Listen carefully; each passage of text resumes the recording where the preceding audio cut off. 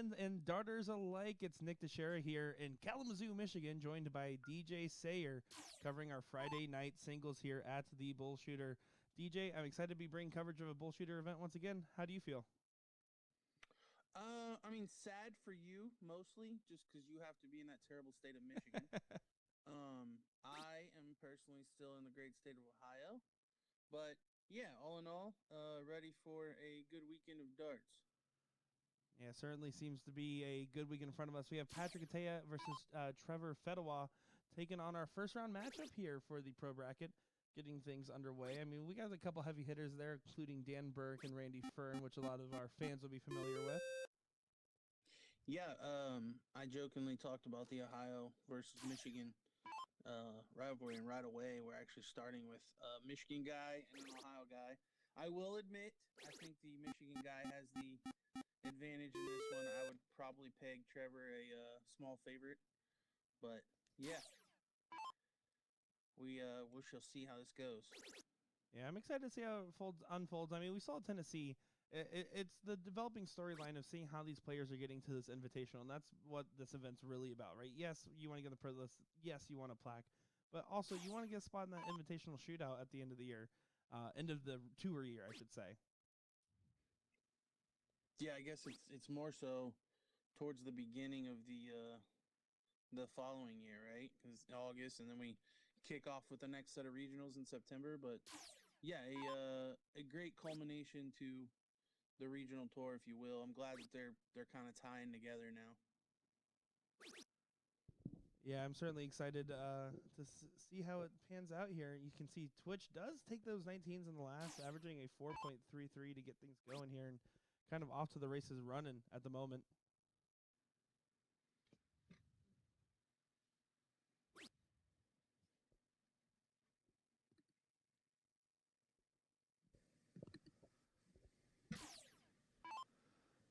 Let's see what Trevor's able to do now with everything going on here, trying to get to those 18s and just quickly moved right back over.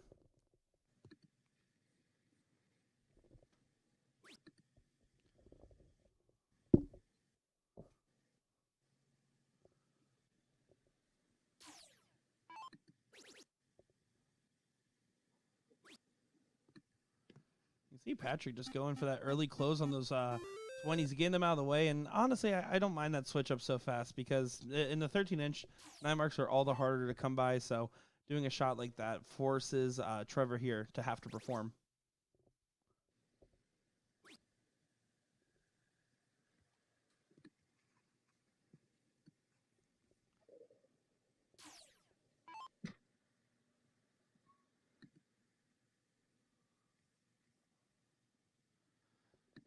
Patrick going wayward. He kind of carved himself out this opportunity here to be able to have that open number to point on, and instead just unfortunately fell flat at the wrong moment.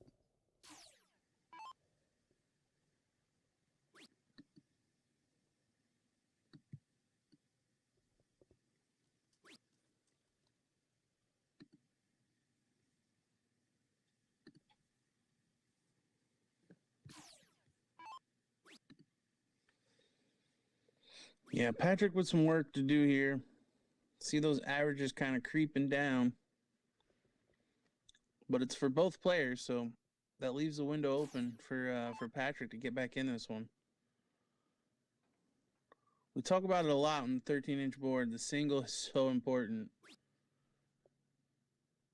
I mean, it truly is. You have to be able to focus and really hammer in those singles. And sometimes, I mean, those triple segments, they're 2 holes tall. You can only vertically fit 2 darts in without using some of that horizontal leg room you have there. So taking advantage of those big singles when you only need 1 or 2 marks is very important to do.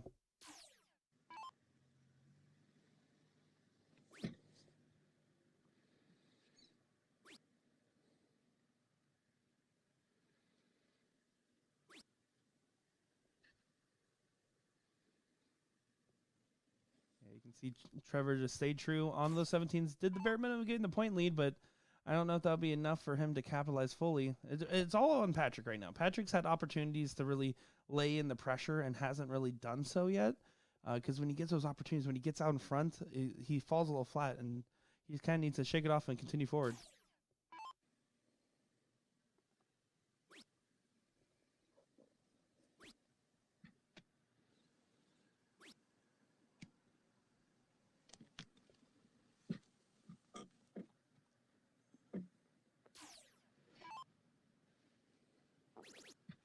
Oh, let's see what he's able to do. He's only down 66 into the turn. Oh, he needed that one to connect.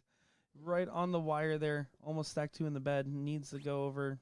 Went way over to the side there and still was able to flick in a single. Yeah, I think that was best case scenario, honestly. I probably would have switched targets. Honestly, even going into 17 there wouldn't have been a bad move, forcing Trevor to have to throw a couple triples behind you to really do any damage. But 16 still available for Patrick here.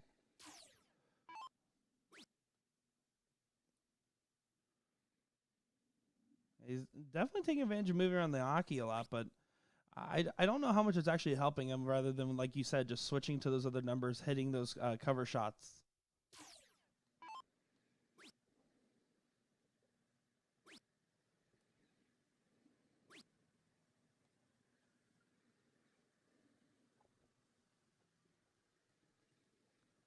I mean, you have to imagine these players, they're playing the pro bracket, but also on top of that, it's a little bit of first-time blues. It's the first event of a very chilly weekend here in Michigan, and maybe these guys just need their hands to get a little bit warmed up because it's really just moments of opportunities being tossed back and forth between the two.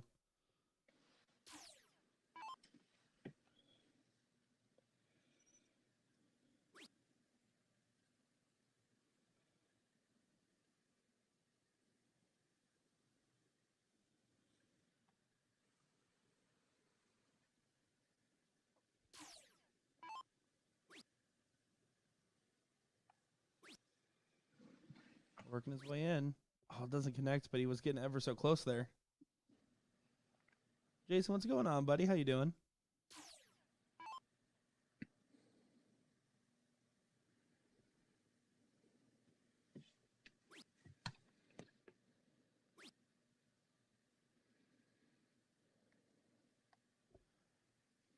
Yeah, Benny, I can't agree with that more. I mean, at the end of the day, your strategy has to change when you're playing on such a different board face. When you're playing the 13-inch, I mean, you have to know confidently what you can hit consistently and what you feel like you can't hit and play around that.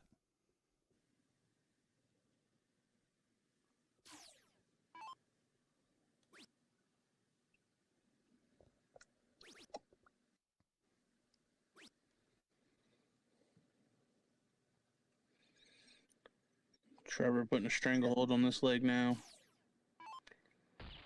Patrick with a lot of work to do on the bull, and he's going to need some help.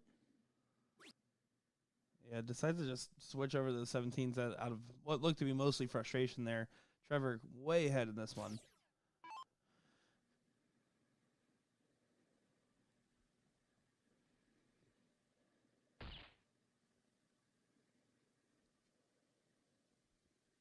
It is currently 50 degrees here in Kalamazoo. It is definitely a little chilly compared to the 75-degree weather I left in Florida. Yeah, but Florida is the armpit of America. That is true, and I'm actually the armpit hair of America.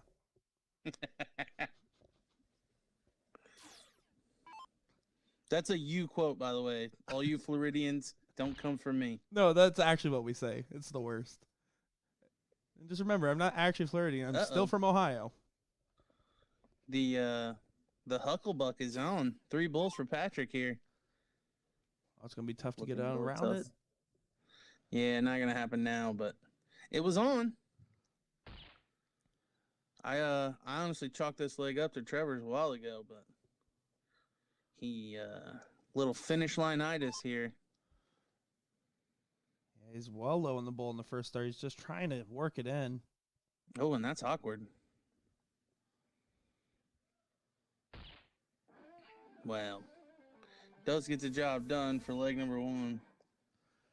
Does what he has to do for sure. And that's another thing you'll notice with the players that aren't as used to playing on the 13-inch board is utilizing the bulls earlier on than they otherwise would. I mean, it's probably the most consistently easy segment to hit compared to the trebles. I jumped in quick. Sorry, I don't mean to cut you off there. No, you're good. I agree on a steel board. I don't agree on the 13-inch board because to me the double is so tiny. Uh, yeah, I mean that is fair, but I don't know. I mean, I guess I just value the if you can consistently hit the single bull segment versus consistently hitting the single in any other segment, right? You're at best you're gaining an extra 5 points, or at worst you're getting an extra 5 points per single. But again, that's also coming from someone like me where I can't hit the bull consistently. Yeah, I don't know. I would rather take my chances on staying straight in the singles on the actual number or on the normal wedge. And that's completely valid as well.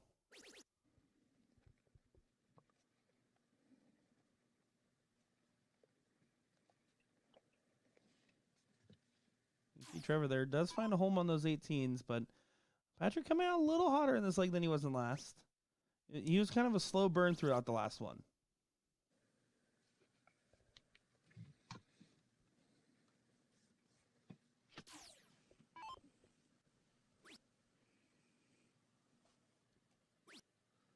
If you guys want to follow along with the bracket here for the men's pro singles that is going on right now, the link has been posted in the chat there over on Facebook. Go ahead and follow along there. And if you want to follow your favorite players, then you can go ahead and check it out and see what's going on.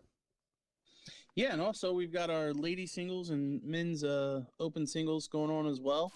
You can, if you have the BullShooter Live app, both for iPhone or Android, download that. You can look at the brackets on there as well. And if you intend to go to a future regional, if you haven't been to one before, you will need that app to register for events. So go ahead and get it out of the way. Check out the brackets while you're at it. Yeah, let me tell you from the player's perspective, as someone that played in the Florida regional before hopping on and working with you guys here, I personally am a big fan of switching over to running it by the app. You get the notification on your phone when your board's up. You can check the bracket from your because we know dart players don't use enough deodorant. Who wants to huddle around those TVs, trying to bump in everybody, look at the brackets instead of just being able to look at it on your phone in the comfort 6 feet away from everybody? Well, Arachnid is a technology company, so the use of technology probably a good thing. Fair enough. But yeah, I agree. Honestly, I'm a fan of the pre-registration as well. Like, get it out of the way. I don't have to worry about standing in a line when I show up. Like, I despise lines. So much of a human's time, especially in the U.S., is wasted waiting in lines. Yeah, I had 2 hours of my time wasted in Nashville waiting for Hattie B's hot chicken. Everyone in chat was telling me to go eat it. Well, guess what? It was okay at best. 2 hours. You waited in line 2 hours for Nashville hot chicken. Yeah, absolutely. I said if I'm coming here for two things. I'm coming here to work on the BullShooter event, and I'm going to get some hot chicken. And everyone told me this is where you had to go, and they were wrong. Well, either way, I'm not waiting 2 hours. Well, you're a smarter man than I, DJ. Gosh.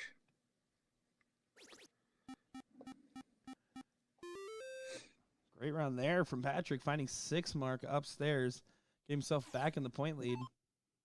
Trevor's been loving those 17s. The last game is what got him through to the end there, was right in the 17s, and seems to have translated over pretty well here.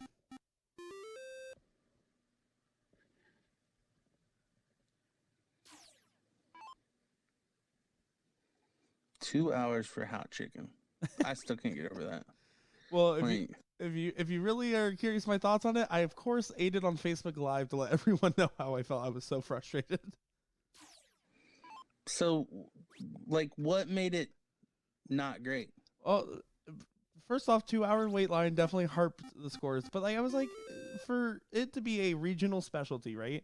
I said it has to be better than a normal chicken sandwich I can get at a Chick-fil-A or a Popeyes or a Zaxby's. And I ate it, and I was like, this is really good. I don't know if I would ever go out of my way for this, even if I did live here. And that was my take on it. Yeah, I made some hot chicken wings in the air fryer earlier.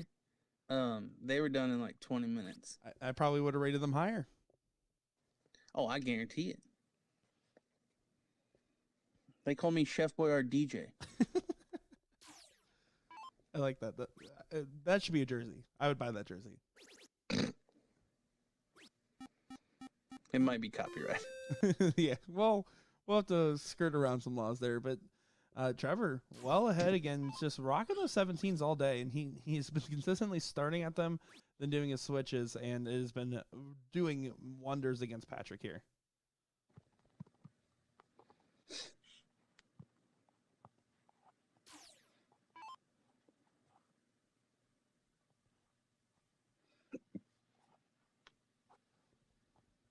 Of course, this is a race to 3 format here, so we will have to see best of 5. Plenty of time left for Patrick to kind of catch some fire.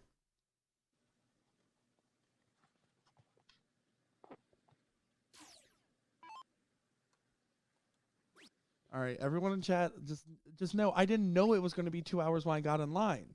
I assumed it was like a 40-minute wait. I didn't expect it to be 2 hours, but after 40 minutes, I was already committed to being in that line. Wait, are they roasting you for waiting 2 hours? Oh, yeah, absolutely. Maloney, Ryan Clark, all those guys are having some fun with it. Oh, rightfully so. I gotta go check it out now. Here I am with the bracket pulled up on my phone on the BullShooter Live app. Instead, I need to be checking this chat. Apparently.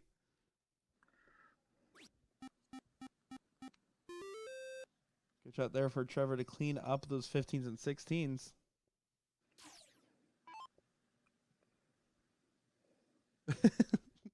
DJ encouraging the roasting in chat. Again, guys, I'm sorry I waited 2 hours for hot chicken. I'll never do it again.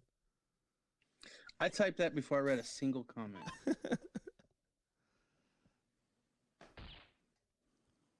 Trevor needs a double. Ooh, doesn't connect, but again, well ahead in this one. Just going to keep pivoting it back to darts until we forget I brought up the hot chicken.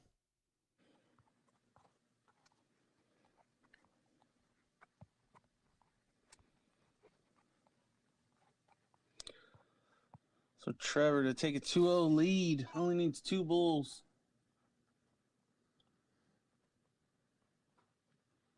Maloney asking in the chat who's the bracket favorite. I think about everyone would agree that Randy Fern has to be our on-paper favorite. Yeah, I really don't have any disagreements with that, as you do see Trevor take the second leg here. I mean, he has to be, right? And, of course, the second round matchup, the other person I'd put in that top mix would be Dan Burke. And right now, if Randy Fern continues his 2-1 match against Michael Hangnow, then we're going to be able to see that on the stream. Yeah, I would concur with that. I think beyond those two, there's a couple of names rattling around. Michael Hagenow is one of them that's playing Randy in the first round. Dayton Strawbridge, obviously up there. I don't know how much he's playing these days. I haven't seen him in a couple of years, but and then you've got some probably lesser known guys that certainly get out. I know Dave Gott was up there. I think he was playing Dayton actually. Travis Brewster down at the bottom. Trevor, I think, would probably be one of the contenders for making top 3 if one of those other 3 didn't make it. But yeah, it's not the largest of fields for the pros. A little disappointing considering what's on offer, but certainly some talent that can be displayed. Yeah, I mean, and at the end of the day, you never know. With it being a race of 3 format, slightly elongated from that best of 3, right? But when you're looking at a format like this, anybody can catch a hot streak for a couple games, you know?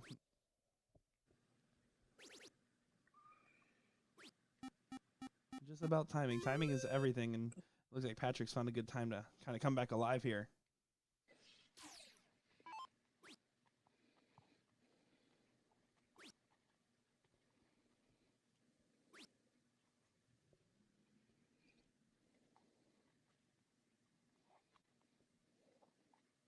Yeah, and one thing it sounds counterintuitive to say out loud, but the 13-inch board to me actually offers the ability for a lesser player to win. And I say that because the better player can consistently be one hole out 2 holes out, where on the 15-inch board they would have been smashing triples, and the lesser player may throw one perfect dart or one dart that is a triple, and then have the other two, 7 holes away, but they're throwing 4s and 5 marks versus 3 marks. Um, so the better player just being that millimeter off can actually open the door for the lesser player to pull off an upset. I think that's a fair point. Any haywire triple, any missed dart that ends up going in the favor one way or the other, I think the higher level players would course correct sooner, but I definitely think the lower level players can catch hot streaks faster because of that same reason you just said. So I can't disagree with that per se.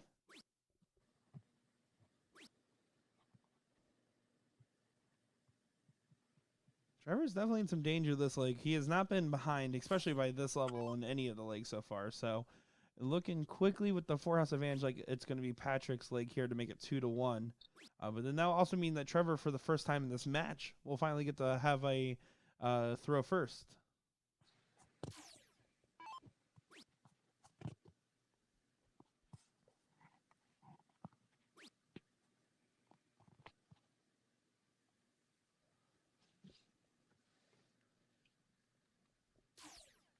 Interesting thing of note here is that in the bracket right now, out of the 5 first-round matches, 3 of them are 2-2 right now.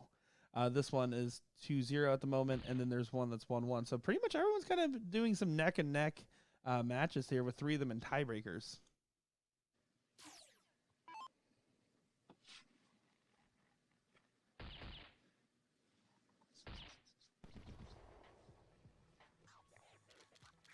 Patrick will take this one.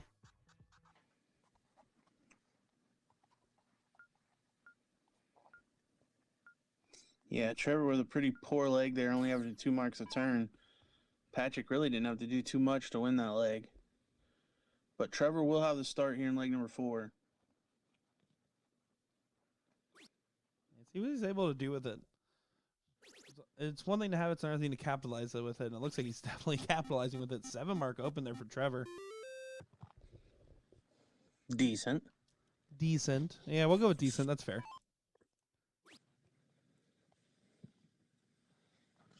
Alan wants to hear Danny Bagsh's commentary and Patrick's. Well, let me tell you, it's about an A game and a B game. And I'm not saying his A game's bad, but his B game is his B game. That's how he sounds to me every time. I love you, Danny. I got to admit, Danny was a good addition to the TOC commentary crew there. Oh yeah. I enjoyed hearing him. Nothing against Sean. I really like Sean, but I think Danny adds a level of expertise, if you will, that Sean lacks. Oh, certainly. Sean will tell you he is no expert when it comes to plays and expert at telling stories. And Danny, working with him, he's he was, it was really funny. He loved it a lot. He came up to me. He's like, "This is way more exhausting than playing darts all day." And I was like, "Yeah, it sneaks up on you." I gotta tell you, when we first started doing this, I don't know, 12 years ago now, I really thought like, oh, sitting there talking for the day, this will be easy peasy. And I mean, it drags on. Like you start the continued focus consistent throughout the whole thing is tough to keep up. Yeah, well, it's a mental focus. We're not trying to make it sound like we have the hardest job in the world, but I can tell you, staying mentally sharp, especially when you're someone like me who is not mentally sharp in the first place, it's tough to stay true all day. I will tell you my secret: fidget spinners. I always have something to fidget with in my hand. I'm literally squeezing a stress ball right now. Yeah, there you go. And was spinning one of my wife's rocks earlier. Did you ask her if you're allowed to use her rocks? Those are hers. They're left out everywhere in my house.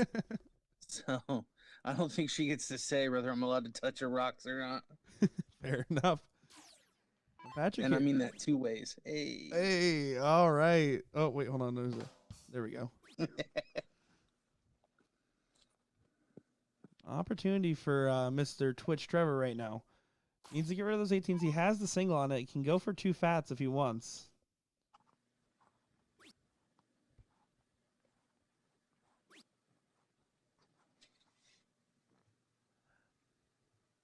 I'm not sure about that shot order there. I understand the 2 at the point want the close mentality on a 15-inch side, but there, I mean, getting that guaranteed close and instead of giving Patrick a chance to rally on him, in this case, doesn't hurt.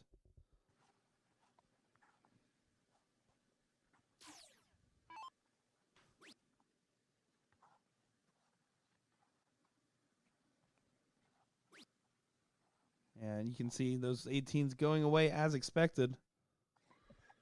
Yeah, but given that Trevor started with a 7 mark in this leg, for Patrick to be really within touching distance, he's done a pretty good job of staying with him. Certainly, that last start like that will definitely help. Those 17s is what I say won Trevor game 1 and 2. So to take him away and close that point differential down to 4 points puts the pressure back on Trevor. I would argue that him hitting what he's aiming at more often than Patrick is why he won legs 1 and 2. But you're the author, buddy. You write the story. Listen, did you just call me Sean Green? I feel like you just Sean Greened me. I'm not sure. Oh, my. Well, Trevor, 110-point advantage now. Going to go right at him. Yeah, has to move up now. Oh, he stays there, getting another single, but giving Patrick an opportunity. 6 mark will get him in range. 7 mark will give him the lead.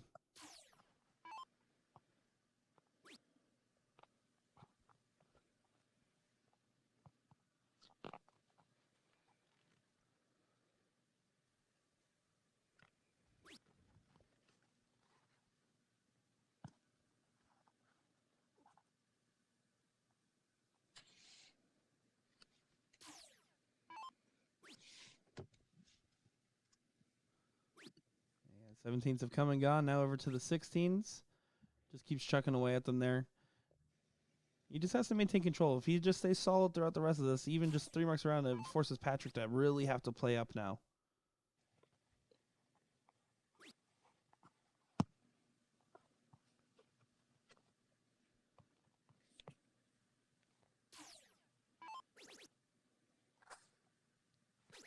Oh, and there you go. That's the nail and dagger right there. 7 mark there from Trevor to get a potential 3-1.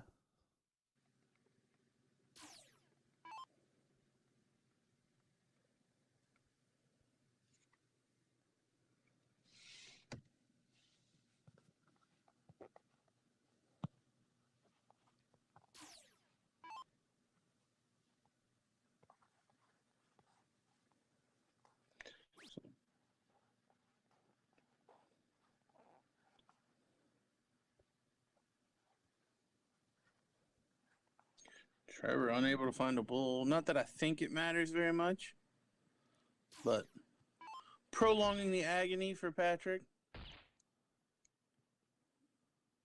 Yeah, Patrick getting 3 there, but it's too little too late. So now you're going to see Trevor here. He's been having a lot of trouble finishing out these games on the bulls, but again, no immediate danger.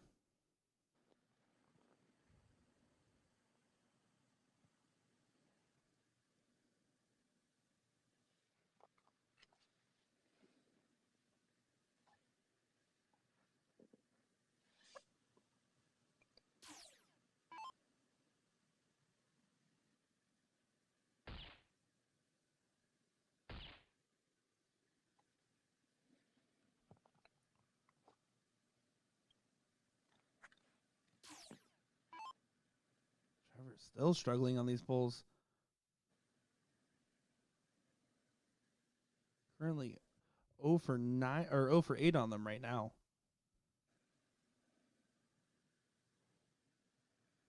This is where it starts to get real dicey if Patrick keeps chucking away. I mean, he's only 4 balls away from regaining that point lead. Still 3 houses down, though. I mean, Trevor needs to snap out of whatever confusion he's in at the moment.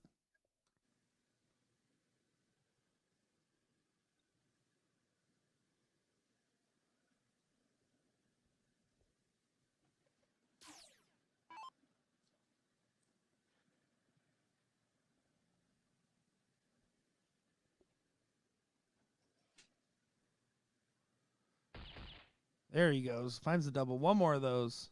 Doesn't connect.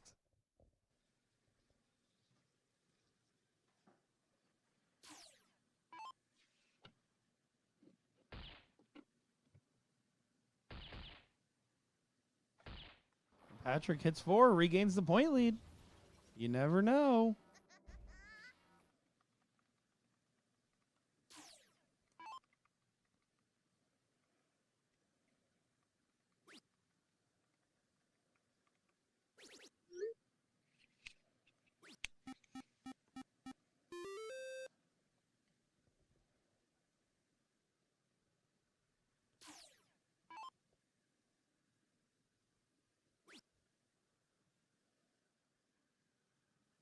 Bad time for Patrick here to fall short, as he was nailing them pretty good before, but now, I mean, you have to imagine there's no more room for error here. Come on, Trevor, take it home.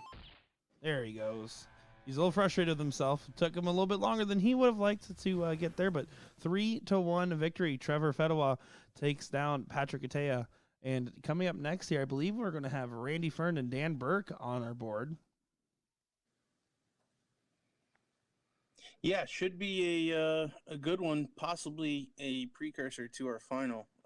So don't go anywhere. We will be right back for more darting action. We'll be right back, ladies and gentlemen. Give us just a moment, and we'll get the next match on the board shortly.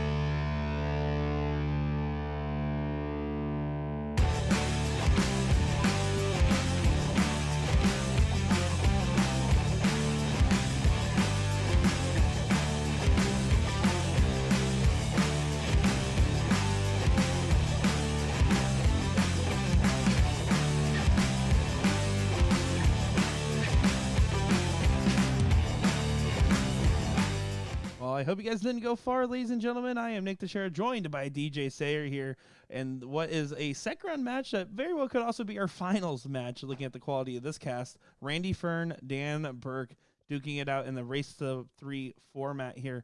Excited to see how this goes out.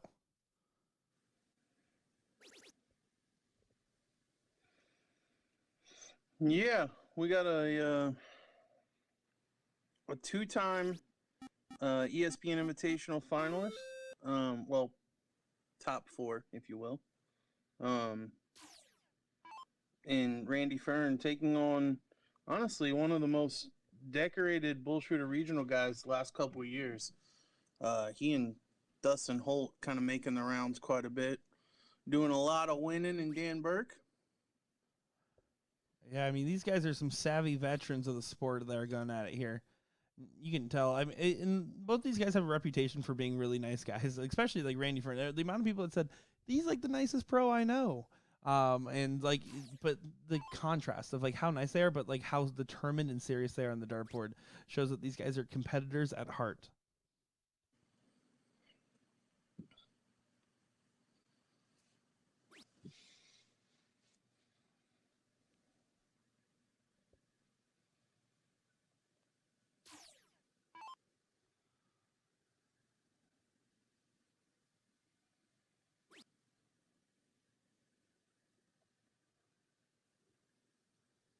Dan needs to connect here, needs to get as many points as he can because those 19s will be going away regardless next turn.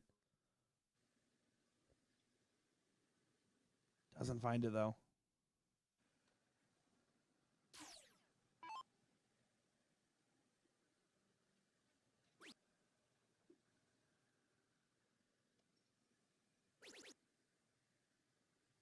Randy closing those 18s. Now you expect him to find those 19s and does so in style with a 5 mark there. And jumping out, swinging in this leg. You can see Denver just trying to get himself settled, right? He had a first round bye, so this is his first starts of the whole tournament weekend. And so really, it's that first round blues, and he needs to just settle in and throw his game. And he's, again, someone that will course correct pretty quickly.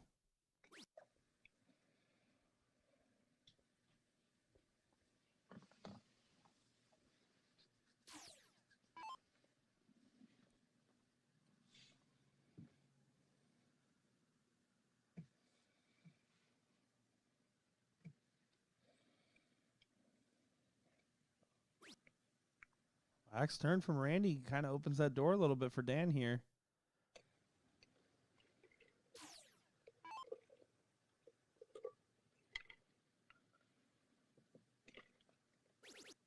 Oh, that's a great first start for him, too.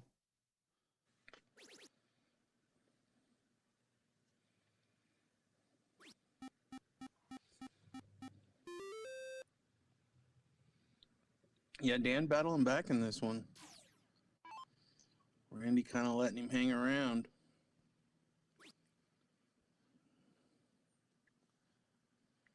Randy's shown a little bit more consistency so far in this first leg, but hasn't had the same level of explosiveness. That last start will help quite a lot, though, forcing Dan again to start downstairs.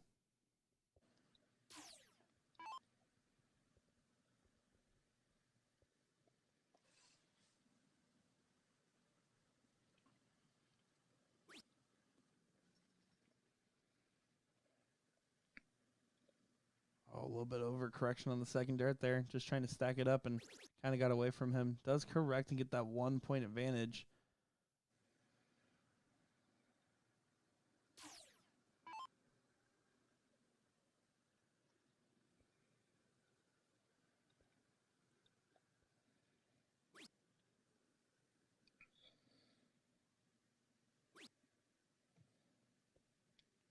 Lax turn from Magneto there.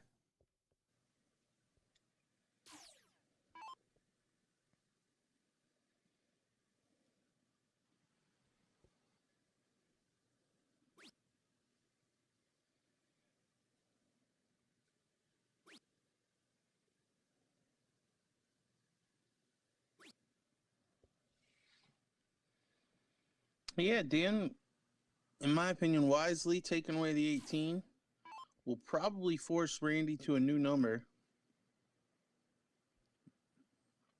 I'm gonna have to agree with you on the Wisely part, right? I mean, it just made sense in that scenario. Those two singles are better spent closing upstairs. In this case, Randy does end up getting another playground to work on, but if anything, he's downgraded in how much he can score per turn now. So Dan Burke with a well-thrown shot. Let's see if he can follow it up. Yeah, essentially Dan's last round equates to 9 points per triple moving forward. Now, I don't like that shot selection. Once you have the bigger number, stay there and take advantage as he goes back with the third. Yeah, I mean, we talk about time and time again, right? I mean, it's about that bigger real estate and who has the bigger number, better player at that moment, right? And so when you can force them to downgrade from an 18 to an 15, it's huge. You can't underestimate how much of an advantage that really is in the long term of a game when these guys are expected to hit a triple every round and then some.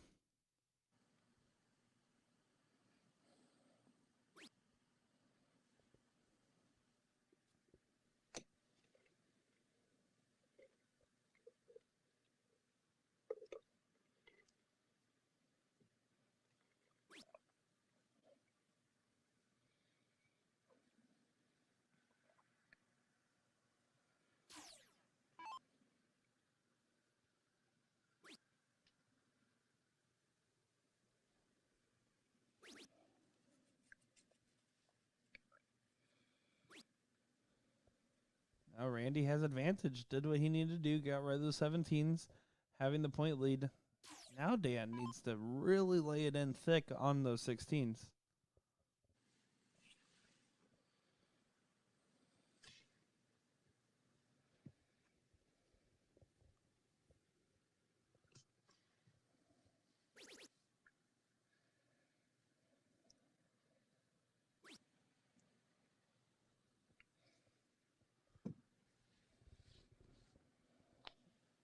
Gets it within 5, but control still with Magneto at the moment. Oh, and that first start's huge. Now he can do whatever he wants. Alexa, stay on it. Finds another. Might just load it up the way he's hitting it. He does load it up. 3 in the bed there for Randy Fern Magneto. Yeah, talk about daggers. That puts a lot of pressure on Dan to essentially have to follow. A 9 will get him the point lead, but not going to happen. You can see he kind of just quickly switched to the bull there. And those 16s were not working the way you want them to, and doesn't connect on those either. So between the big turn from Randy and the lax turn from Dan, leg number 1's going in the way of Magneto, if you ask me.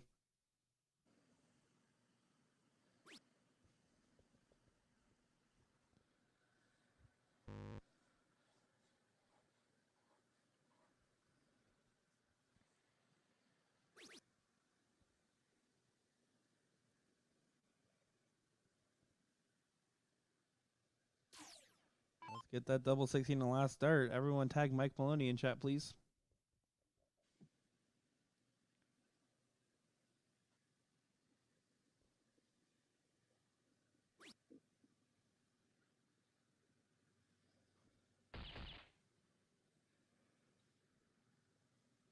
Double on the last start for Dan doesn't do enough at this point.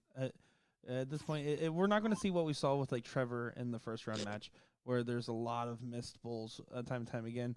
These guys, especially these two in particular, are going to be more dialed in on average.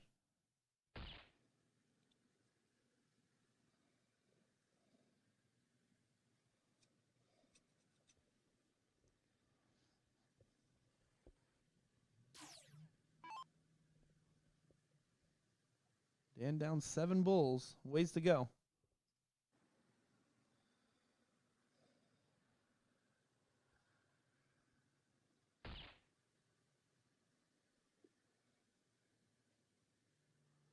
Yeah, not going to find enough there.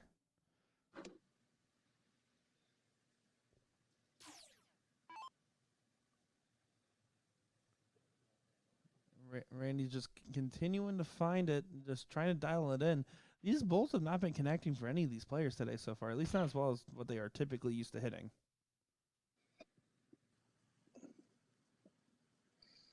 Goes back to my early argument that I don't like the bull strategy in cricket. This bull is smaller. That is fair. I would offer to try to prove it by playing you, but who would want to watch me get beat that badly?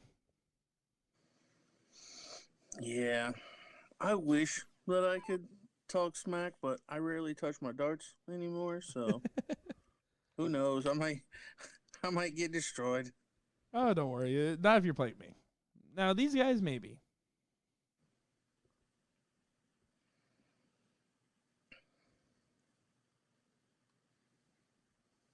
Yeah, they're both kind of having a laugh about it at the moment, it seems.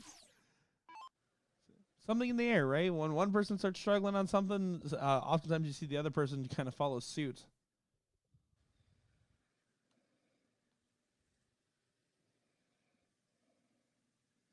Well, and I think too what you're seeing is a lack of pressure. Um, I think that if Dan were to hit a big shot to actually put himself in contention, you would see the level of focus from Randy go up a little bit to where he actually hits it.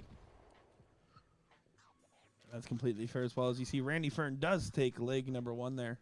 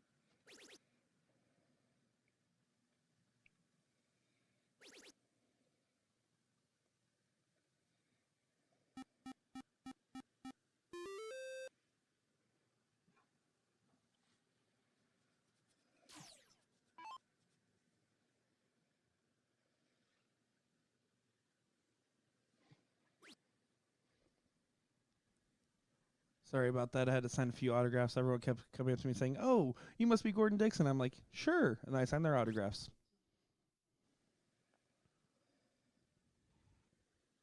Uh, I'm speechless.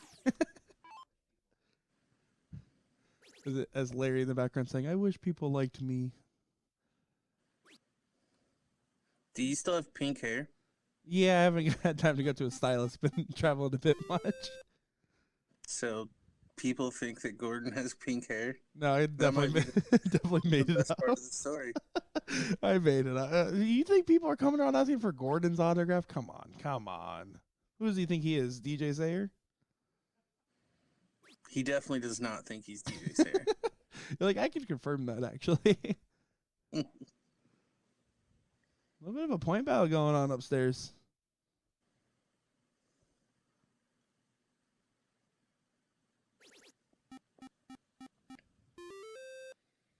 Sugar Shane, I expect a pink beard next time I see you in person.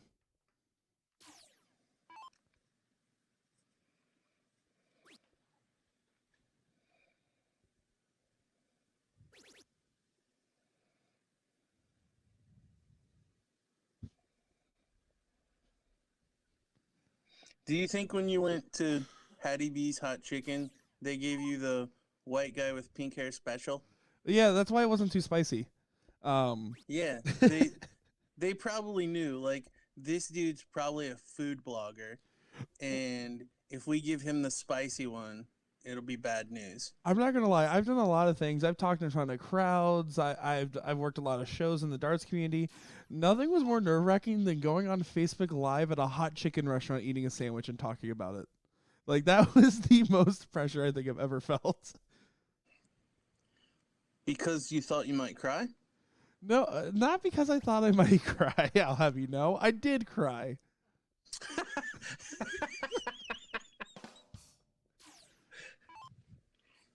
Well, I guess you thought right.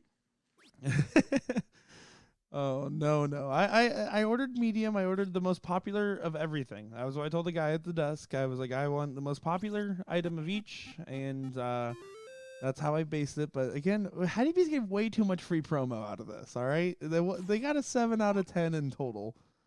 That's 7 out of 10. That's a solid score.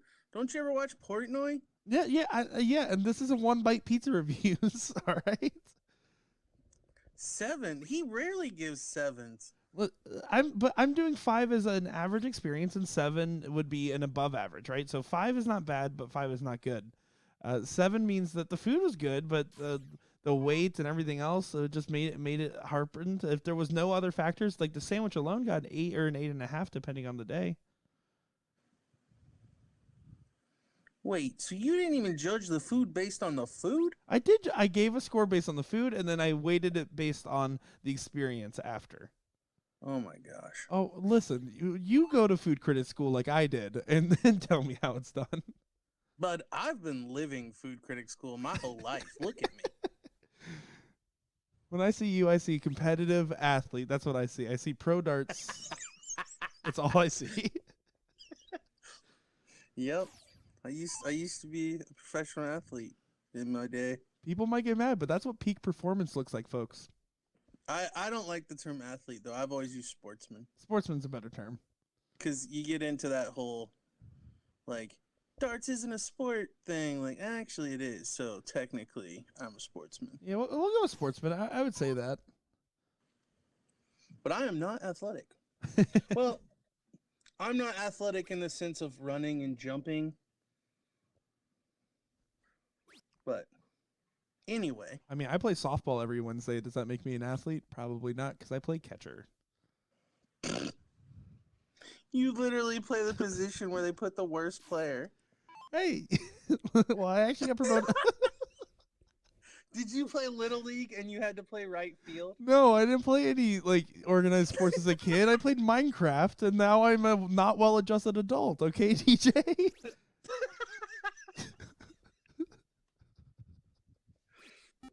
You're like Smalls. Just hold your glove up, eyes closed. I'll hit it into your glove. You're killing me, Smalls. You're killing me. Oh, jeez. Yeah, anyways, there's darts going on, by the way. Randy versus Dan.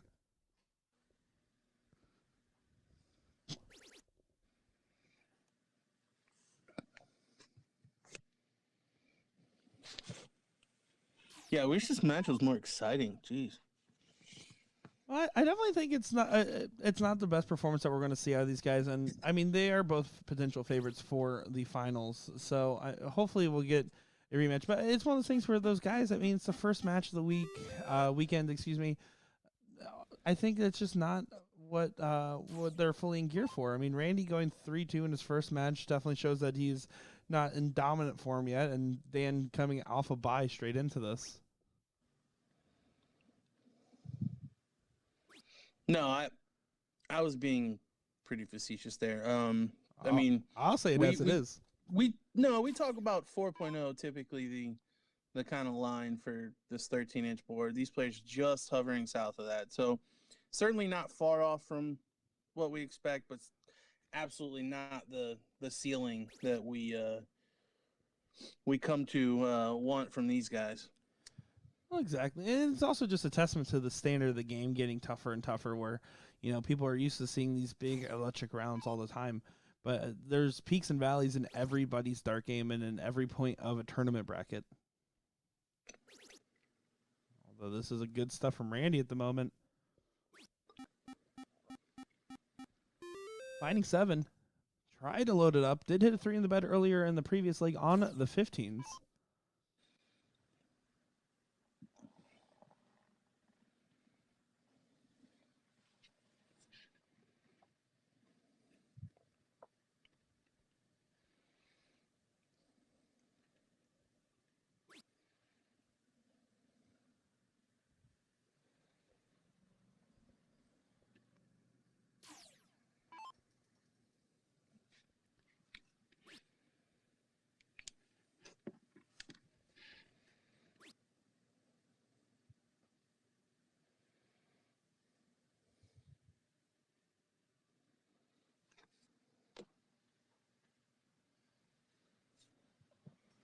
Ooh. That wasn't a normal Randy dart for sure.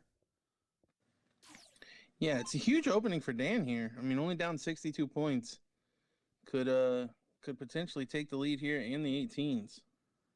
He's He's going to need to take full advantage of it, though. An opportunity he definitely wasn't expecting to have. I'd actually switch up to 18s right now. But he's staying all day. Yeah, I agree with you. I agree with you on the switch on the second. If he did end up hitting it, but of course he did drill that second dart there. But yeah, that guaranteed close would have potentially done him more. But still a great shot. I'm a firm believer that a triple is a triple is a triple. It doesn't matter what you threw it at. Like, we can get subjective and talk about, with the angle and all of that. But so he had a triple 17 down less than one mark. He goes at the 18s. If he catches a triple with the second dart, back to the 17s for the lead.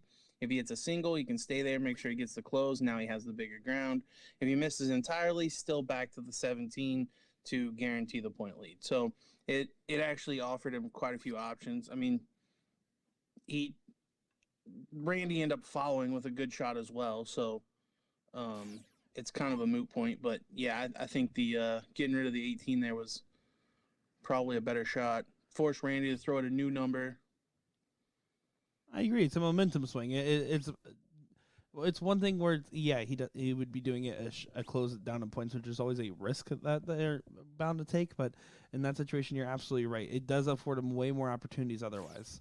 But now Randy has two houses up. I talk about it a lot. It's a transfer of pressure. Like, inherently, there's no pressure in darts. The only pressure is when your opponent does something to where you put pressure on yourself. So him closing down in score, Randy now has to think, do I want to close 17s up in lead, go to a new number where I know I have to hit a triple to get the point lead back? It just gives the possibility of Randy actually applying pressure to his own shot.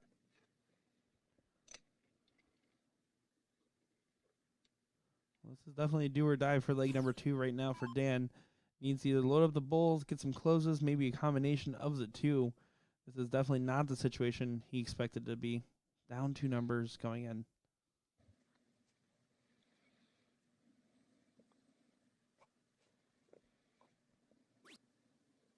That's a good fallout. Miss. Yeah, it's a great miss.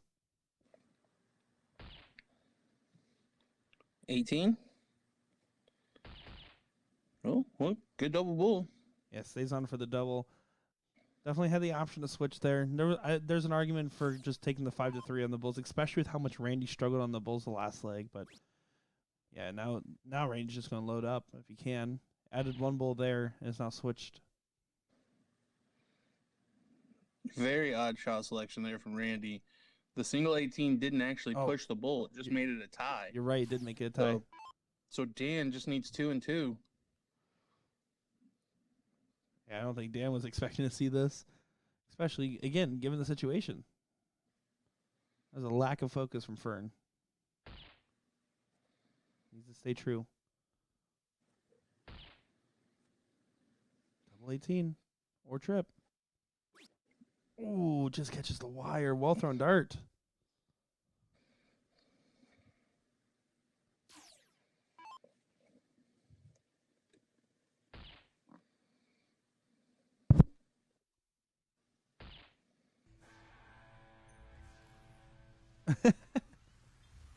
Randy had to take. I don't think he knew he was going to win after 2 bulls there.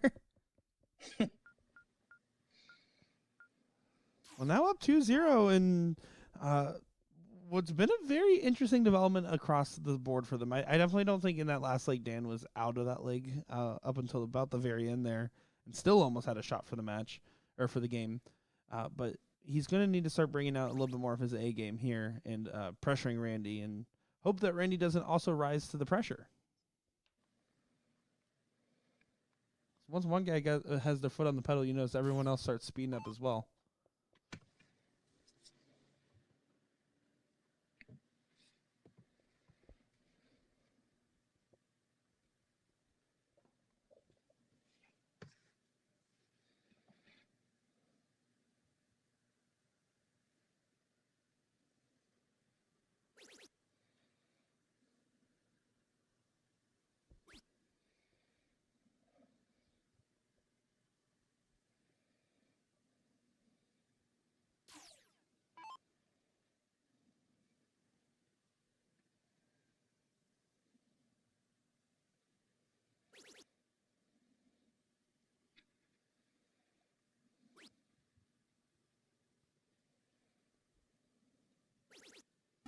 Great shot there from Dan.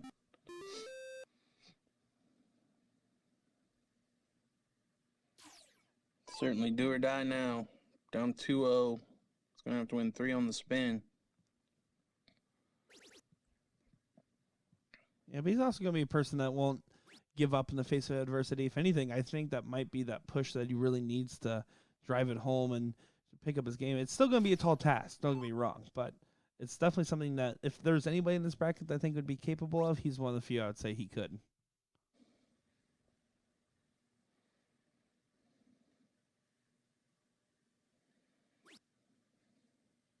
That's a lax turn, though.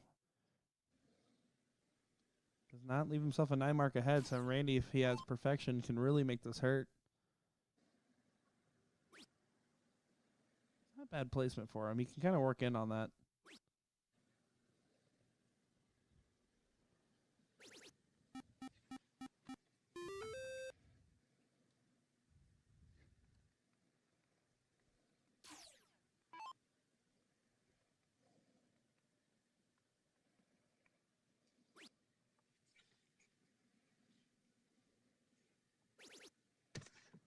Oh, great second from Dan.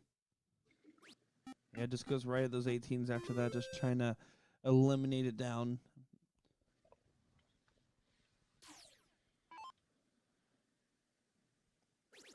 Yeah, now this is a little bit more of what we expect to see out of these guys.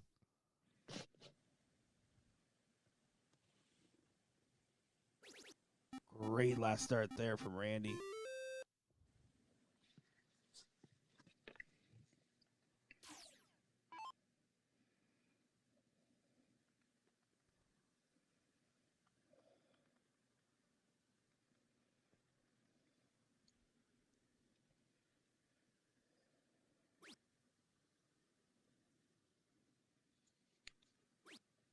Goes ahead and closes there. I do like that close. Just needs to get out of the way. Down 15 points, though, so this could be a potential big moment here for Magneto. It's a gamble on Dan's part. It's either he hits the big shot or he doesn't right now.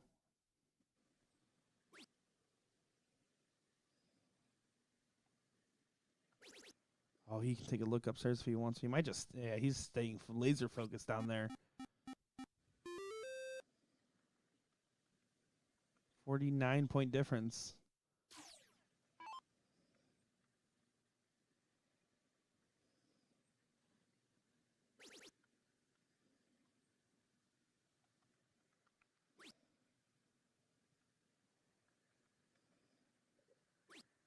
Oh, it does do the quick switch on it. Lays right on top of that wire. Again, kind of a back and forth. Randy shooting a 4-8, but is definitely still behind this leg because he's going against the throw. At some point, is going to need to take a look at that prime real estate, those 20s. They're staying in the game a little too long, and that's what's keeping Dan from really getting stopped at the moment, is the fact that they're just such a good number for him right now.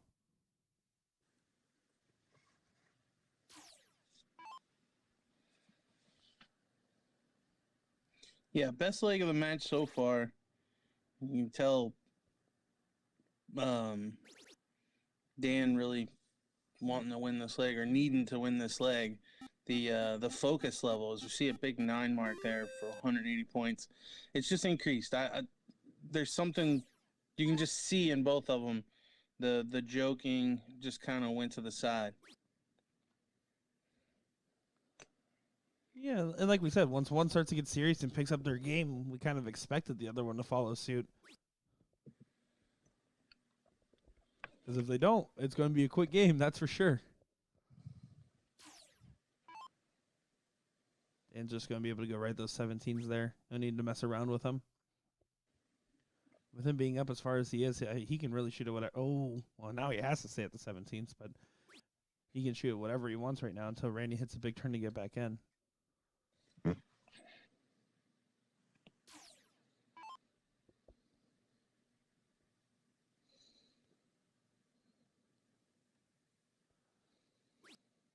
Randy's catching cold spell now.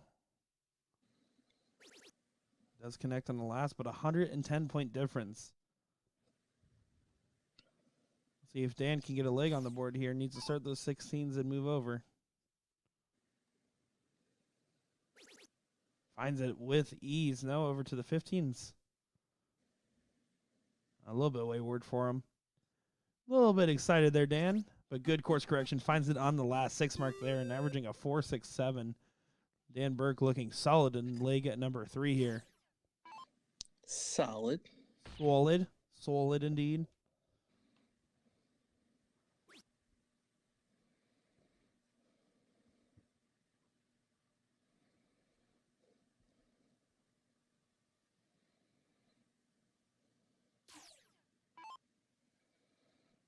But identical to our first match, when a player goes down 2-0, the third leg's really not the important one. It's that fourth leg where the guy that's up 2-0 knows that he's going to have to start in the fourth leg up 2-1. Exactly. Yeah, well said indeed.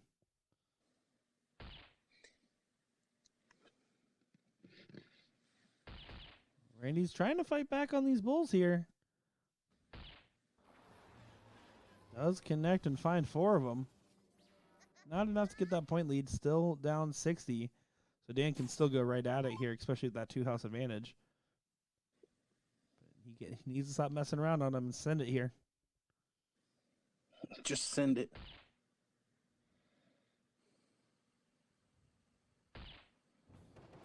And he does send it. 2-1 now in this race of 3 format. Randy Fern will get the throw, though. Like you said, this is the important one. Can Dan break Magneto's throw?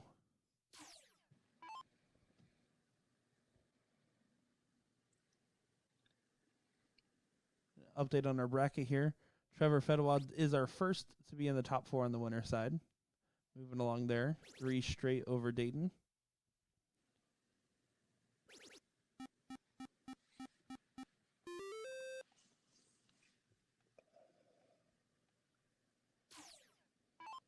Winner of this match will either get Cody Cottrell or James Hugh. Cody is currently up 2-1 on that one. That's taking place over on board 34 if you guys are in the chat. Or in here in person, excuse me, but are also in our chat. You guys kind of got what I meant, probably.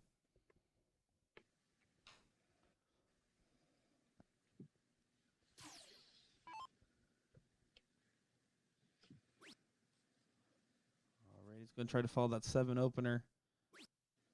Just needs to close those 19s. Nothing fancy now.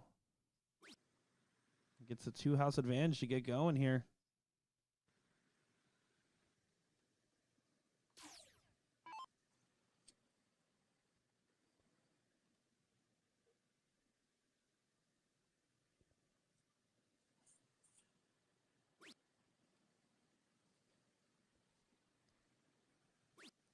Oh, Dan needs to find something here.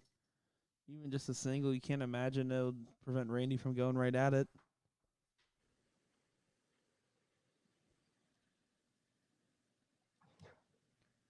If you guys want to follow along with our bracket there, the pro men's singles bracket is posted in the chat there.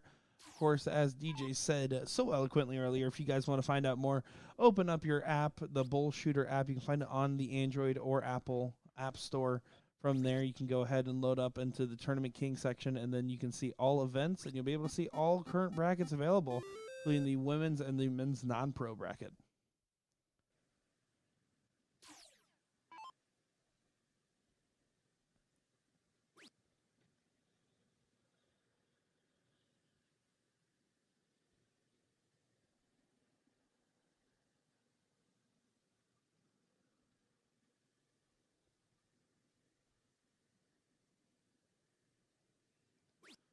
Yeah, Dan is really struggling at the wrong time now. This is not good. As you said, this leg 4 is so important, and here we are, and Randy's up 3, about to be 4 numbers. Yeah, I think we can write Dan off in this one. Oh, so we almost got another 9 mark there, 7 mark from Randy. And Dan just kind of throws up his hands. He's like, all right, well, not much I can do now. Kind of laughing it off and just keeping that mentality clear. It's double elimination bracket, so if you lose here, you're not out of it. And again, these invitational invites for the winner is so important to get if you want to get a big shot of being on a big stage.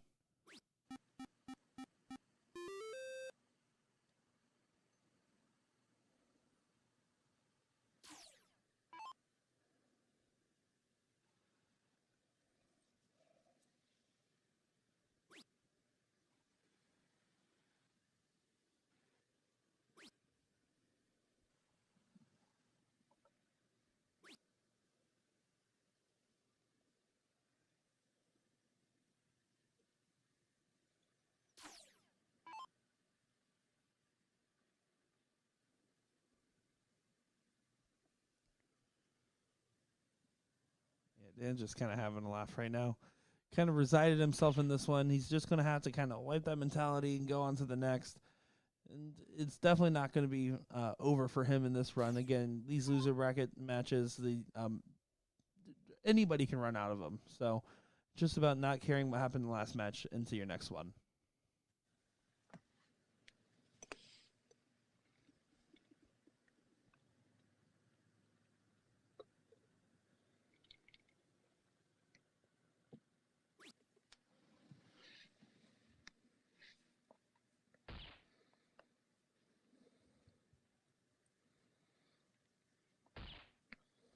Not quite over, though.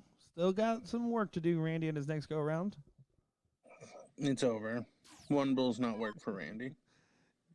You were right. I'm just trying to dramatize it for the fans.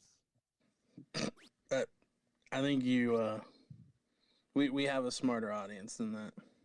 I've read your chat. I don't know about that. I'm just kidding. Are you kidding me? Those roasting comments were gold. That is true. They were on point earlier. And there we go. Randy Fern does take it there. So good shooting from those guys. 3-1 win. Randy Fern over Dan Burke. I believe coming up next here, we're going to have Trevor Fedwa and Matt Jenkins as our first top 4 match on the winners side here. So give us just a few minutes to set that up. I am Nick the Sheriff, joined by the one, the only, and the DJ in the booth, DJ Sayer. Be back in just a moment here.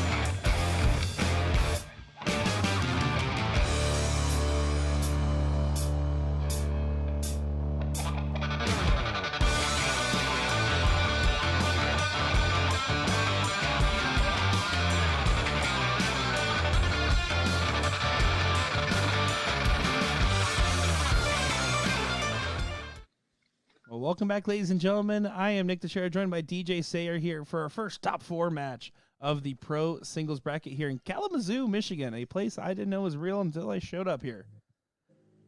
The old Kazoo. Yeah, excited to be bringing you this one. Matt Jenkins, Trevor Fedwa going at it here on the dartboard. So excited to see how this one plays out. Now, DJ, who do you got here? Who are you thinking is going to be moving on to next one? Do you have any predictions here? Well, I'd like to tell you that I know who Matt Jenkins is, but unfortunately I do not. He's probably one of the only 2 or 3 names in the field that I'm not familiar with. So I got to peg Trevor just based on my ignorance of Matt's game, but yeah. Yeah, Jenks is a player I've seen around. I haven't had a chance to commentate over, but I know he's very active in the dark community and chats. He's wearing one of those Dark Horse Classics for the Booyah Cup, and I know he travels quite around. So a real sleeper in the field for a lot of people. He did win 3-2 over Travis Brewster and 3-0 over Wagner. So on a pretty decent run so far. And Trevor, on the other hand, we saw that nice solid 3-1 win and then a 3-0 win after that. So both these players having very similar records into this point of the match. We're going to see how it plays out. Oh, you get all the Wisconsinites in chat are going crazy now, so they all know what's going on. Guys, if you want to follow along with your favorite players and we're not featuring them for whatever reason, maybe it's because we don't like you or whatever else it may be, just follow along with our bracket. Posted it in the chat there. Follow along and you'll be able to see what else is going on. Or, of course, on the tournament section of your BullShooter app, you'll be able to see all these brackets as well.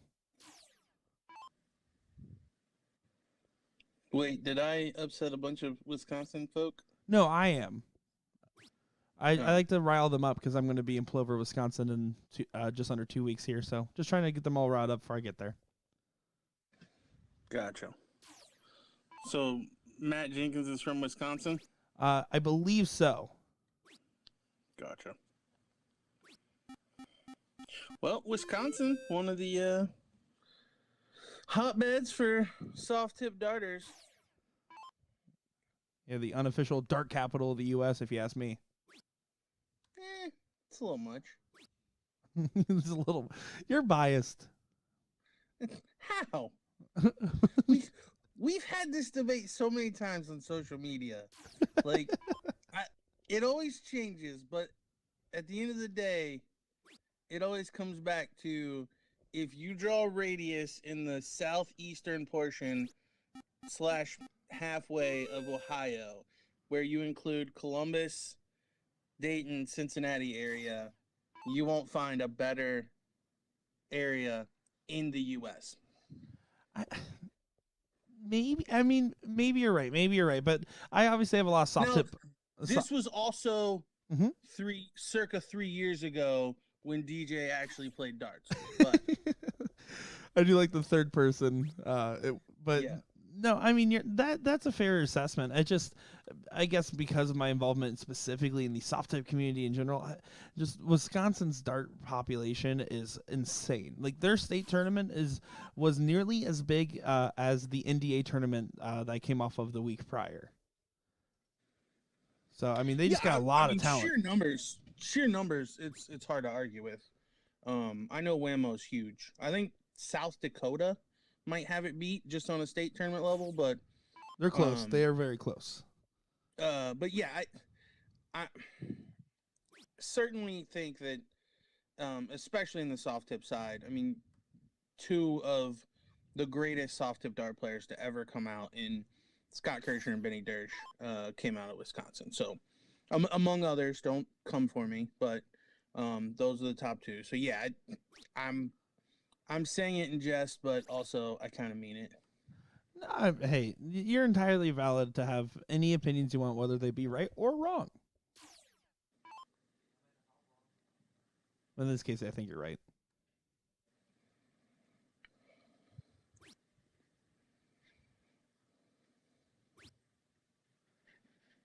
Trevor's looking pretty solid in this leg so far. Nothing fancy, no fanfare.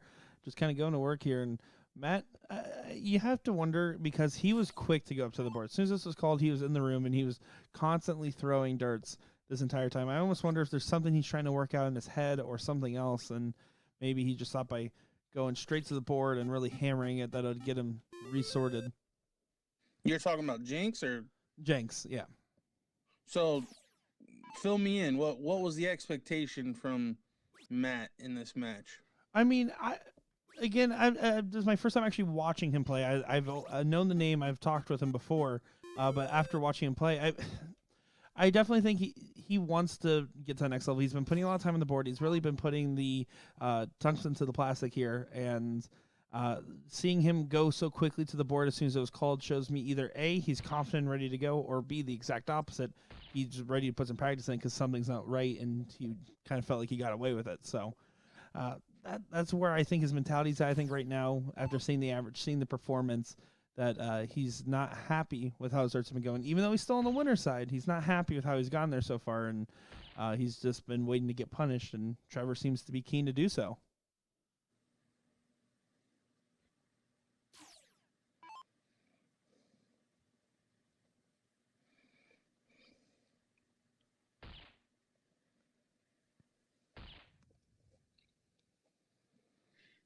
Almost got himself back in there. Double would have gotten the point lead. But 3 darts for a single bull.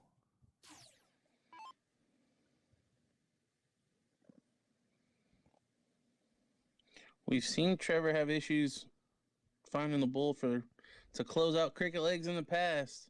Oh, this and is he another does it one. Again. Couldn't even fall out, lucky. So Matt actually only going to need 2 bulls to get a stab at the 17 for the leg. Yeah, let's see if Jenks can do it here. Very important to rise to this occasion. Takes that deep breath. Needs the laser in. Needs a double now. Oh. Can't do that.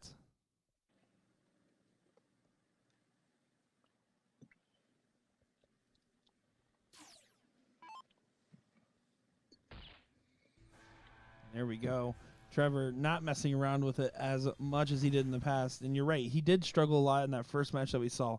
He threw, I believe it was 8 missed darts at the bull before connecting. So that was something where it's definitely not a strong suit, but overall was in mostly control up until those bulls came into play. It's going to be up to Matt to see if he can rein in those 30 years of experience on the dartboard.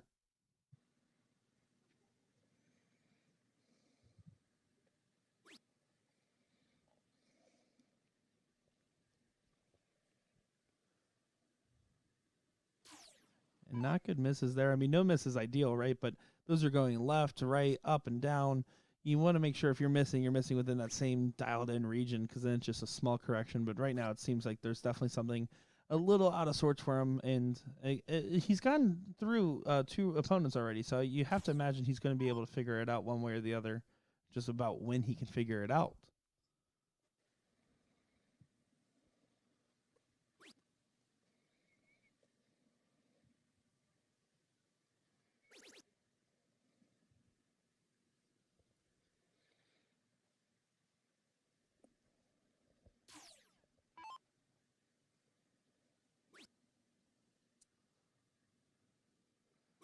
See, Trevor threw that first dart, and he kind of shook his head. Like, yeah, it hit the single, and it was high. It wasn't where he wanted it to be.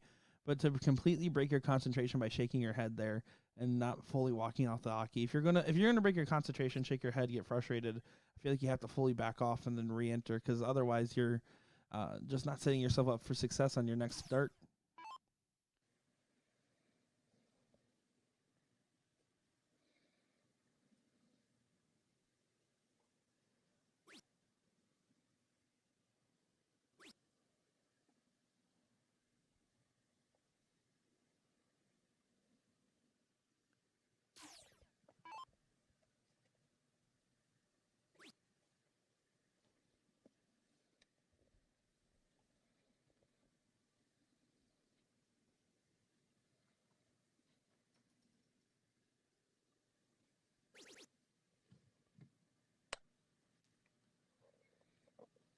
Good last dart there.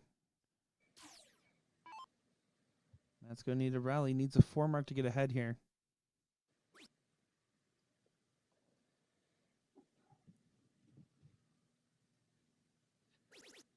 Oh, does connect on the last.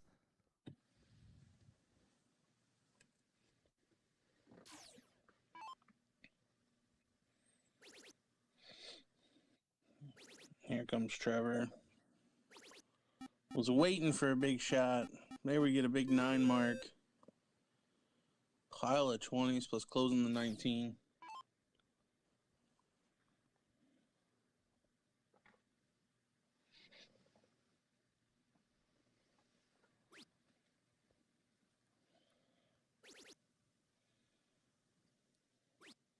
Solid answer, but not enough to get anywhere near that lead. So with firm control, Trevor just needs to keep chugging along here.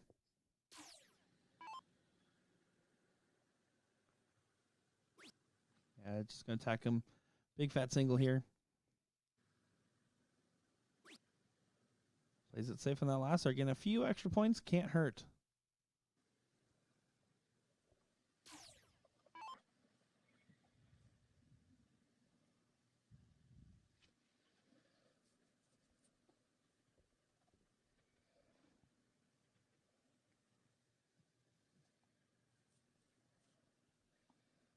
Now, no pressure on Trevor. Just needs to stay straight. Could probably go 3 marks a turn from here and have no worries. He's trying to figure out how to make sure he gets at least a single on this last start. Don't want to risk a fight and ends up fighting right into the trip there. Yeah, a bit aggressive, but does manage to find his way through.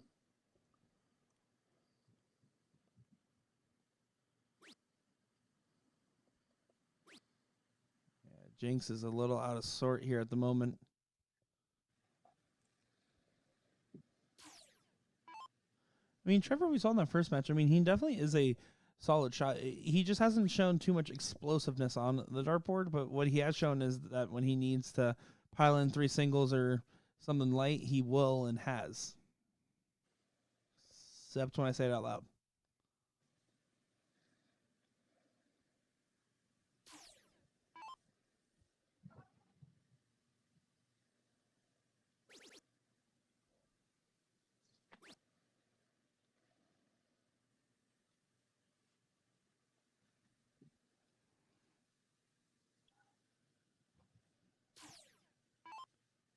Single 16, then over to the 15s with that 2-house advantage.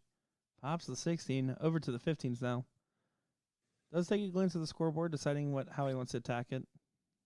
We'll lay up a single first.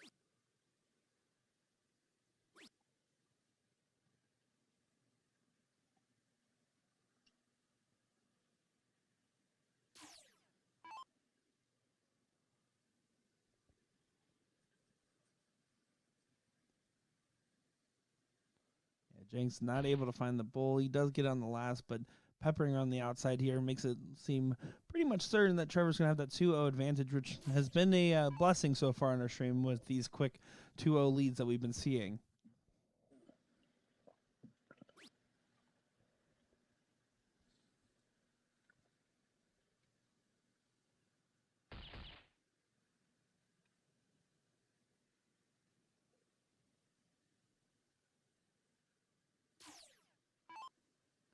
I will say, for those that tuned in last week for our coverage at Tennessee compared to this week, we definitely have a lot more action in the men's and women's non-pro than we saw. So there's going to be plenty of stuff going on in those brackets as well, and we'll try to keep you updated on some of the major ones that will be going on in the background as well.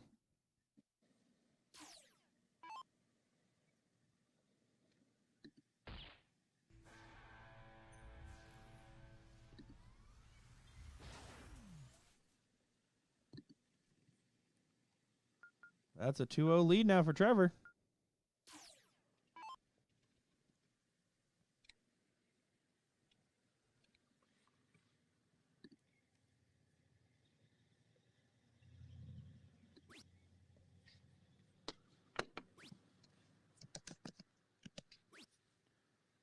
Matt getting a 3 mark open there. Nothing fancy.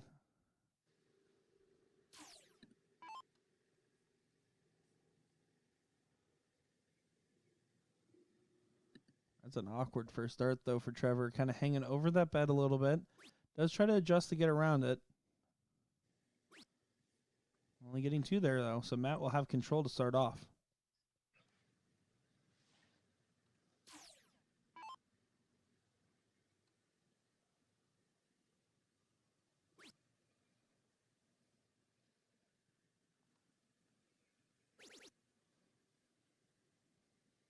Huge switch on the last there. I like the aggressive look at the 19, but if you're not feeling confident enough to get that close, getting that point lead first is so much more important.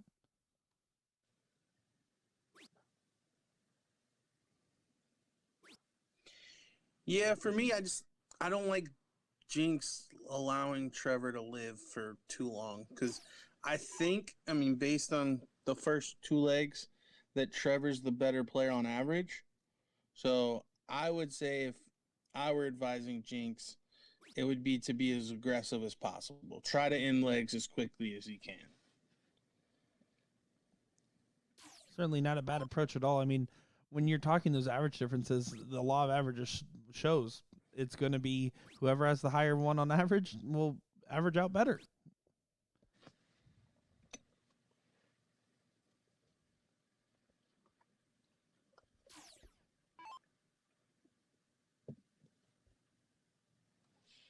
Matt still has that point lead advantage here. Does get those 17s away immediately. I believe he might have you on like a secret headphone or something. Great last start there from Jenks. We've done that in the past. Oh yeah? Yeah. Texas, Robert Owen would actually was listening to commentary while playing. I could now never. There's a slight delay, like I think 5 seconds, something like that. So he would be at the board, throw his first dart, I'd say something, and then like he'd laugh before throwing his second dart. Yeah, see that I could never ever understand that as a player. I've seen some players talk about doing it and seen it on the CSC once or twice, but like man, that level of being able to like break your focus and then regain it is insane. I mean, he did it as a joke and couldn't keep it up the entire match. He did eventually bail on it. Candidly, he was playing somebody that I think he knew he was going to beat. So he was kind of afforded the opportunity to goof off. But yeah, it all stemmed from like the night before. There was apparently controversy about coaching. So I guess somebody was playing and like their partner told them like what to throw at or something. It was a big to do. So then Robert like jokingly was like, I can't wait to wear my headphones and listen to DJ's coaching when I play. And sure enough, he was on the feed almost immediately and he had to follow through. Listen, I mean that's a good statement piece right there. You know, now that I know that there was for a cause behind it, that's kind of funny. I definitely we saw it on the CSC Challenger Series where Gabe Steffen was playing his match. He'd throw his darts and then comment based on what he thought about them or what the commentators were saying about them, and then go back. And he did it for the entire best of 17. It was Who did this? Gabe Steffen in the CSC. I'm not sure who he's playing against, but it was one of our Division 1 matchups.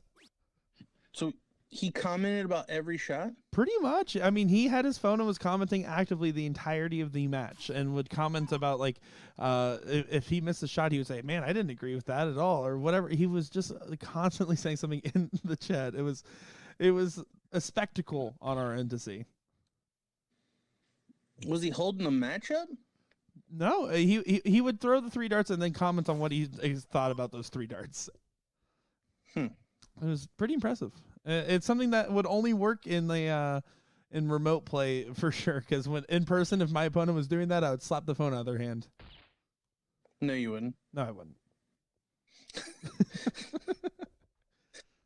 I know Maloney is kind of notorious for being in the chat when playing. He'll do it, but not. He won't do it like on his big ones. Like him and Gates, he was not actively using his phone at all. Or at least from my point of view, I couldn't see it. He was too busy hurting that man. He did hurt that man. He acted like that man didn't have a family. Certainly how it came off 9-3 win there. It was crazy. Yeah, which is even funnier, too, for me, just because they had just played together at TOC. So, I don't know. Well, I mean, have you had that experience of playing with a partner that you then have to go against pretty quickly after, maybe like a singles at the same tournament? Probably not to the size of the CSC. I mean, but yeah, Gordon and I have always played together pretty much, and we've certainly ran into each other in singles events many a times. Yeah. It's one of those things where it's, I mean, we saw it last week in Tennessee where it was Timmy Bagley and Joe Chaney playing against each other in the singles final, but then we're partners the rest of the week. And it's one of those things where a lot of players, some struggle with it and some thrive off playing someone they're familiar with playing. This probably wasn't the case for CSC, especially since it was just the king seat match. But typically, especially in steel tip tournaments, I can tell you that a lot of the players are splitting on the weekend. So and I'm assuming it happened with Cheney and Bagley in Tennessee, but two partners meeting in the singles finals, they're just chopping that up anyways. Like, makes sense. I don't think either one of them is coming away from that like not pleased. Oh, absolutely. If I was going against a friend, it would be up for consideration as well.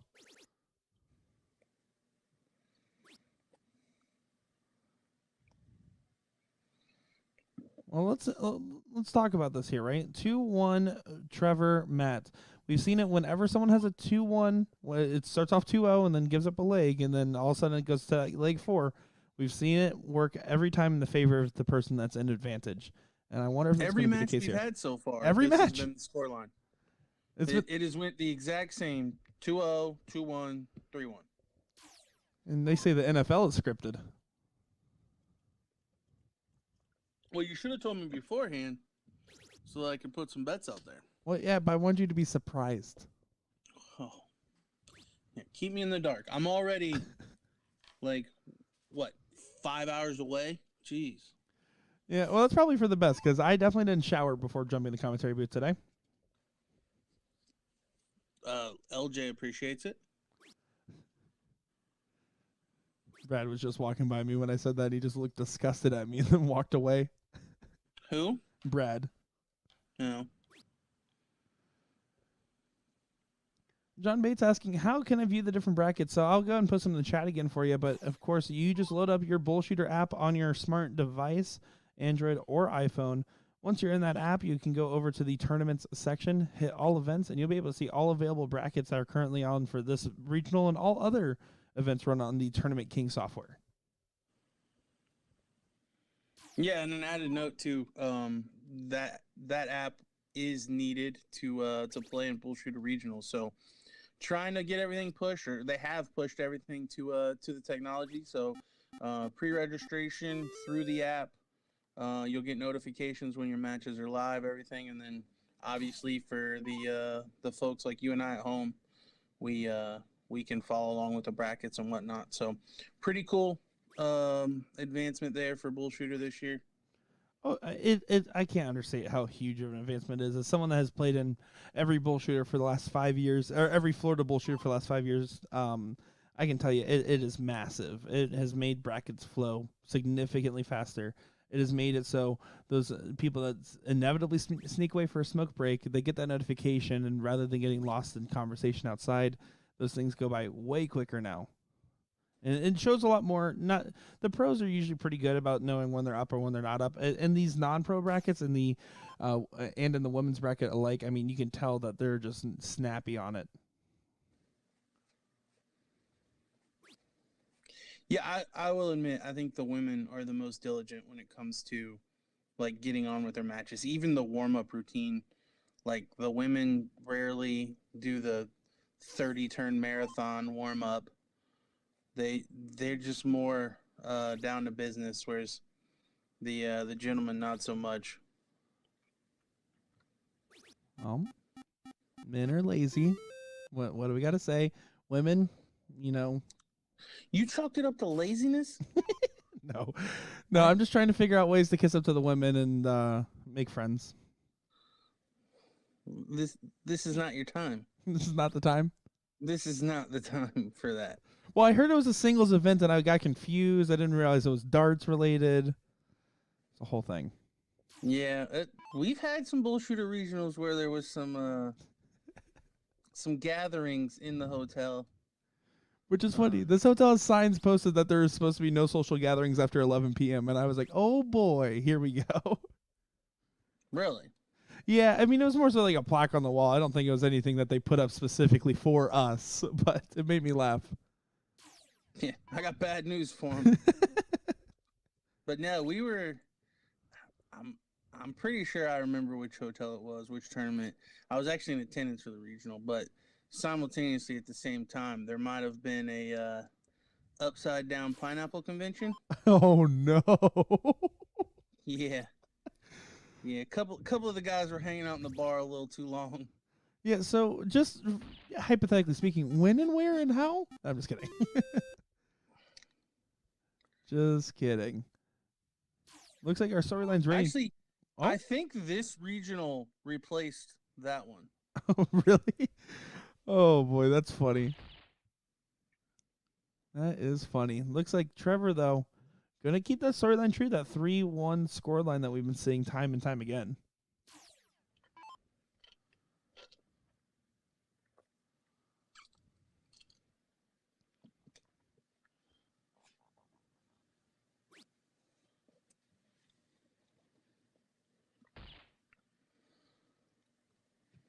Only gets one, but no outshot in sight for Matt Jenks.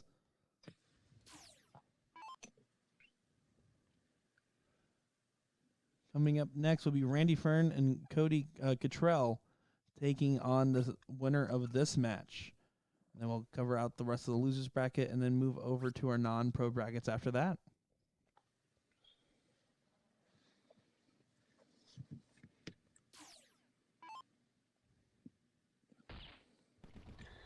And there she is. So again, we get a 3-1 scoreline. Trevor Fedwa moving into the king seat match. For Jinx, he will try to improve upon his performance on the loser side. So as Nick said, we will get that other winners bracket semifinal coming up. Don't go anywhere. We'll be right back.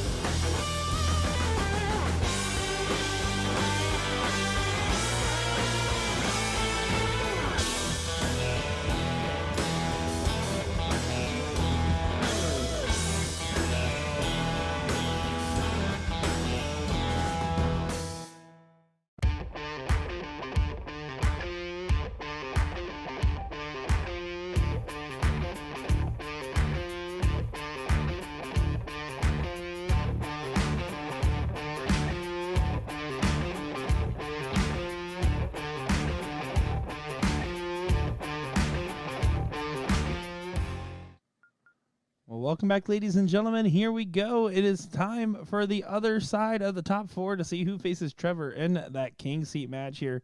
Cody Cottrell and Randy Fern duking it out.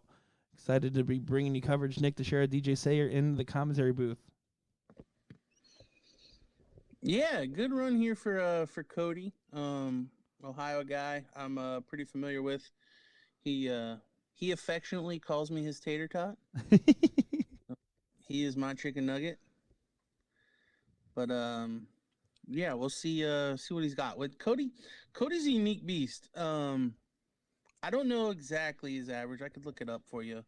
But he's one that I think has a pretty large span. I think his floor is pretty low and his ceiling's pretty high. So it'll be interesting to see which Cody we get here on the feed. Yeah, I'm excited to see what he has in store for us. Randy, when he was on the feed earlier, he heated up a lot by the end, but it took him a little bit to get there. And Randy even said to me when I was talking with him and Dan, I talked to them both, and they were just like, yeah, we were kind of just laughing at how much we were wiring everything. We both didn't really expect it, so we're going to see if he was able to get that sorted. I know he was eager to get back up to the board here. And then Cody, first time on the stream this weekend.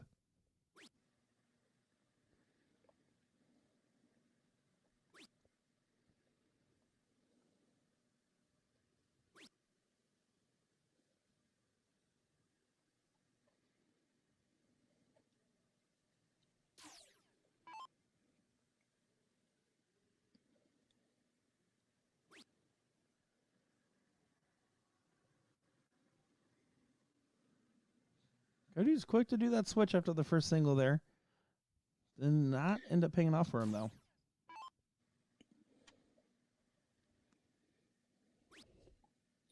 Yeah, I think the correct shot, though.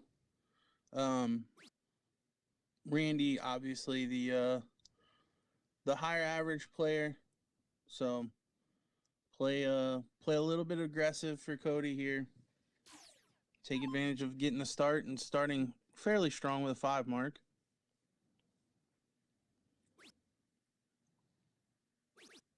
That's a great go back at it there. Sets up right underneath and rides the barrel in on the second.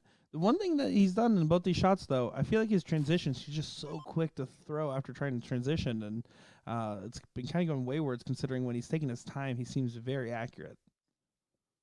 You were talking through it, but Cody caught the dart on the bounce out. Oh, did he? Yep. Never mind. That's an instant win. I don't know if Randy knows that rule, but actually now we just go to game 2. I'm pretty sure he did because I never saw him bend over.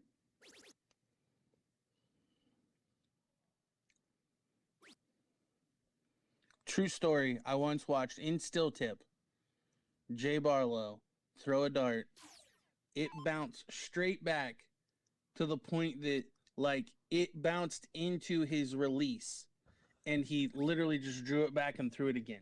That's awesome. Please tell me there's video evidence of this. No, there is not. But it was one of the most impressive things I've ever seen. Like the wherewithal to just grab it and throw it again, because it bounced literally perfectly back into his stretched out finger. I mean, that's an amazing feat. I am envious I didn't get to see that. You're kind of a dartsmith yourself, though. Don't you have a mean juggle at the dart line? And toss those darts up in the air? Yeah, that's So one thing that a lot of people don't know, I actually get credit for the dart juggle. Gordon actually is the one that started the dart juggle. I just am very I don't know, I can't have idle hands, so I do it more than he does because I have to constantly be moving my hands. That's all it is. It's a nervous tick to keep my hands moving so that I'm not thinking. But yeah, the first time I ever met Gordon, he did it. He was already doing it, and I saw it, and I was like, oh, that's cool. And then I did it, and because I'm neurotic, I can't stop doing it. Hey, you've inspired many to try and many to stab their own hands. I'll tell you what. Another funny story. So there was a kid. I forget his name. I believe it's Brandon, but it's Hughes. They're from the Pittsburgh family.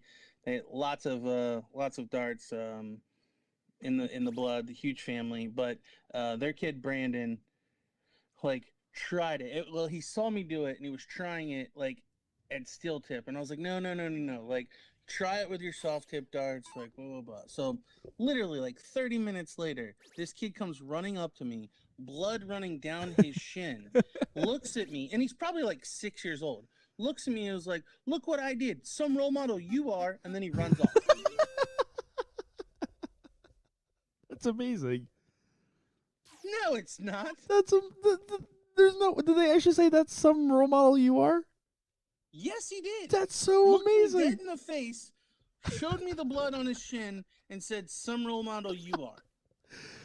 Oh my! I mean that's not your fault per se. You said you soft tips. You did your due diligence. Hey, I got blamed. Well, as long as you weren't sued, we're doing just fine. Yeah, I skated that one. Ooh, doesn't connect on the last there for Randy, but he's been heating up a little bit, looking a lot more consistent and finding the bed pretty much every go now.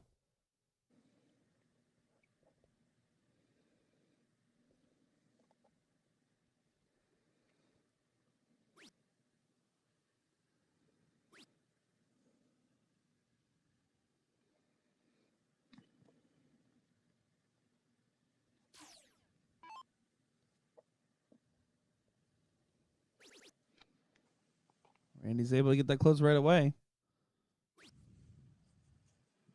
He's kind of, yeah, he doesn't like the position on that 16 there. Does the correct thing, just moves off and moves somewhere else. In that case, a very correct thing, finding a 7 mark.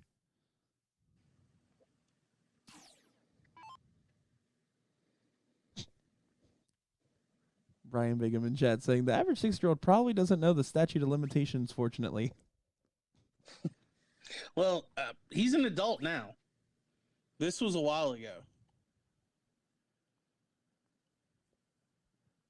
Yeah, how long have you been in the dart scene? He recently graduated high school.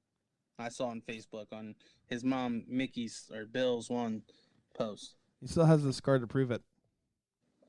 I hope. I hope.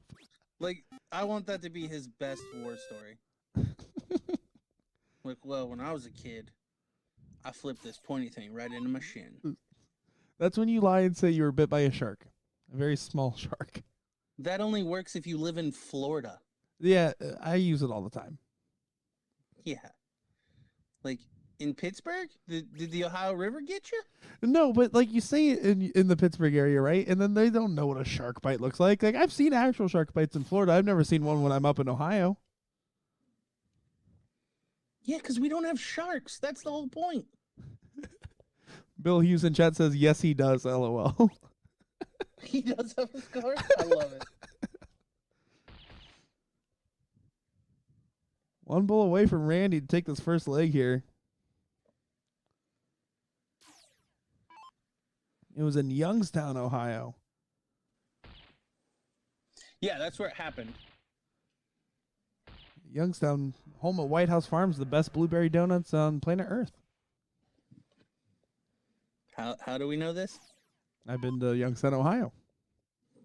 Oh, I forgot about your amazing food critic abilities. So clearly you are the authority on blueberry donuts.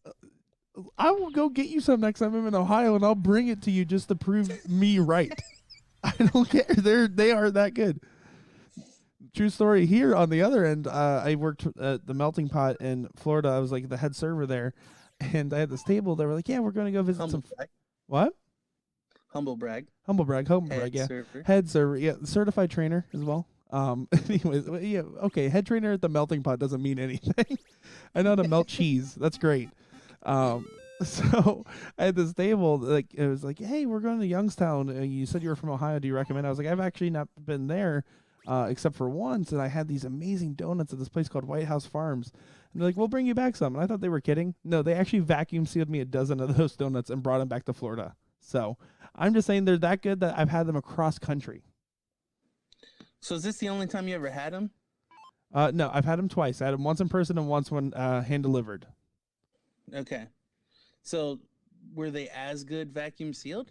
Well, no, they weren't made that day. They were pretty good, but when I had them in person, it was banging. Well, I knew if you said yes, your whole story was going to be shot. I was trying to trap you there. Are you trying to hurt my I like how you don't hurt my credibility as a commentator, as a semi-average dart player, but as the food critic thing's really hitting you. Well, I guess you're going to have to prove yourself right.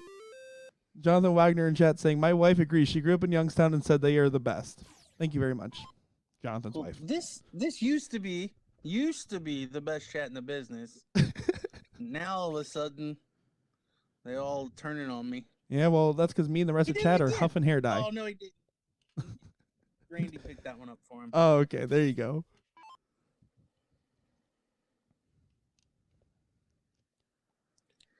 Best blue. Do they have real blueberries in them? Listen, I'm not going to keep talking about blueberry donuts. Some of us are trying to... I'm just kidding. Hey. They are literally blueberry colored. I'm gonna be honest. I love Cody, but the blueberry donut conversation, pretty interesting. I'll pull up a picture and put it on the stream here if I have to. I mean, they are like, they have that nice purplish bluish hue to them. They're made from the farm, fresh.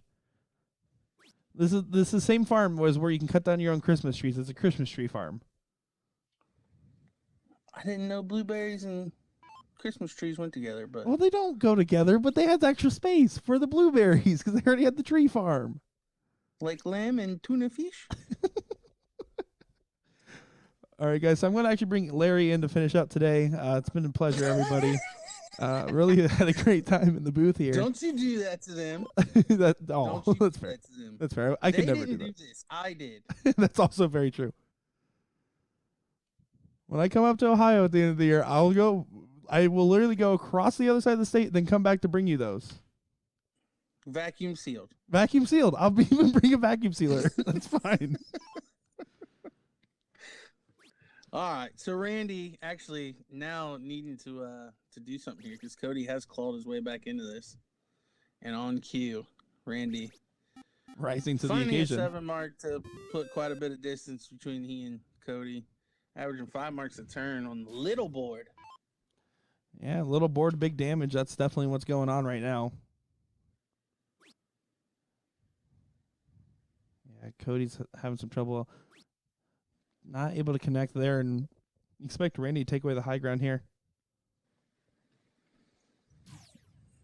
Yeah, up 118 points, but I think Randy is a believer that the longer the game goes, the more likely he is to win. Oh, yeah, he's not in any hurry to close down and rush this one through. Cody, on the other hand, he's the one that needs to take advantage of these lax moments, right? Like right there, that last miss after the big close gives Cody an opportunity. If he opens up a number and scores at least a single point on it, I feel like he has to close those 19s. Now he can't.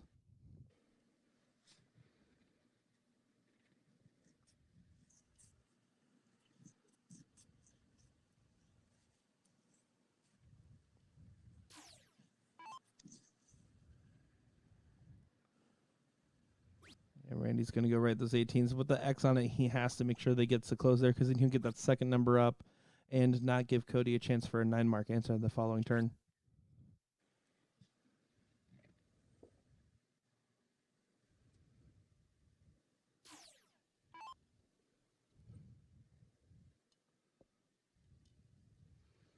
I mean, we already knew that Cody was going to lose this leg, though, because every match today has went 2-0, 2-1, 3-1.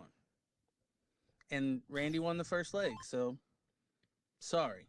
All right. I'll take you out for $20 on the next leg. Who wins it? If you want, you're going to have to take Cody on the next one. That was a terrible thing you just did to me. I don't appreciate it. It's okay. I'm sorry. I take it back. Don't mean it. Well, I do mean it. That's besides the point. I really hope that Cody wins, but I cannot put my money where my mouth is. Well, we'll see. I mean, to be fair, in this format, in this style, especially if the loser goes first, it is hard to 3-0 anybody.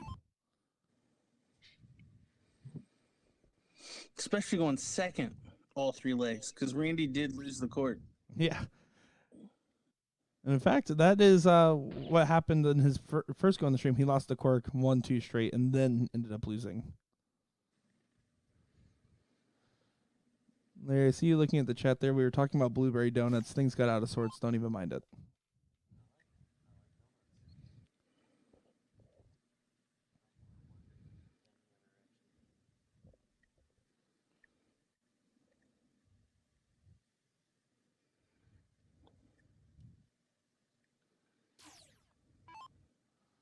Randy, 315s and a double bowl away. Gets the 315s, 2 bulls.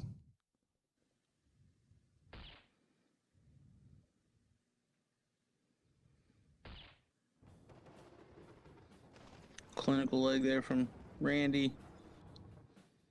So, yeah. Actually, this weekend in Circleville, Ohio, is the Pumpkin Festival or Pumpkin Show. Okay. Have you ever been?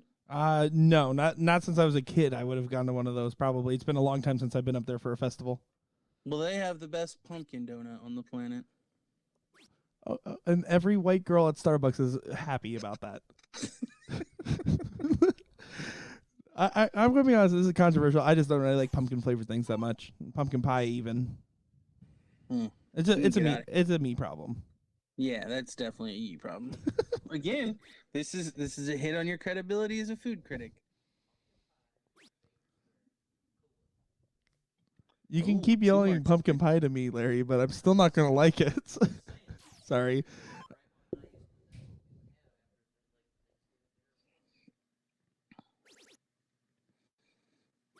Cody trying to punish.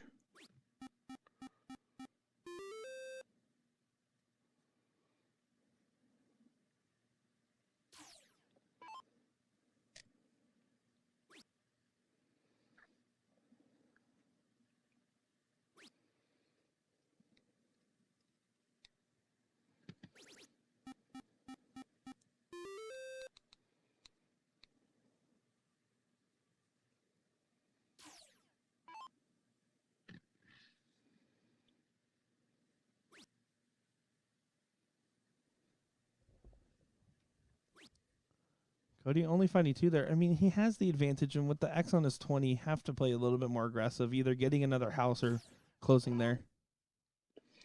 It will continue to go back for me. The longer the game goes, the more likely Randy is to win. I think Cody's correct shot there was trip to 19 or go at the 19s, even if he finds 3 singles. Yeah, Randy gonna shut that 20 down now. Yeah, he had to there, and he does with ease. And now, I mean, it's really, honestly, a -2 mark advantage, right, if you consider the house closed.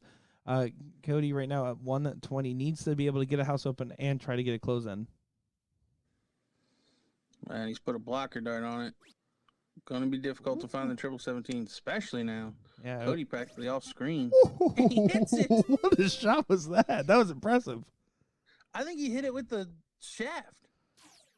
Yeah, that was something else right there. I mean, that was truly a great shot. All 3 of those darts were well thrown, but it might not be enough. Randy right now just on a tear.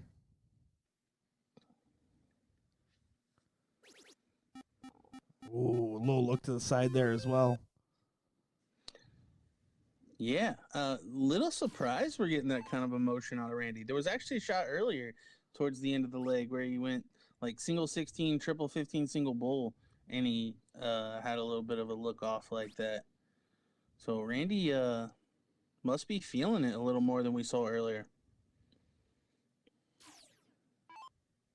And I love it whenever players start showing that emotion, getting that drive in them. I mean, it's what's exciting to see from the fans' point of view. I mean, we want to see these guys really getting into it and just like acting purely on urge and response and adrenaline.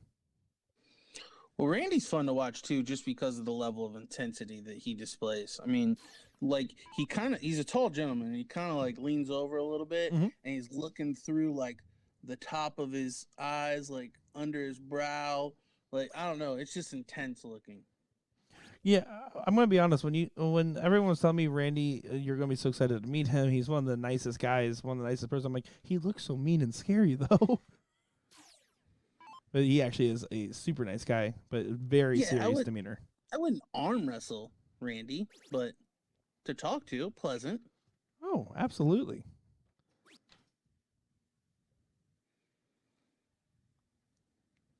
Ooh, doesn't connect on the last.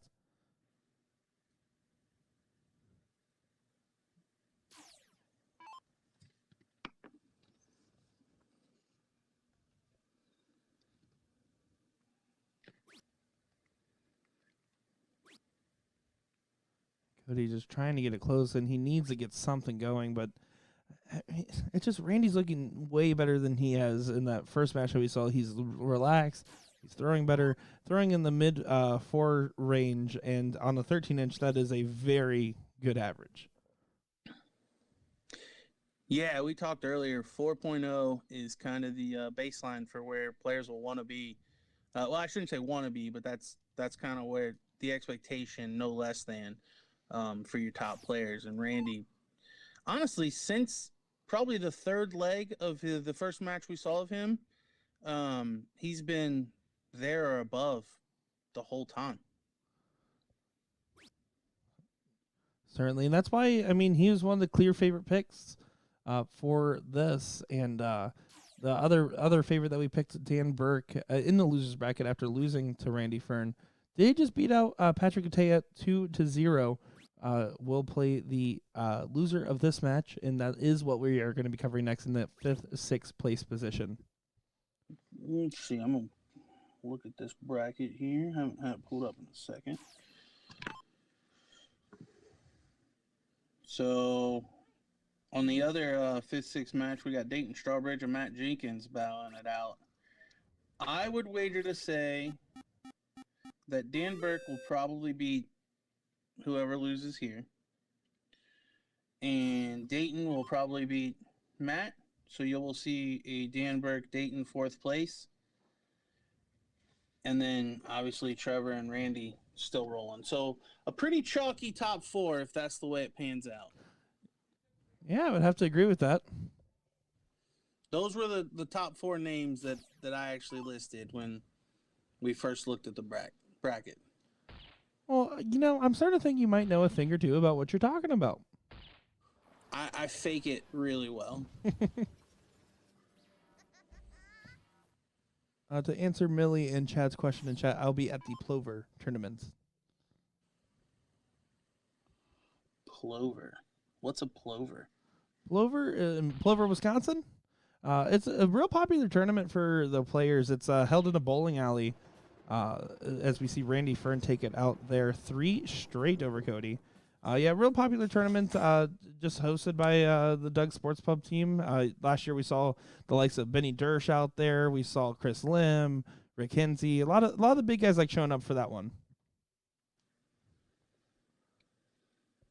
But that will do it for this one. So we have our next match coming up here shortly. Dan Burke, Cody Cottrell coming at you on the dartboard here. So don't go far, folks. Of course, Nick Teixeira, DJ Sayer, and let us know, Blueberry Donuts, who has the best one, and tell me why I'm right.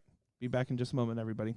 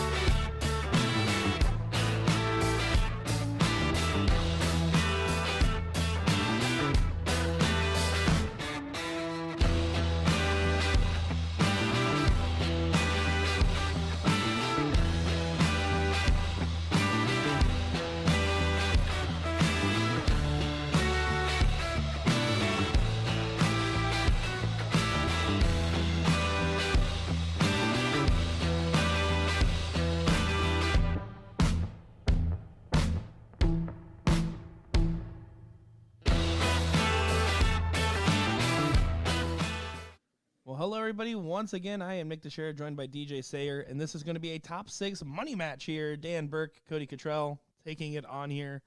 Excited to see how this one takes place.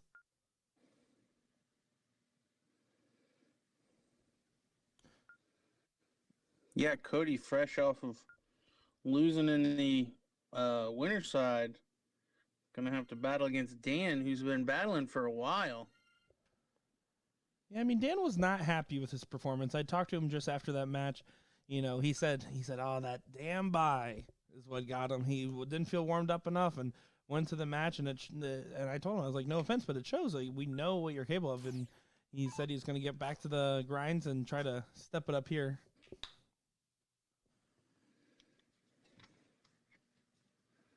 So we'll see what he's able to do. I mean, Cody had some moments of brilliance, but unfortunately faced a very dominant Randy, and it's going to see how that last match resonates with him in this one on how well he'll do.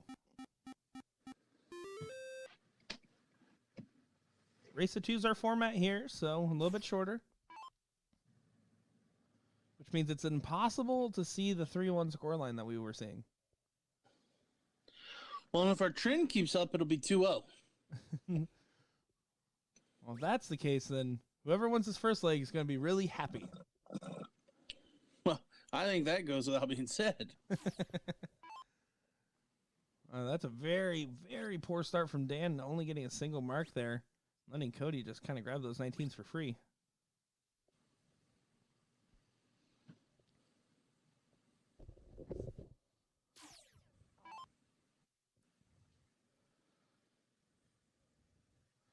That dart kind of is a little bit of a floater from him. I mean, he normally doesn't have like the hardest of throws, but it just kind of seems like his release timing or something's a little bit off. His follow through and everything else looks about the same as normal. It's just they're just not going where he's aiming. Yeah, Dan's grip for me has always been a little bit of a mystery, just because he like thumb basically right on the underneath part and then just kind of squeezes it with his first finger over top. I don't know. I know at one point I commented on one of his matches that it looked like he was gripping very tight, and he actually come back to me after hearing that, said I was correct. He changed it, and then like his game was a lot better. But yeah, I've never been able to really figure out how Dan has control of the dart with the way that he grips it, but it certainly works for him. It's interesting you say it like that, though, right? Because like you pointed out something, and they listened to it back and got the correction, but you really don't know what you're doing on the dart line. Like you might be semi-aware of certain parts of your throw, but you don't know all the idiosyncrasies until you see it from someone else's point of view, or you have a camera on you and you get a chance to watch it, because there's some things that you just don't even realize they're subconscious when you're throwing. So sometimes having that extra set of eyes makes a huge difference.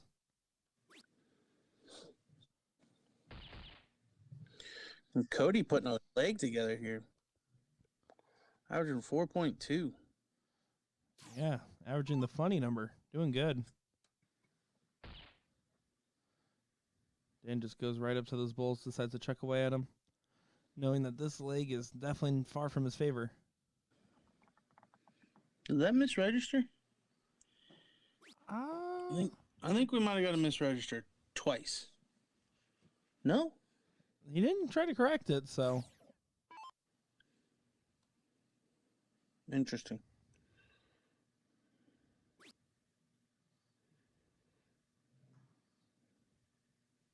Try to catch his dart again.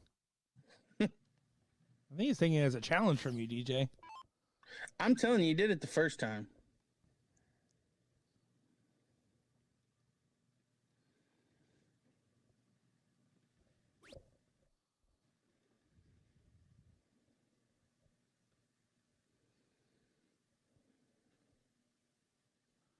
Cody now 215 single balls, all that's needed. No fanfare. What would be a whitewash of a first leg against Dan Burke? Oh, but he misses a single 15. Feeling bad for Dan. Gonna let him put some score on the board. They just throw it up the arm saying, come on, you quit.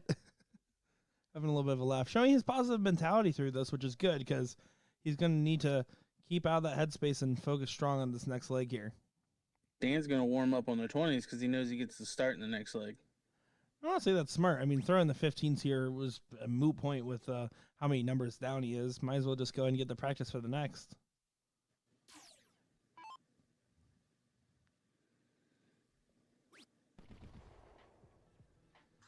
And Cody there does take it.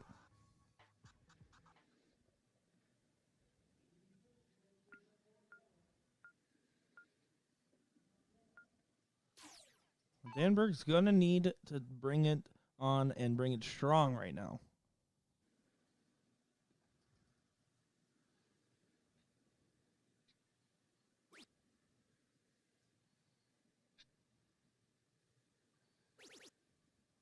That's a good deflection for him.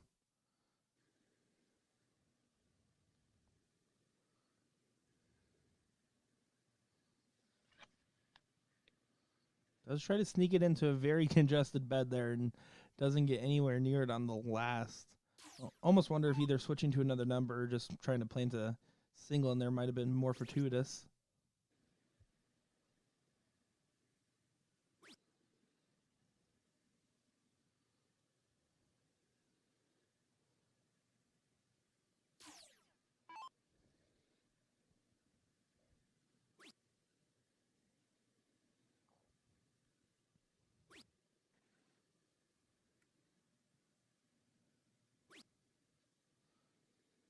Just the basic 1, 2, 3 there.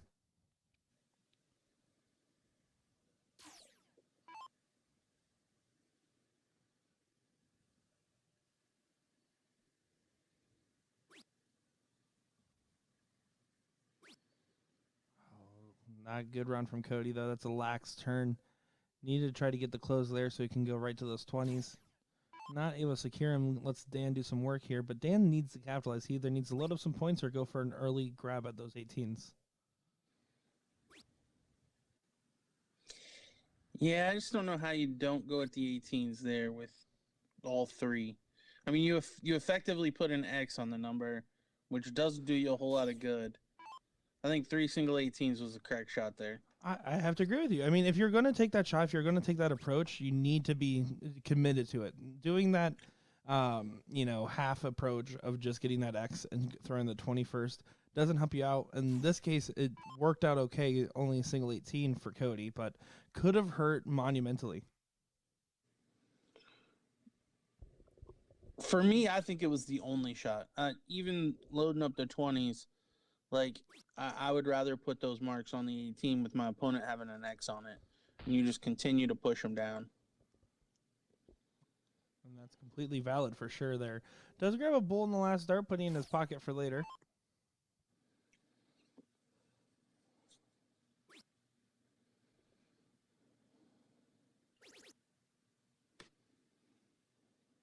Ooh, and let that last dart get away from him. Cody kind of just dragged it a little bit and had the immediate facial frustration because he knew what he did.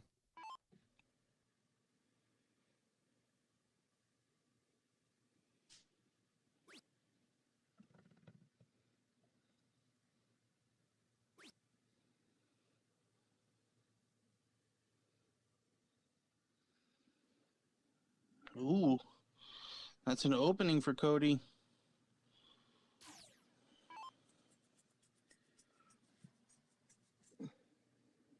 I'd almost like to see at least one dart at this 20. Wouldn't even mind him starting on it, and if he actually hits a single, just staying there, being committed.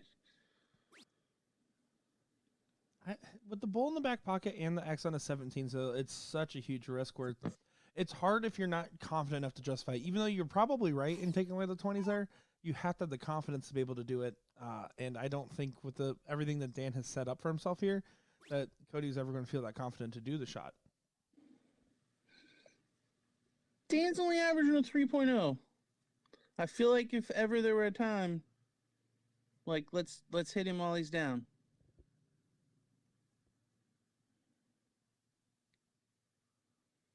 Like, I just don't expect Dan to punish you if you go 3 single 20s.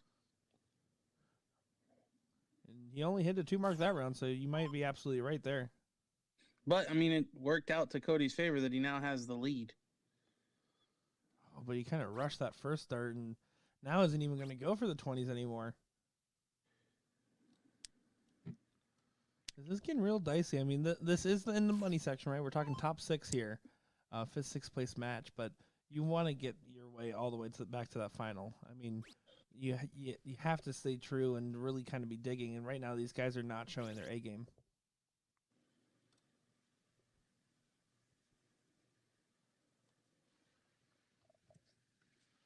Matt Jenkins does come out 2-1, so we'll play the winner of this match. Matt, of course, we did see on the stream earlier.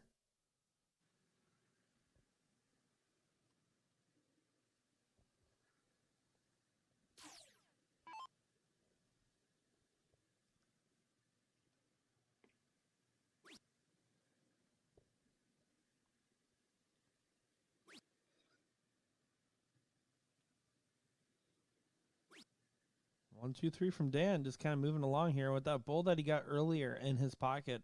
Does put him in pole position to take leg number 2 here.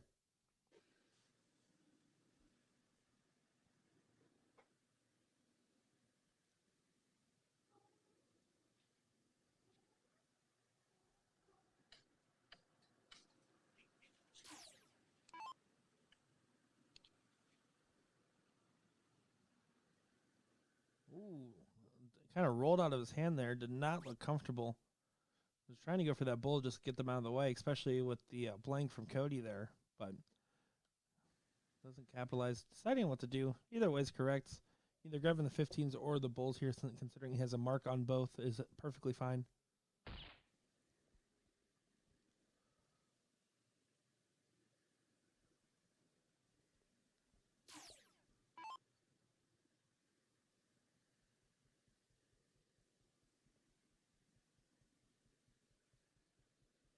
A lot of frustrations here from Cody. Back-to-back blanks. Gonna need some cream cheese for the bagels.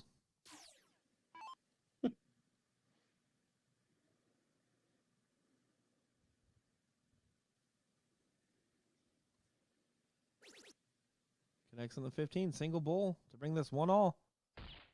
Does get it there, Dan Burke. So now it's going to be on to our diddle here to see who gets to start this last leg. Cody to show first.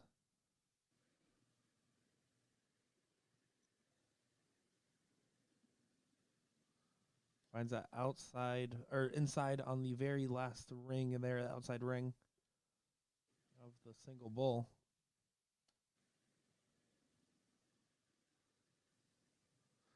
And that's definitely a tie, so they're going to have to redo that one. So now it's going to be Dan Burke to throw. Throwing the white flights there.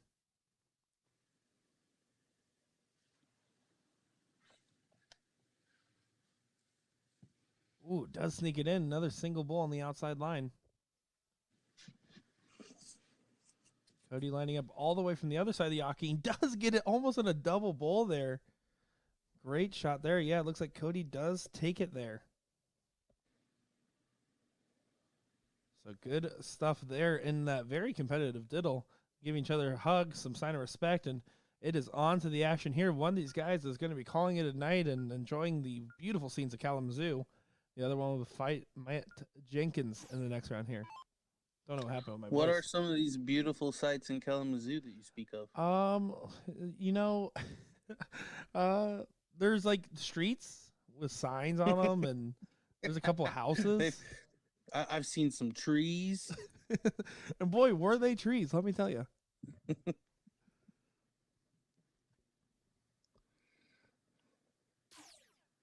Only 2 mark open for Cody, though. Let's see what Dan's got for us.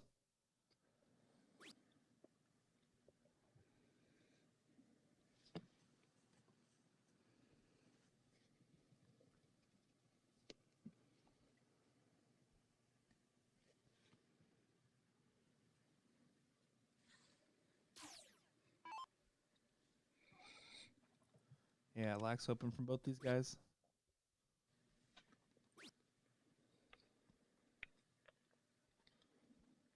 Go 18. He was keen to move to the side there, but you're right. I don't think that there's a reason to stay. If you feel like you can't find that bed easily, you need to be moving around a little bit more, taking more advantage, and doing what the kids call board management. Yeah, it's just plain stubbornness. And there, I like to move 2 numbers down because the single affords you more options on your next turn, and actually, it makes your opponent choose what they want to do. So obviously you get a triple, awesome. Doesn't matter where you put it, you close the number. But the single 18 makes Dan think, do I want to chase the 18s because he now has a mark on it, or do I choose to take the bigger number? Either way, you either come out of it with a mark on a new number, or you've pushed him down 1 number. I can agree with you more. That's exactly the mentality I have as well. It's just about using your darts most efficiently, and singles on numbers your opponent was going to close anyways typically will not matter. So if you're moving 2 down, it gives you a lot more options in the long run, and if you trip it, you're looking even stronger. I mean, you talk about stubbornness as well. I mean, that's one thing in soft tip you'll see a lot is you can force starts in where if you were playing steel you couldn't, or you'd be worried about a knockout or something else along the way. So in soft tip, I mean, you're used to kind of drilling past your darts, and you'll see so many players take that mentality. But on the 13-inch, there's just not as much real estate to force starts in like that and hope for some good slaps even on your deflections. So it's big risk. It's a symptom of the fact that the soft tip board straightens out your dart. In still tip, you got some players whose darts stand up a long ways. You've got the Phil Taylor angle of entry where the dart actually lays pointing down at a slight angle. So then he was able to stack on top of him. But with the soft tip board, unless you got a bent point, it will actually flatten out your dart. So it creates more issues to try to throw past them. So I think that the players have actually grown accustomed to throwing at block numbers because you block numbers so consistently. Dan does not find the 17 in the last start there. Cody, this is a very pivotal point in this match, right? If he goes to the 17 and gets anything else, including some extra points, I mean, 3 numbers up, you'd have to imagine Dan's going to be really, really concerned about his position in this match. Yeah, Dan's in trouble.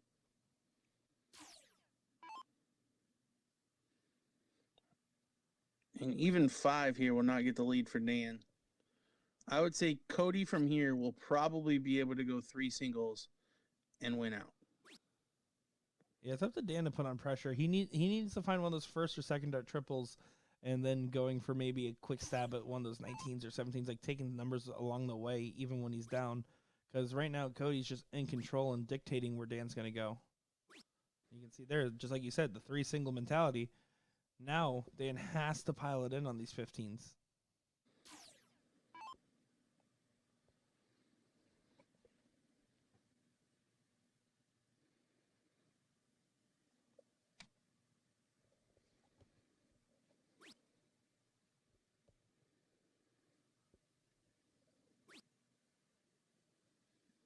You can see he just floats his dart in there, so getting those 2 flights overhead, it was honestly, that's extremely well placed on his last dart because it's so risky for his dart to get flung away.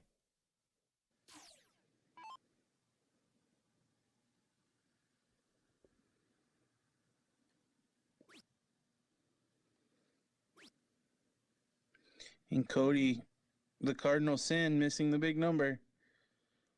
So he went from being in a very comfortable position to now Dan could really, I mean, with a big enough shot, pretty much take control of this leg. But I think he will come away with at least the lead and possibly shut down 1 or 2 of the numbers that Cody has.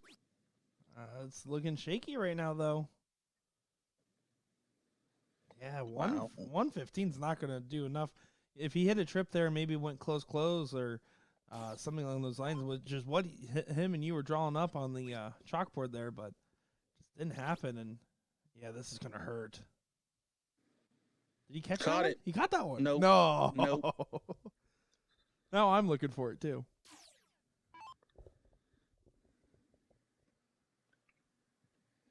Yeah, this is a dire straits now for the tournament run today for Cody.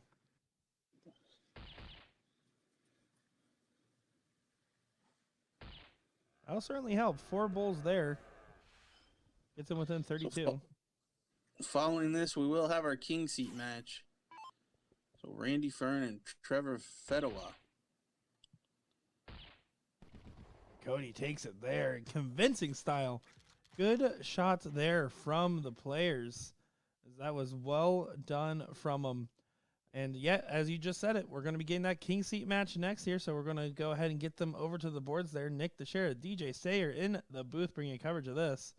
Don't go far, folks. The action will be back in just a moment.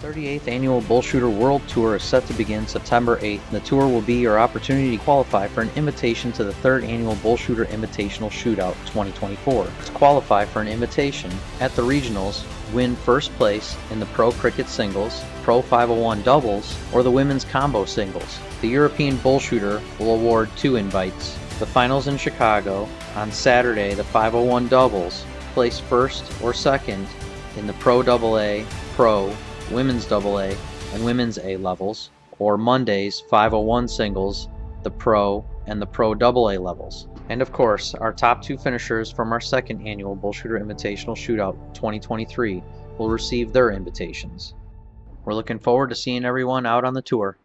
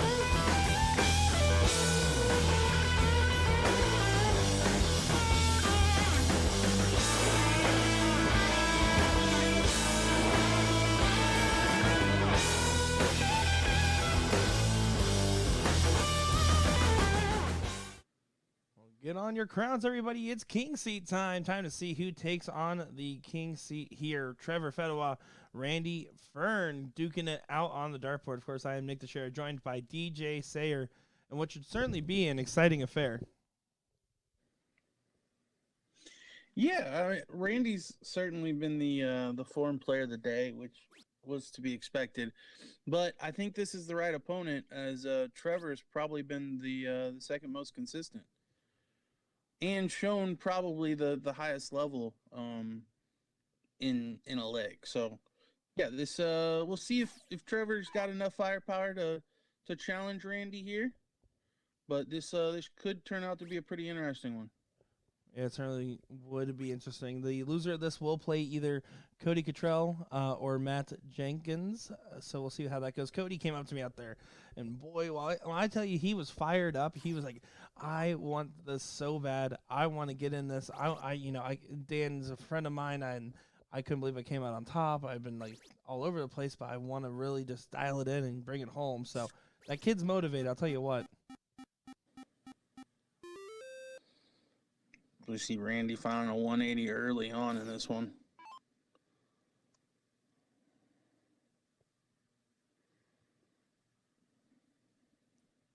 He kind of almost setting the tone, and you can see he kind of shook up Trevor there a little bit, huh? Giving a little bit of shell shock.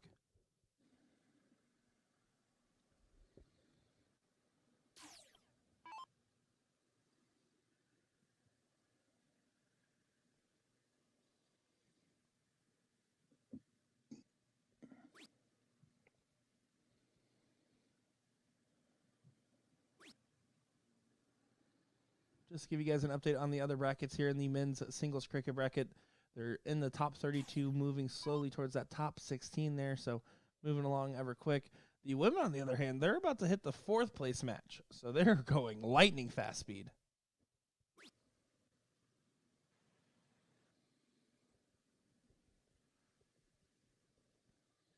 So we're going to be getting the king seat match, 3rd place in finals here, and we're going to try to get the 3rd place in finals of the women's after that, ideally.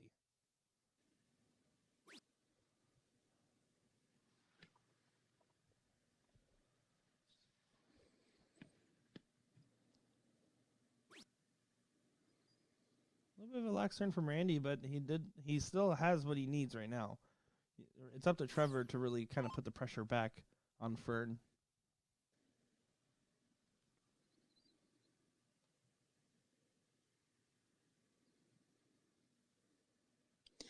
Yeah, not really liking what I'm seeing from Trevor early on. Honestly, barring the 180 shot from Randy, he hasn't been that consistent. So Trevor, if he could find his way here, might be able to make this leg competitive. But I feel like the 180 shot completely took Trevor out of this leg. Yeah, I don't know if it's bracket position or something else that's really like throwing him off there, but you can definitely tell every dart that isn't going exactly where he wanted is frustrating him greatly. And on the other hand, Randy is just cool as a cucumber at the moment. Grade 6 mark from Randy, throwing a 4-4 in this one.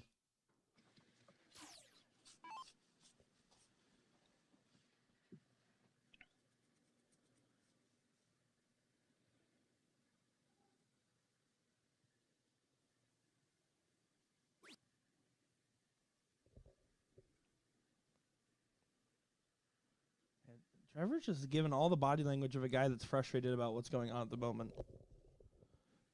Nothing looks right, and I don't know if that break spins if he was on the practice board and just wasn't going his way or something else, but it definitely is a lot of frustration shown for him. You don't want to be showing it. You don't want to give your opponent that extra tell.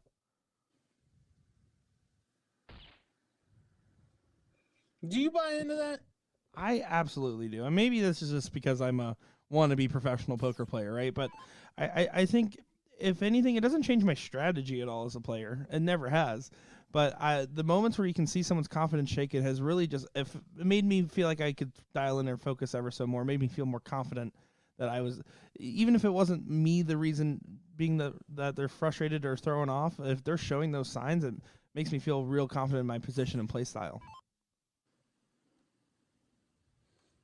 I don't know. I've never been one to, oh, they're shaking their head like that means I'm clearly gonna win this now. I don't think clearly going to win or anything like that, but when I see that body language, I think, okay, they're already mentally losing this leg. Let me make sure they actually do. Like, it's more of a motivator rather than a descriptor of what's actually going on.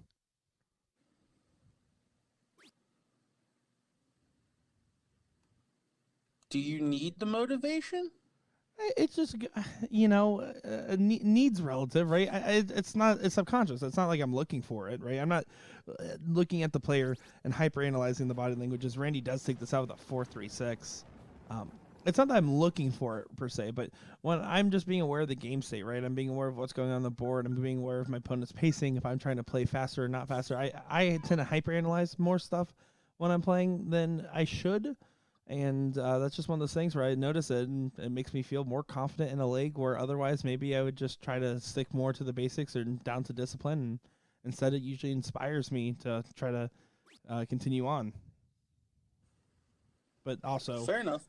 yeah, I've never really been in a match where my opponent shook their head and then I instantly went into a like, oh well, now I can, focus more. Now I can relax. Or it didn't ever change my outlook on my darts. Like I'm going up there every time trying to hit a 9 mark. well, I think that's the ideal case scenario, right? If you're able to just be clear headed the whole time and just focus on your own game, and the less you're focusing about, I mean, we talk about variables and dart throws, and minimizing those adds to consistency. It's the same thing mentally. The difference is I have unmedicated ADHD, so I'm thinking about something if I want to or not. That just happens to be one of the things I think about. And I'm not like trying to be critical of what you said. I've heard people say that so many times of like, oh, you can't show that emotion or like, and don't get me wrong, if the emotion affects you negatively, Yeah. then yeah, I don't think that you should show that emotion. But I can give you prime examples of people that show the emotion and then play well, a la Jeremiah Millar. Yeah, like that's fair. So I just like, but then on the other hand, Dustin Holt, I've seen him like kind of get in his own way where he starts getting negative and then his game goes down. So I think but as far as like me as an opponent, I've never really understood when somebody says like, oh, don't give that away. Because I too played poker. A negative expression in darts is not the same as a tell in poker. Oh, yeah, it certainly is not the same. And I don't think what you're saying is, I think you're bringing up a great counterpoint to the whole thing. It's just more so if there is a chance that it helps your opponent by them getting that information, then depriving them of it is always going to be ideal. At least that's my mentality. I'm not afraid to celebrate if I'm doing well, and I love it when players celebrate or show emotion. It's just the negative ones are the ones that tend to fire back or have potential to fire back, even if it's all psychosomatic and not even statistically provable, right? But if there's a chance it gives an opponent the edge, it's not worth giving them that edge at all. So, yeah, chat. Let me know. I mean, if you disagree or agree with me, agree with Nick. But yeah, the first comment we have in the chat is actually the opposite of when they see somebody like getting frustrated with their game, it actually brings them down. And I would probably agree with that more so than, oh, my opponent is frustrated. Now I go win. Very fair. And there's no correct answer to this question either. It truly is down to individual experience because everybody, and just like with everything in darts, it comes down to whatever helps you perform the best consistently.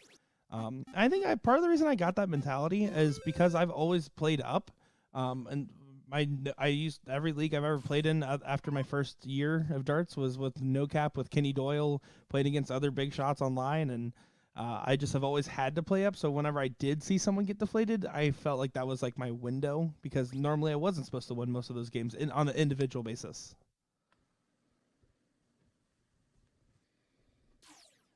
Fair enough. I can't ride those waves. And that's fair. That's why we're not surfing today. Randy trying to dig himself an opportunity in this one, as he's not far behind from Mr. Twitch Trevor over here. Do you know why Randy's called Magneto by chance? I don't know the origin of the nickname. I was always curious on that one.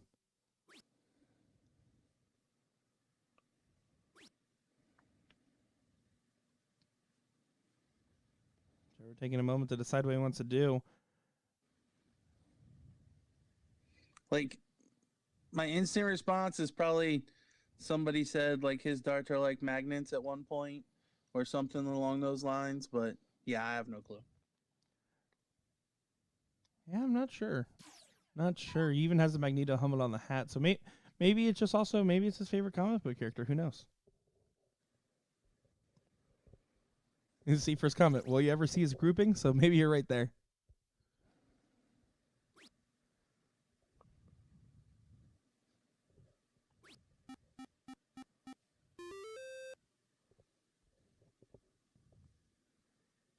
Finding 5.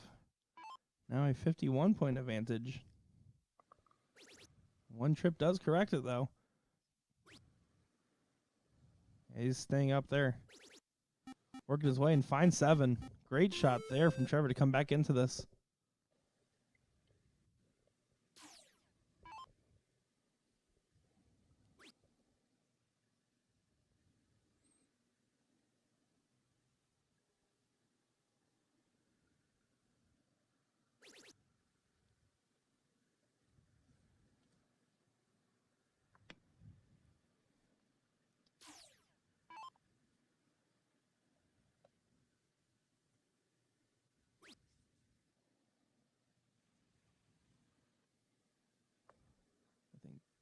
Oh, the way that dart lays. Yeah, Trevor decided to stay, but at some point he's going to need to take a look, especially with advantage of where he was there. And considering he was blocked, I'm surprised he didn't take the chance on the last start here, kind of giving opportunities for Randy to really get back in it.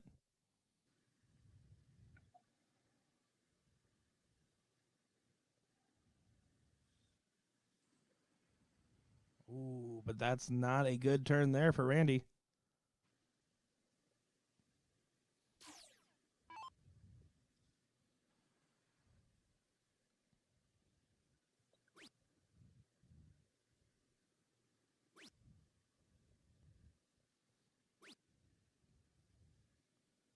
Trevor does take it. 61-point advantage now.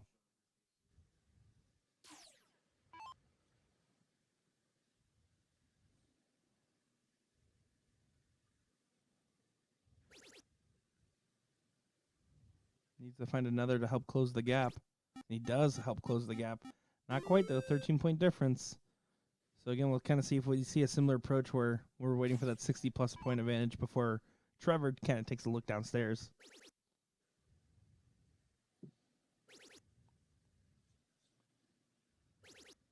Ooh, or does doing that? a great job in this one.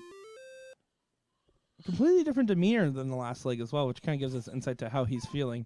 The first leg, nothing was going right for him, and this leg, he seems a lot more comfortable, calm, and collected. Well, he started this leg a lot stronger.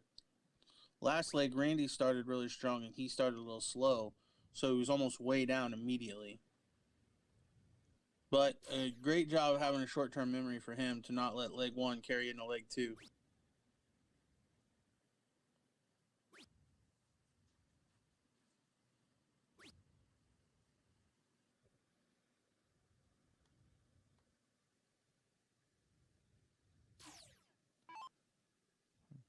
Randy needs to make a last stand on these 15s if he wants to save this leg, although not much he can do, even if he had perfection this turn.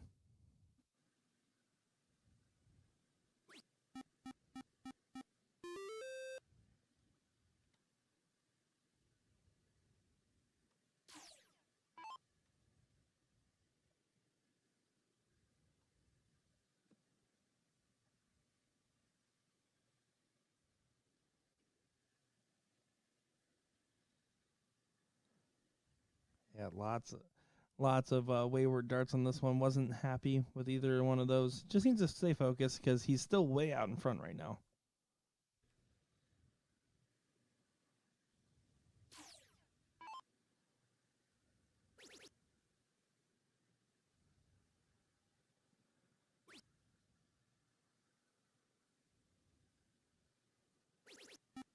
Makes it interesting. Randy Fern, 7 mark.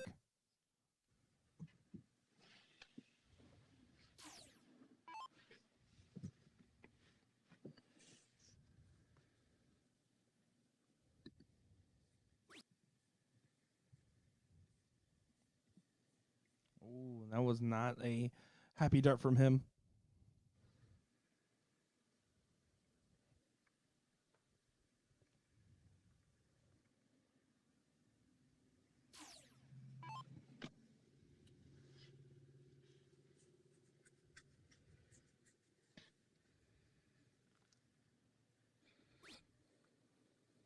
Randy needs to find the trip bed though.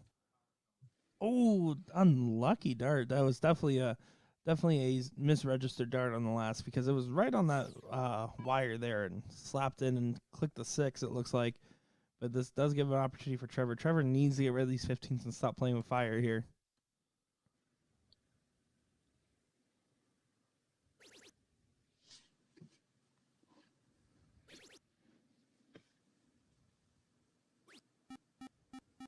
And that will do.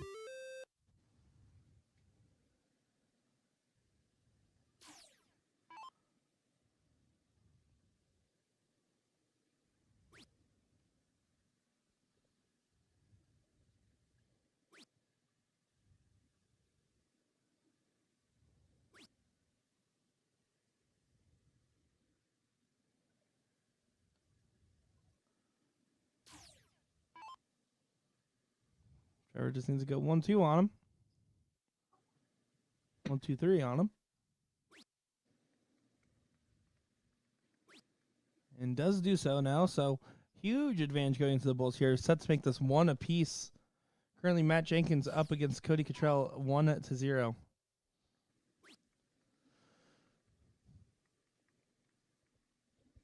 Right, Ryan asking what darts I throw. I throw any of them not very well.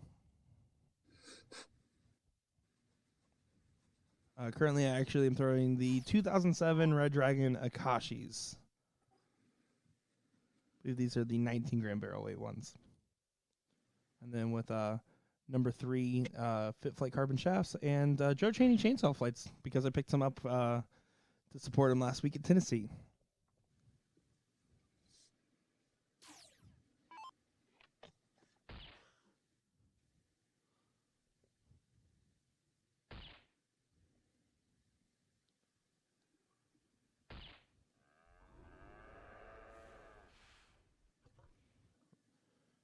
Randy does pile in a hat trick there.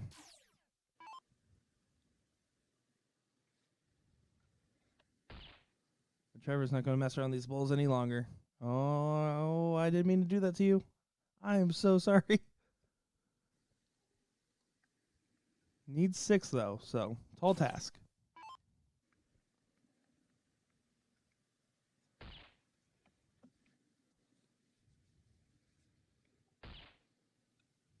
One more here is crucial on the off chance he does get another look. Oh, does find a double there. So now it's 1-2. And I'm only saying this because we've watched Trevor struggle so much on the Bulls, is that this is possible. Yeah, not the spot you want to be in if you're Trevor when it comes to the Bull, but this time not messing around. Well, now it's 1 apiece. A little easier when you got a little bit more of a comfortable lead, but he does get it done. Now it's going to be Randy to start off here. Let's see if Trevor can bring up that same level of performance without yet using the 20s. Because those 20s, I mean, he loaded them up consistently. So if Randy shuts him down here and gets started off right, it'll be a little bit of a tougher task here for Trevor.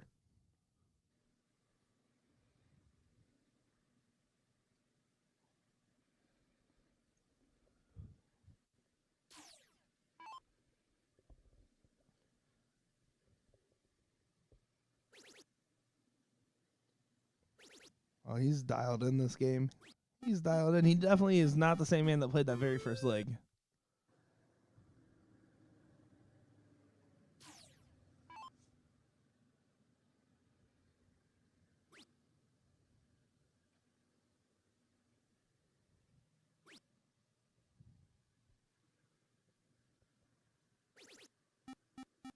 Good last start there from Randy. 5-5.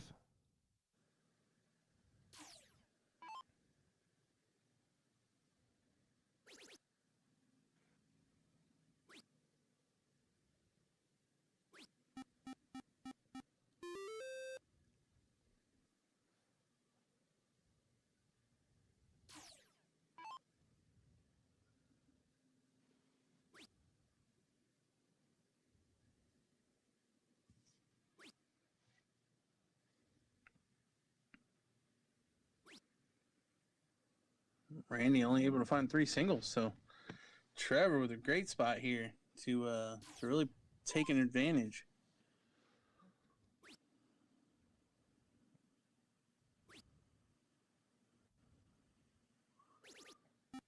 Zyline looked up like he was thinking about switching for a second, but then looked back down.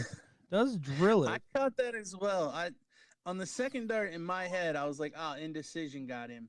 But then he did the same thing on the third and still tripped the 19. Yeah, it definitely was very interesting to see his eyeline move like that because insiders, like we're unveiling the curtain here, right? When we're watching darts, a lot of times we're looking more so at the eyeline and where the dart actually landed just in relation to where the next dart could go. At least that's my approach. That has always been. So you see his eyeline switch, and you're like, oh, he's about to go up. Oh, he's about to go back down, actually, and trying to keep up with some of those guys. And there's certain players you just can't do it for. Like Lobby is just too fast to try to dial all that in. Well, and Randy's honestly a hard one as well, just because of his eye angle. Like, he's almost looking up at every number. Yeah, that's also a very fair point. Yeah, he is tall in stature. Ooh, what a shot there. Good shot there from Magneto. 7 mark.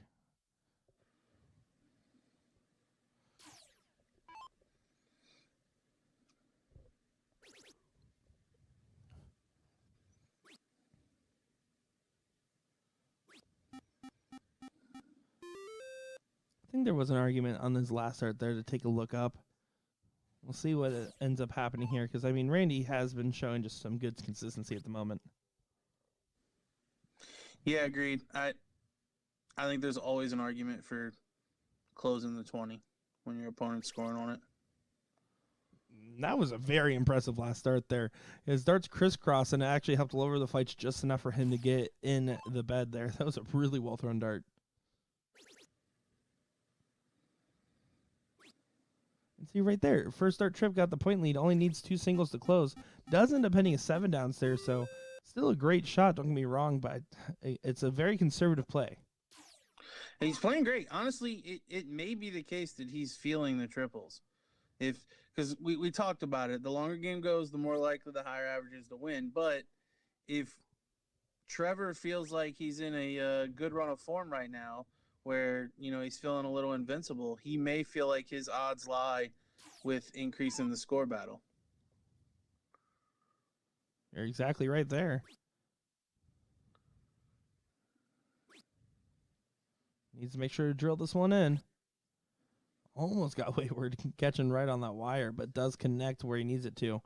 In firm control at the moment. He's going to force Randy to throw some perfection right now.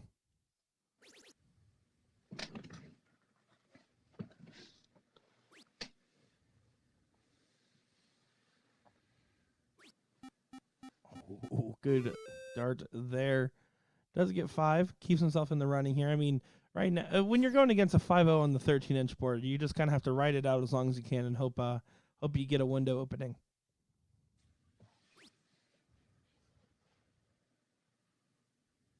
Now would be a window.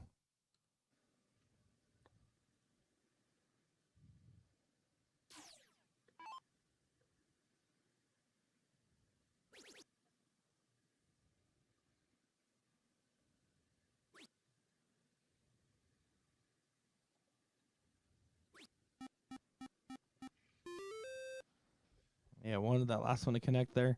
But now is finally back in that point lead position. 36 points means 2 19s for the lead now. Yeah, and he stacked it right up on that first dart. Well thrown. Rushed that last one a little bit there.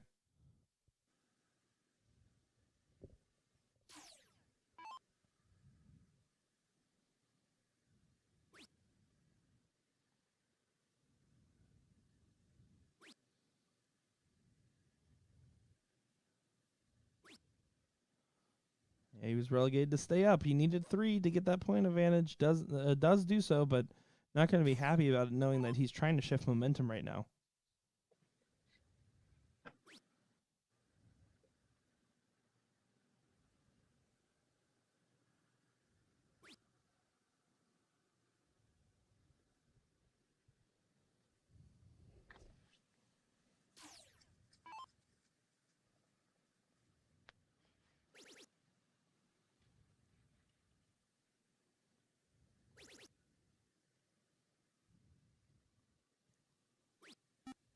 Great shot there from Randy.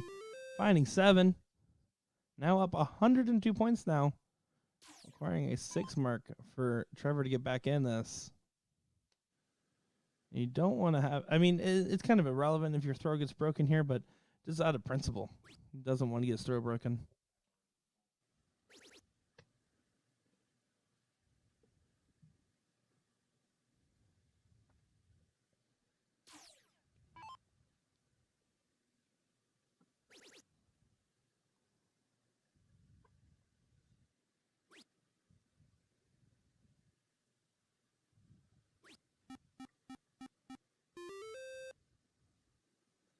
Kind of see Randy handing back to Trevor what was being dished out earlier.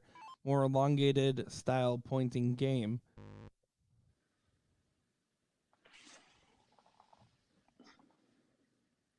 Yeah, and Trevor not having it all his way now, you can tell the difference. When Randy was missing, it was easy for Trevor. Now that Randy's actually hitting, Trevor's struggling a bit. Yeah, kind of showing back similar to what we saw in the first leg of this. Even Magneto has to step off, recompose here for a second. Blow a kiss to somebody in the audience. There you go. Love the fanfare.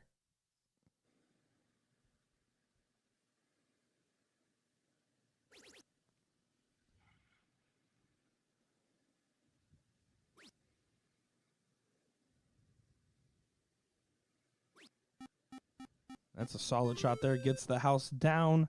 Finds some 17s as well. And really kind of pressing some advantage at the moment.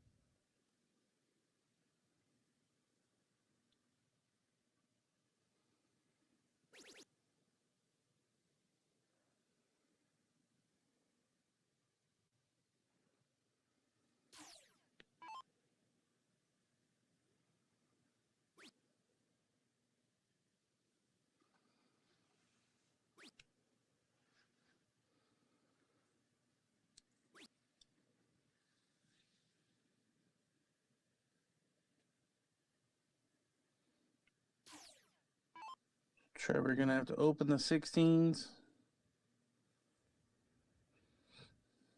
Really needed a 9 mark.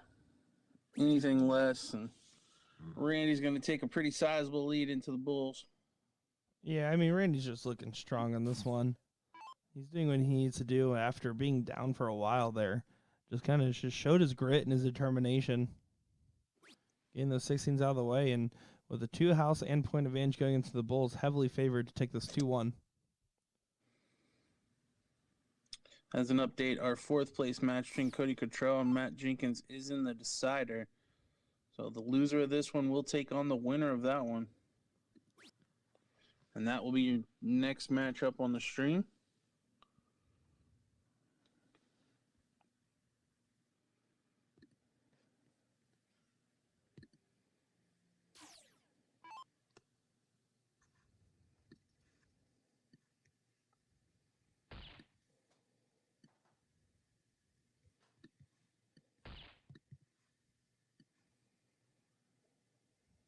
And just a reminder to everybody as Randy does take that one there.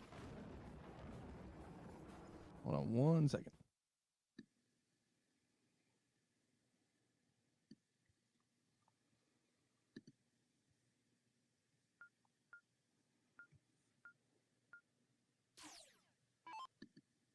Sorry, there's very few things I'll stop mid-speech for, but when Larry comes up and hands me a quesadilla, it gets my attention. So I apologize, everyone.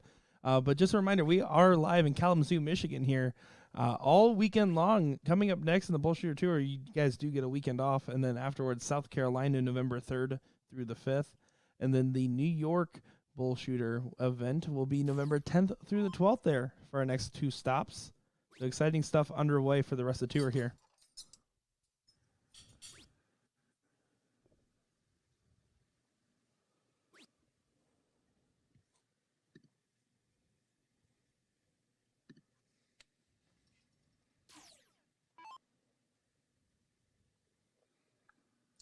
Trevor giving a little bit of an opening here. Randy not punishing. Only closing the 20s. But Trevor again with only 2. And it looks like that fourth place match. I'm sorry. Go ahead. I was going to say you should see Randy try to take away the X on the 19s here. And he absolutely does, proving you right. I just want to give a shout out to Matt Jenkins coming into the 3rd place match, beating out Cody Cottrell there. So the loser of this match will go on.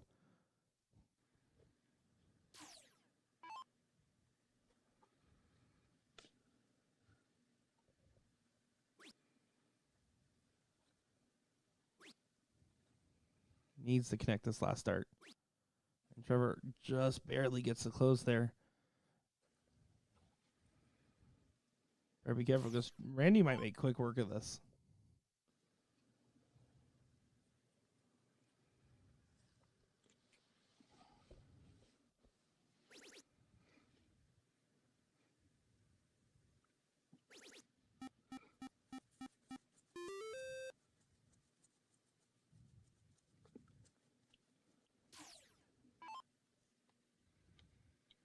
In our non-pro bracket, looks like we're fully into the top 16 now. Going on under place there. A couple of people starting to make their way into the top 8 position. The women are currently in the 4th place match, about to play the 3rd. So made sure that we'll get their finals for sure on our live stream here, as we're going to cover the 3rd place and finals of the pro men's bracket here in Kalamazoo. Yeah, that also a ESPN Invitational qualifying spot. Yeah, and that's important to know, and just a refresh for everybody. To qualify for the BullShooter Invitational number 3 in 2024, finish first at regional in the pro cricket singles, the pro 501 doubles, or the women's combo singles. BullShooter Europe also does distribute 2 invites as well. You can also finish first and second place in Chicago and the pro AA and pro events out there. And then also the top 2 from the last Invitational automatically get a spot as well.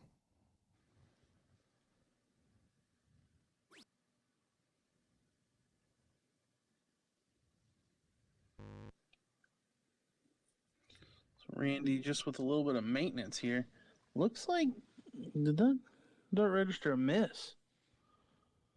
Did he throw it to double? If he did, Mike Maloney would be proud.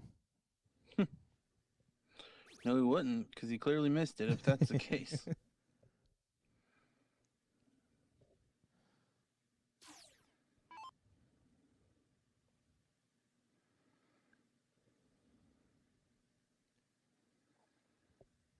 Yeah, Trevor getting himself up. Come on there. And definitely didn't say anything else with that dart. Does fine on the last here, but I mean, with a 2-1 advantage in the match here, huge points going towards Magneto's way.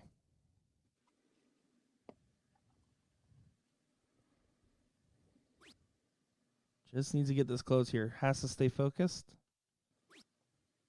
Going fat for the last ones here. Does get it. So now 3 numbers and quite a few points.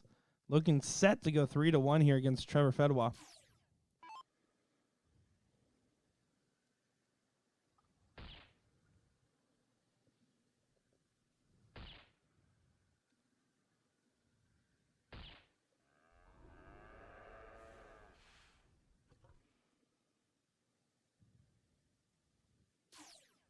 Randy needs 1, 2, and 3 on the Bulls.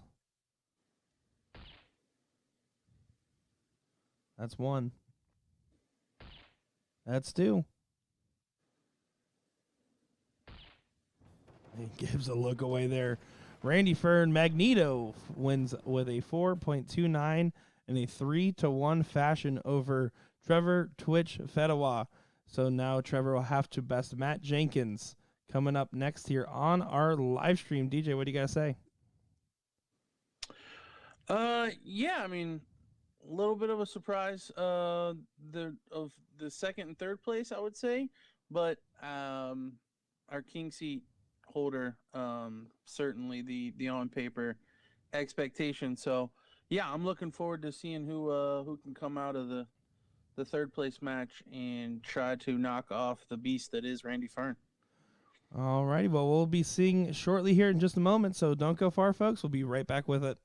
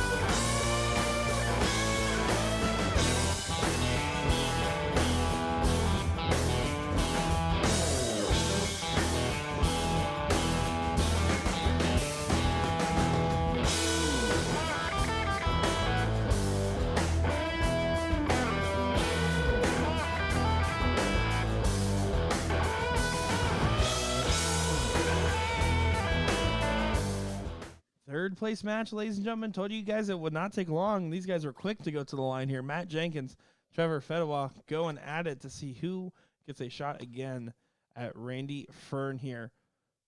Excited to see how this one plays out and really curious to see, because, I mean, Matt went on a little bit of a run in the loser's bracket from when we first saw him, so definitely seemed to have stepped up his game. And Trevor was looking solid, but just had these moments of inconsistency. So it's really storyline of who can dial it in the most in this one.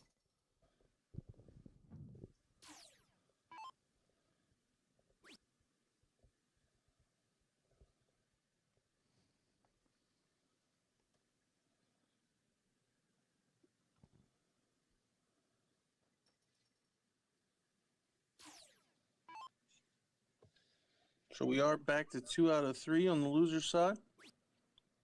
Exactly. So shorter format. Now, as a player, do you prefer longer or shorter formats? Like, what do you typically find the most, like, comfortable for you? Long, by far. I mean, I understand the need for shorter formats, but if I have my choice, I want to play the longer format. You feel like if you lose, you actually lost. Whereas 2 out of 3, I mean, one dart can essentially lose you the match. That's more than fair.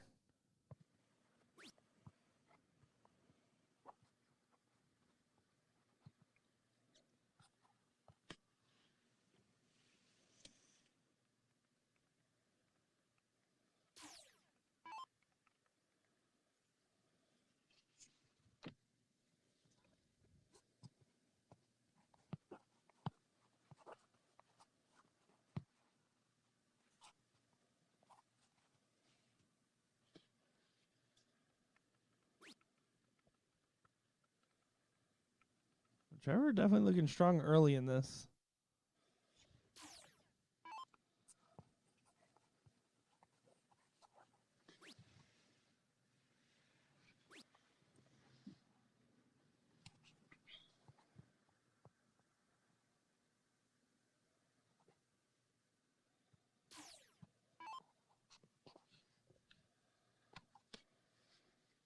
I will say, Jenks definitely got a lot of chat support for sure. A lot of people out there pulling for him. Man of the people.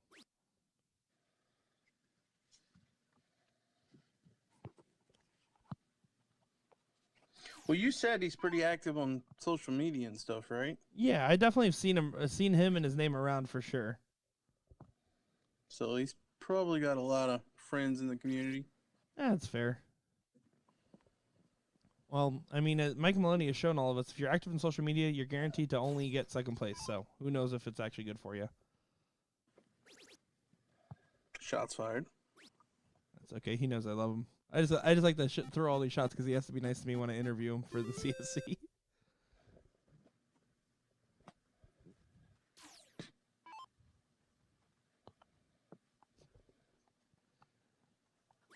Brent saying, I got to root on Trevor, or as I call him, El Diablo. What is that, like fine chicken or something?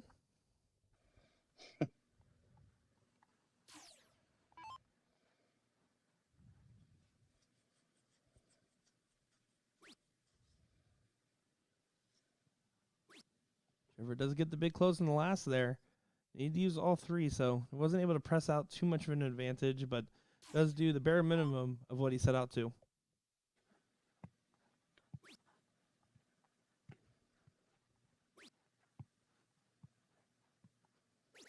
A huge last start there, though, from Matt. Bringing it down to that 49-point difference. Trevor was friends with those 19s in the last match. He needs to be friends with them now.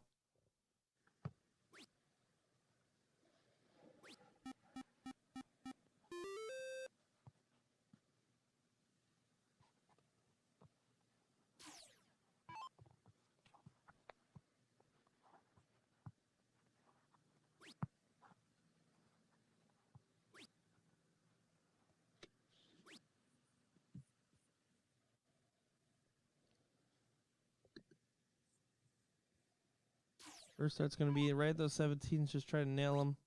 And then from there, he can decide if he wants to expand his points or just move along. Decides to expand. With the way he's in the 19s, I really don't blame him on that second dart.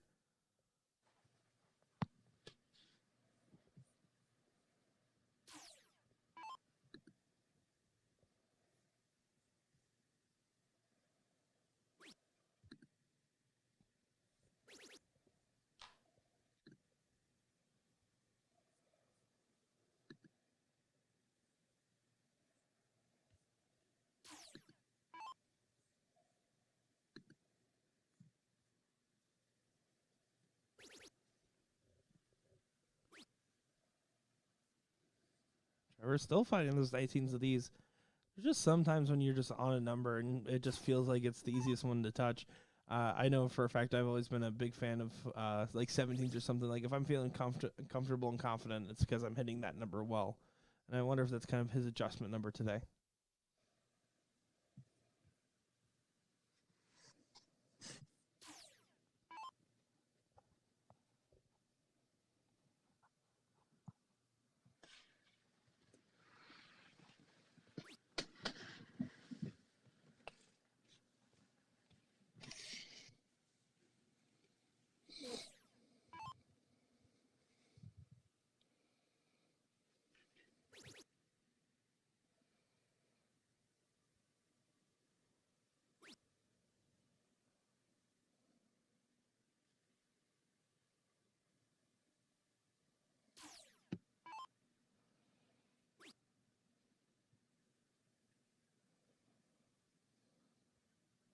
A riot in the dart hall is about to happen. Just heard them say last call for alcohol.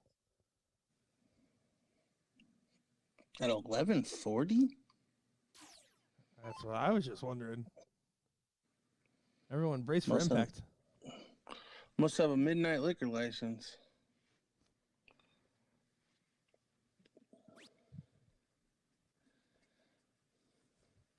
The good news for the pros and the ladies, it's almost over, but the Open still with probably a couple hours.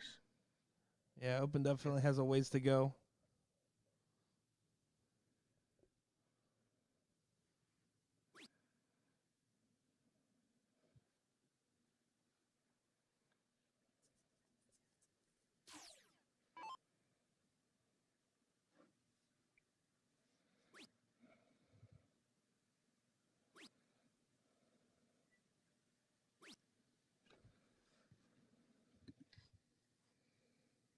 This is our third place match of the pro singles. The ladies' third place match is also underway. We've got Crystal Stevenson and it says C. Wagner. I'm not sure the first name there. Oh, I think it's Crystal as well. So yeah, Crystal Wagner versus Crystal Stevenson there. I just want to confirm that because I was like, is it two crystals? It was in fact two crystals. And then Catherine Middleton waiting in the queen seat.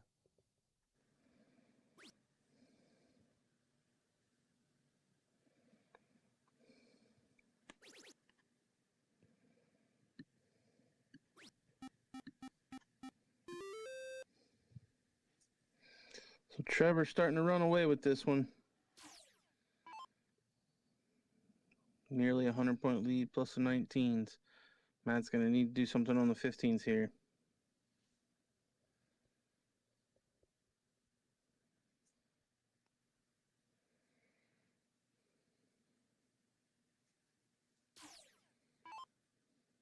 Something he does not do.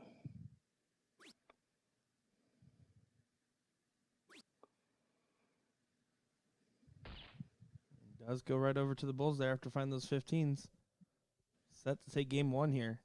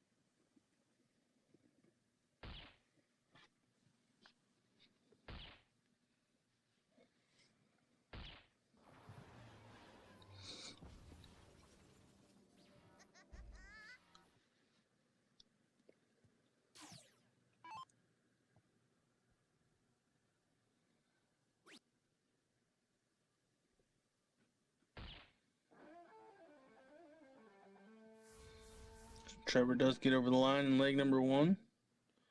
Pretty scrappy leg. Only a 2.83. I'd say both players going to want to put at least a full mark per turn on their average in this leg. We know they're capable of it. I think it's one of those things, and we noticed it with Trevor, right? Like, he brought his game up to Randy's level when he needed to, but right now he's bringing it down, and Matt has just been showing. I don't know if it's just the stream room anxiety or something, because his other matches he looked pretty dominant in.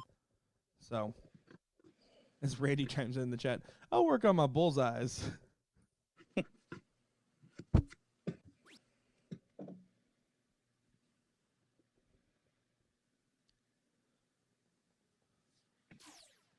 Matt has open field advantage on those 19s, can just pound right at him.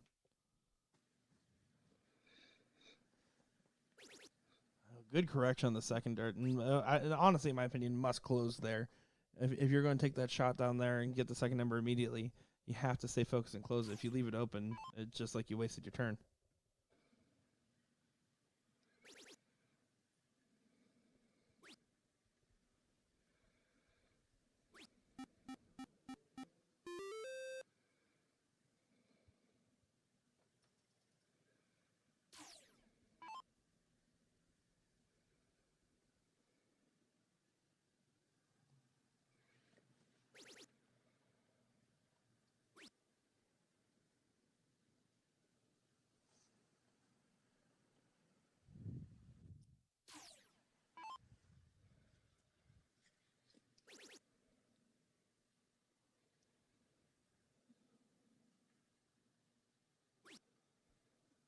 Stayed on the 18 for all three there. Does regain that point lead.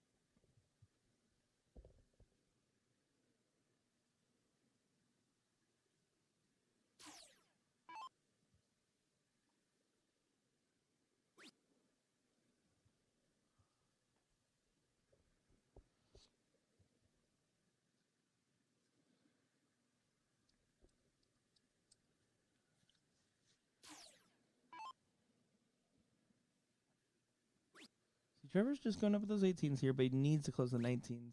Does do so. He needs to just go ahead and start chugging along with these legs here. I think right now Matt hasn't shown any real signs of strength, and Trevor just needs to give himself some confidence and play a little bit more aggressive, because I think he'll force himself to refocus in a little bit more here.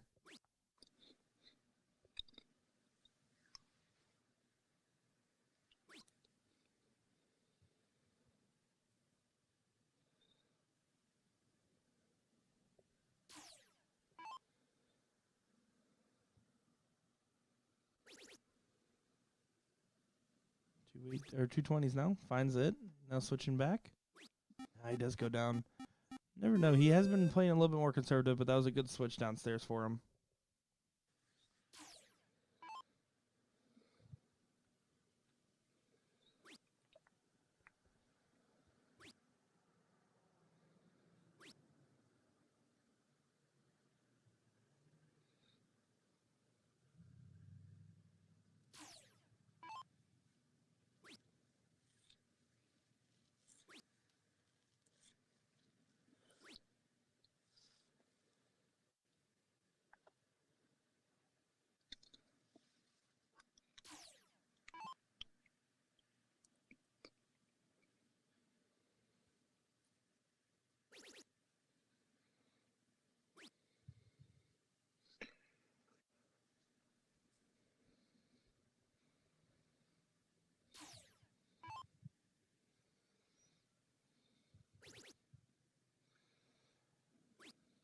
Trevor does do the quick switch once again.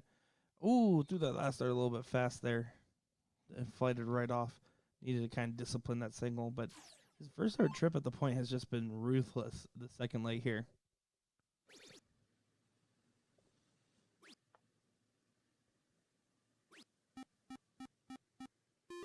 5-mark answer is not quite enough.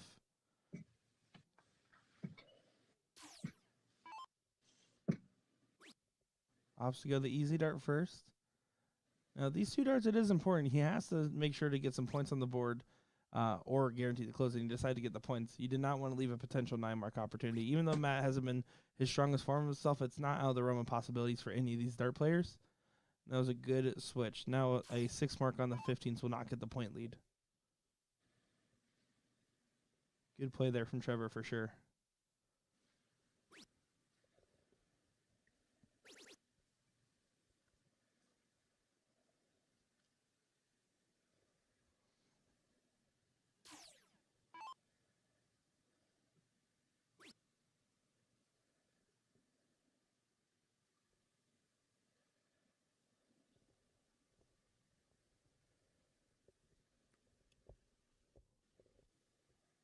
Trevor just leaving the door open here. Really a leg he should have put Matt away already. But Matt needs 4 15s for the lead. Oh, look at this. What a timing would this be? Oh, let's get away from him. Great course correction on the last, but yeah, I think that's probably our biggest note for Trevor, right? Is his game and towards the end of it has always, he's never looked strong going into the Bulls or the 15-16 area. Like, it's not his strongest part of the game, so it's the area that if I were him, I would try to clean up and focus on, because there's some part of him that's either losing focus or drive at that point in the match.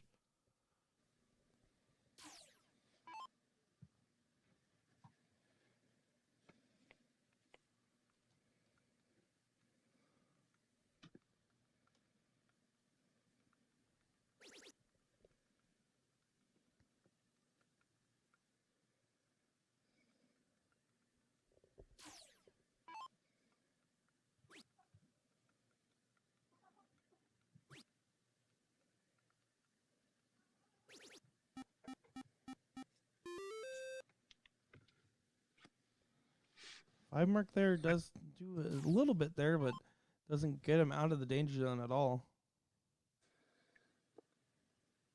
Still trying to battle from a position of power, forcing Matt to outmark Trevor.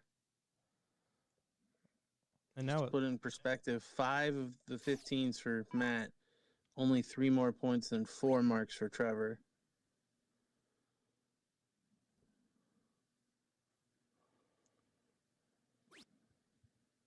well, he does get the close on the 15s, and he had to there. Ideally, he wanted at least a 3-mark to close there, plus 118 to add a bull, but doesn't do so. No outshot available, but Matt can really kind of make this high pressure, especially with Trevor's bulls. He needs to find something, though, and he's not. He's just not connecting where he needs to.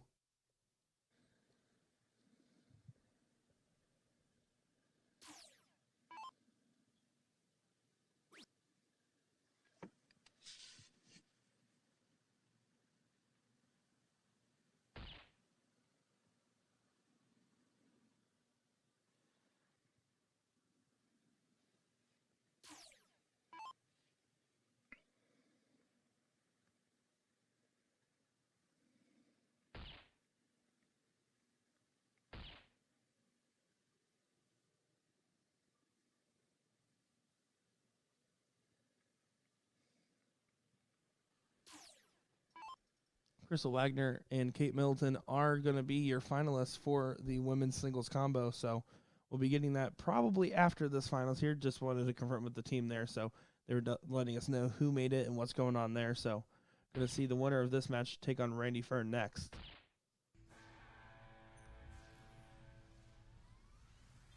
This match is over, by the way. Trevor does take it there 2-0 over Matt Jenkins. So what we're going to have next is going to be the final of the pro bracket here. Randy Fern, Trevor Fedwa, going to be taking a rematch of the king seat. I'm excited to see how that one plays out there. So give us just a moment as we get everything set up and dialed into place here. And we'll be back at the action in just a moment. Nick Teixeira, DJ Sayer.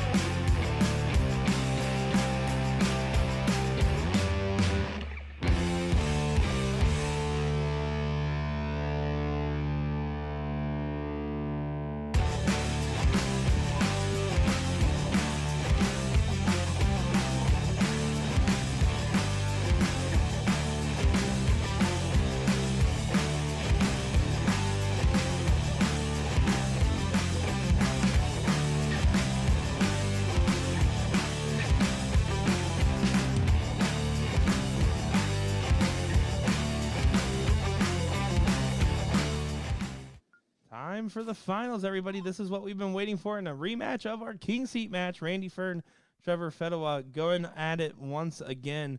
Previously, Randy did win that 3-1 here, so it's going to be up to Trevor to change the table and not only win once in this match, but twice. Randy, on the other hand, just needs to win this race to 3. Nick Teixeira, DJ Sayer in the booth here, bringing you coverage of this one.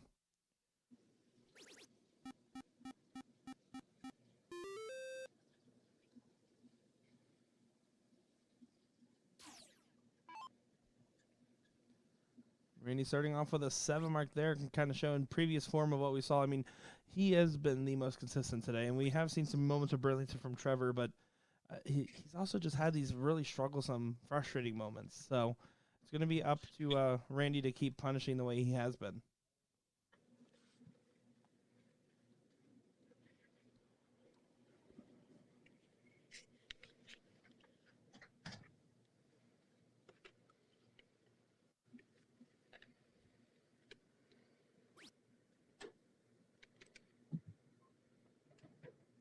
Only finds 3 here, so Randy's full control to do whatever he pleases on this go.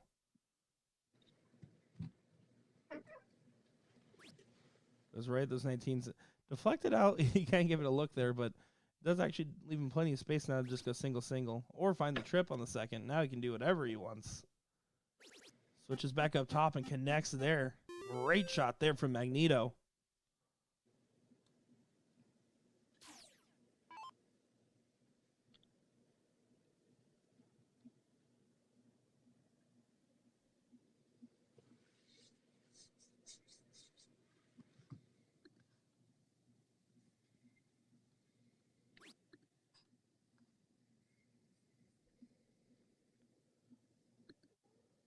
We've seen him whenever Trevor's put under the gun like that. I mean, he tends to not rise to the occasion as much as he should, as much as he's capable of doing so.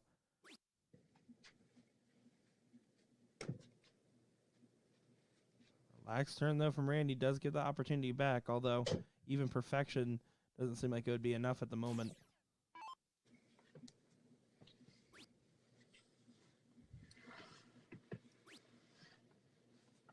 Sets up a backboard. Can you lay it in?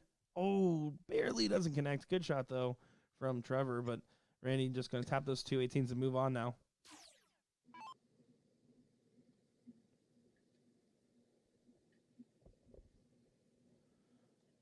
We cannot understate it enough, folks. What the winner of this will get a spot at the BullShooter Invitational shootout, which is one of the most exciting soft-tip events of the year when it does happen. These last 2 years, I mean, have been phenomenal with a back-to-back champion of Alex Spellman. And excited to see who gets to go on and take their shot. Randy Fern, back-to-back top 4 placement, or finalists, I guess I would presume is how that would be referred to there.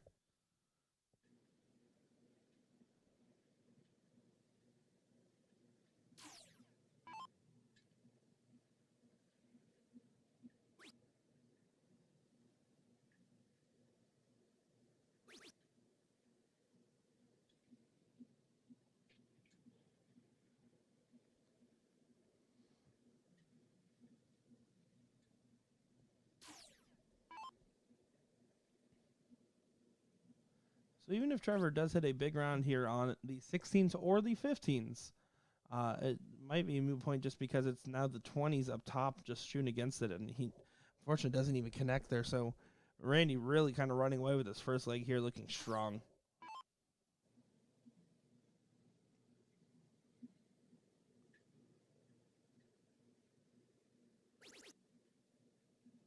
Great transition. That's a good cover shot on those 15s. Decides to just go over to the bull in the last, knowing that Mr. Twitch there has not opened the 16s. No immediate pressure to close them first.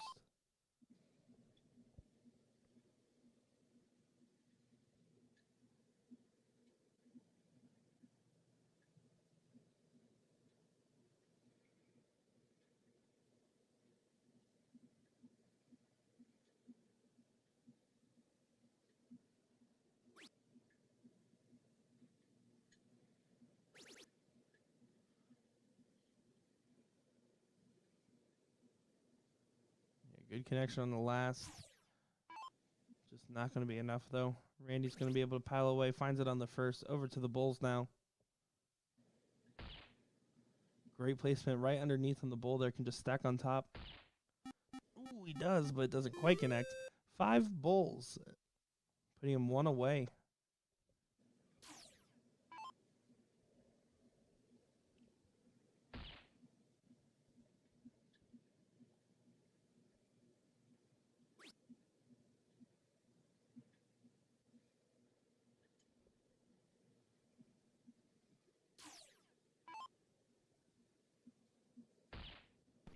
And Randy finds it. Takes a 1-0 advantage. And you can see Trevor just kind of doing some calisthenics there, giving a stretch, rolling the neck, trying to reset the mentality and start off strong here, because that's what he's going to have to do. He needs to assert himself on these legs and catch Randy off guard. If he just keeps doing this lackadaisical approach, it's not going to help. He has the game for it. It just needs to connect for him.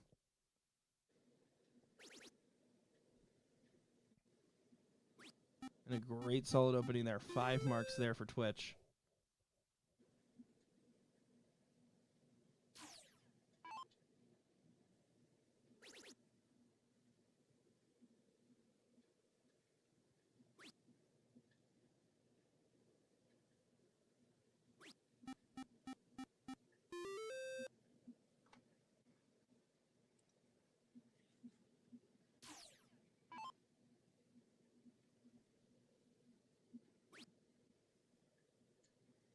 Yeah, Trevor seems to play a lot better in a position of comfort. So we'll see if going first here with a little bit of a lead, he can kind of settle in. But a big shot from Randy, and I got a feeling that it might get away from Trevor pretty quickly.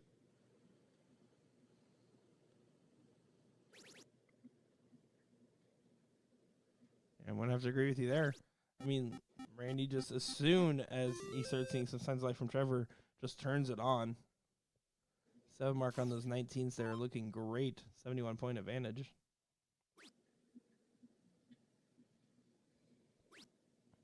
Ooh. Yeah, that first dart was laying right on top of that bed, so when he tries to throw the second, it ended up going high. It's going to be hard to sneak it in. Does get it in underneath there. Well thrown on the last.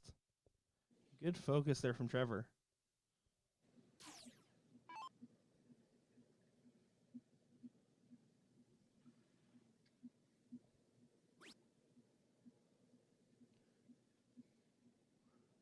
Well, everyone in chat, make sure to give us a little like and share over around. Let people know that you're watching the BullShooter Kalamazoo, Michigan stream, as we do have the finals going on here, which will get a shot at our Invitational later on for the ESPN Invitational.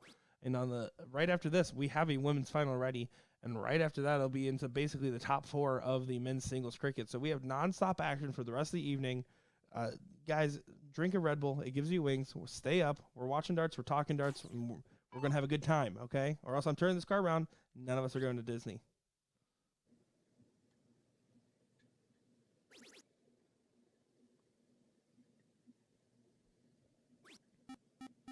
Solid shot there. Randy really thought that last one was ending with the way. He must have felt good with that dart. Does fall low into it, but a 5 mark is a good go. 4.75 for the gentleman at the moment.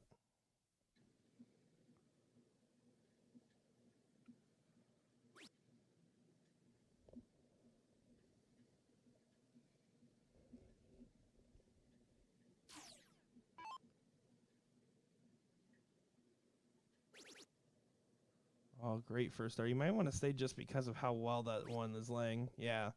You wanted to just try to load up the bed, even though the smarter move is probably to do the switch. He just had so much room, and he's been feeling him. Great 7 mark there from Magneto.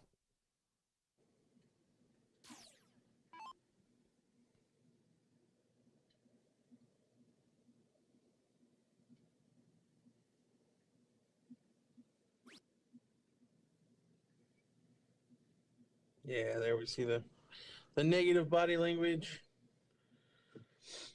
I think when Randy shows up, Trevor just doesn't have the firepower to keep up, and he gets more frustrated, which means he throws even worse. And putting himself in the feedback loop of sorts.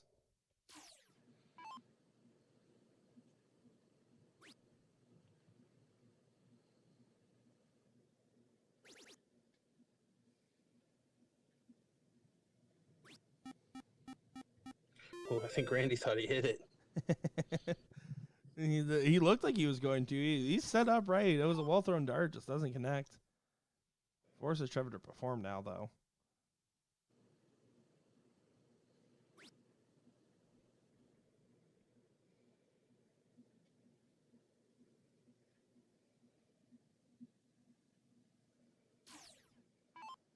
Well, Brent, thank you for tuning in. Get some rest, and see you in the morning.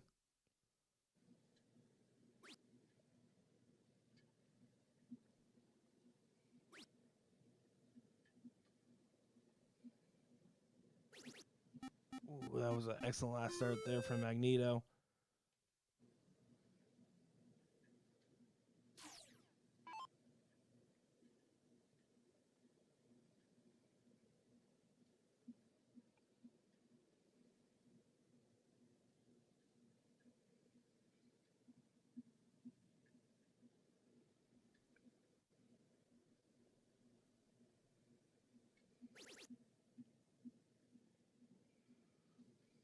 Yeah, Trevor just not showing enough at the moment. I mean, the Randy that we're seeing now in these last few legs, and even in that Kingsley match. I mean, this was what we expected to see at him, and that's why we harped on him so much at the beginning when we saw his match initially against Dan Burke, because we're like, we know what you can do, we know how good of a shot you are, and now, I mean, he is firing on all cylinders.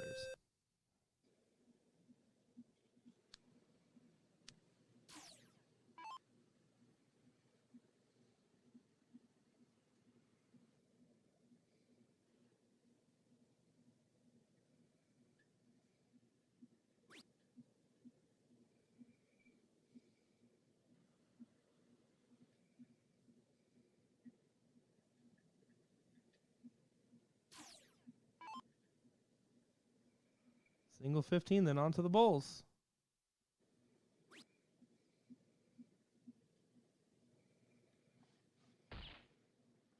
Finds a single bull. Can he get a double? Oh, good look. He doesn't quite get a double, but great shot there. Guaranteeing basically a 2-0 lead here and putting himself at match point.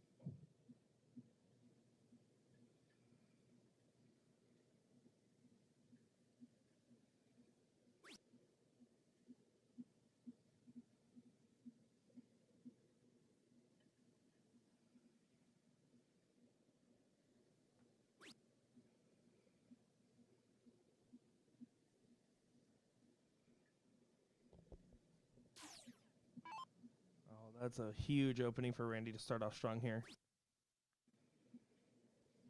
He just needs to get those close in the 20s and hopefully find the trip on the last here so he can get some points on him as well, but just making sure, yep, he doesn't get any points, but he made sure that Trevor won't either. Starting to chip away at that going first advantage because Trevor has to close those 20s this go. He cannot leave them open.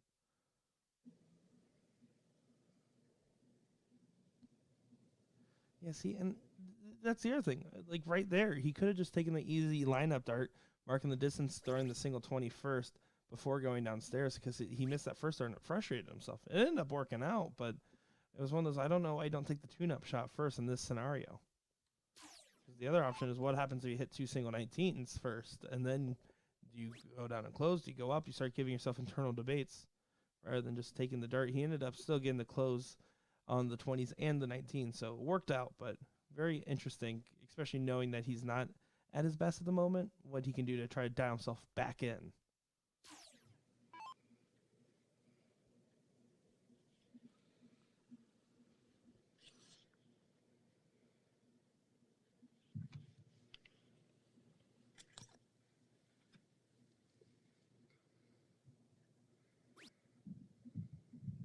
You see Trevor's just trying to shorten everything here, going right over at those 18s. Gonna have to switch down now though after a lax second dart. And finds those 19s. That's his number, man. Yeah, right shot selection there for Trevor. Going at the 18s. You don't expect a big number. You shouldn't miss the big number. Worst case scenario there, he should have come away with the 18s, but does manage a good cover shot on the 19 to push 57 points on there. Does give Magneto a little bit of standing room there and does get 18 points on the board. But just like how you said it, if I'm Trevor right now, I take those 2 shots at the 18 first. I don't want to play a long game, especially with the guy with the hotter hand. And there, I mean, that was a completely lazy dart, but great dart flip. Credit where credit's due.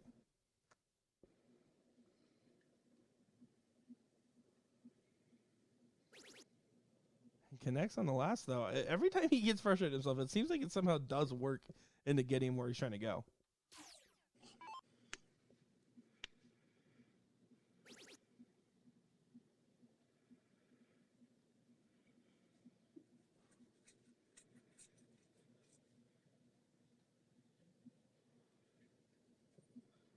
As Randy gives us a gosh darn it, oh geez. Right into the camera.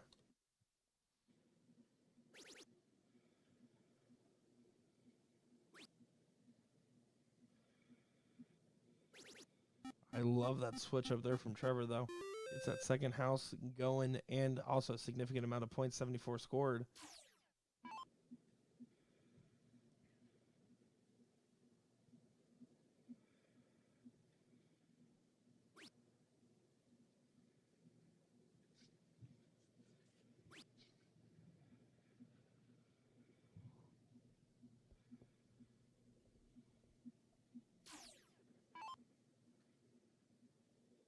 Two 18s.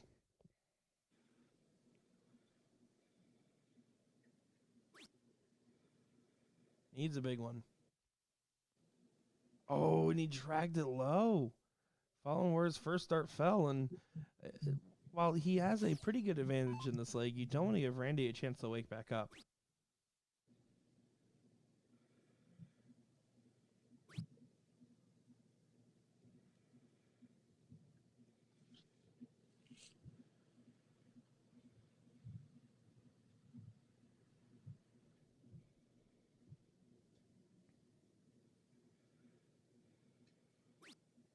Oh, really won that last start. Huge trip, would have gotten the point lead.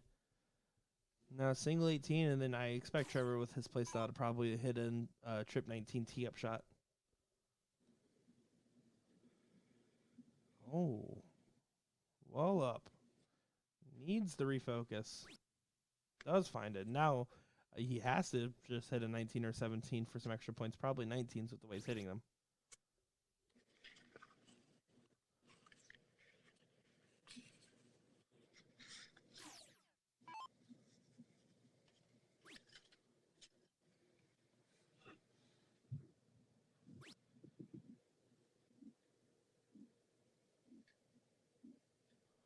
Ooh, that's a new one.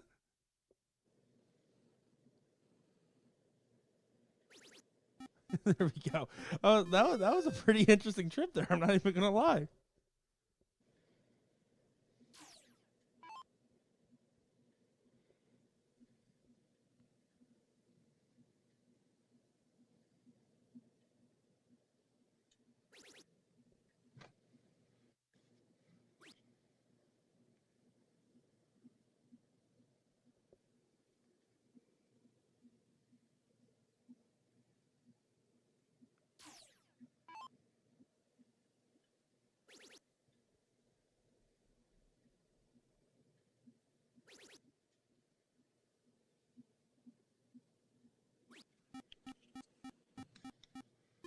Good shot there from Randy. Fighting back in, man. I mean, he is really showing some grit right now and showing why he does play at such a high level so consistently, not giving up on a leg where he's definitely not been in control of. Trevor closes with no real pressure there. 29-point game.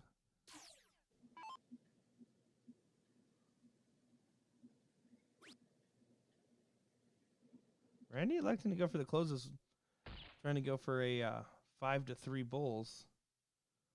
Doesn't connect on the 19s there, so had to go back up to the bulls there.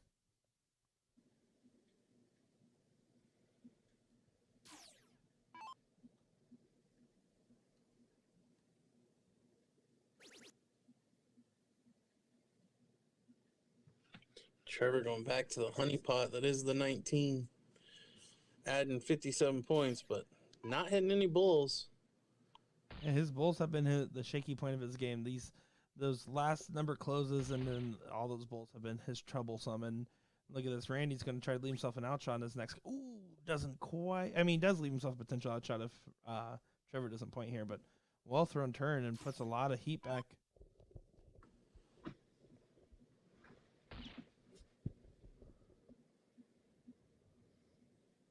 You got to be careful with this game, Trevor. You have to be careful with this. You have to go down. I was like, if he doesn't hit at least a single here, it leaves an outshot. You can't have that happen. 3 bulls will get the point lead now for Randy. He's been practicing his fallouts.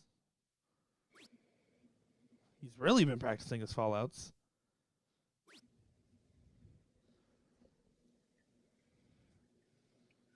Randy scores 3 marks and only hit 1 of what he was aiming at.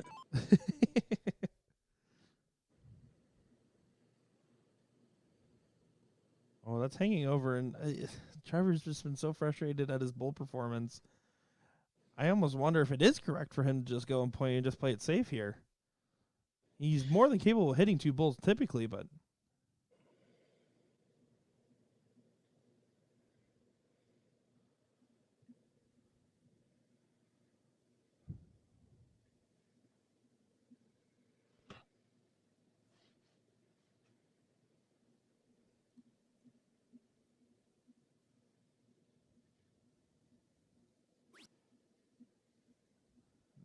the last single was kind of a moot point. Double bull, single 17 for the match. Double bull. Oh, and he doesn't get the single. He decides to go ahead and just close that 17 there, seeing how much Trevor's been struggling on the bulls. I almost think staying on the bulls there and kind of tricking him into pointing. You got to get the lead. At least take 1 dart out of his hand. Oh, but that's exactly where he placed it last round.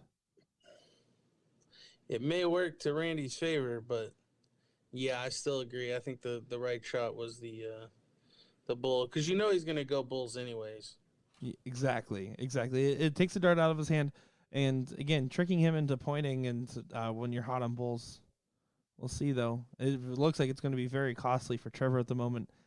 Needs to find a double bull with his last dart.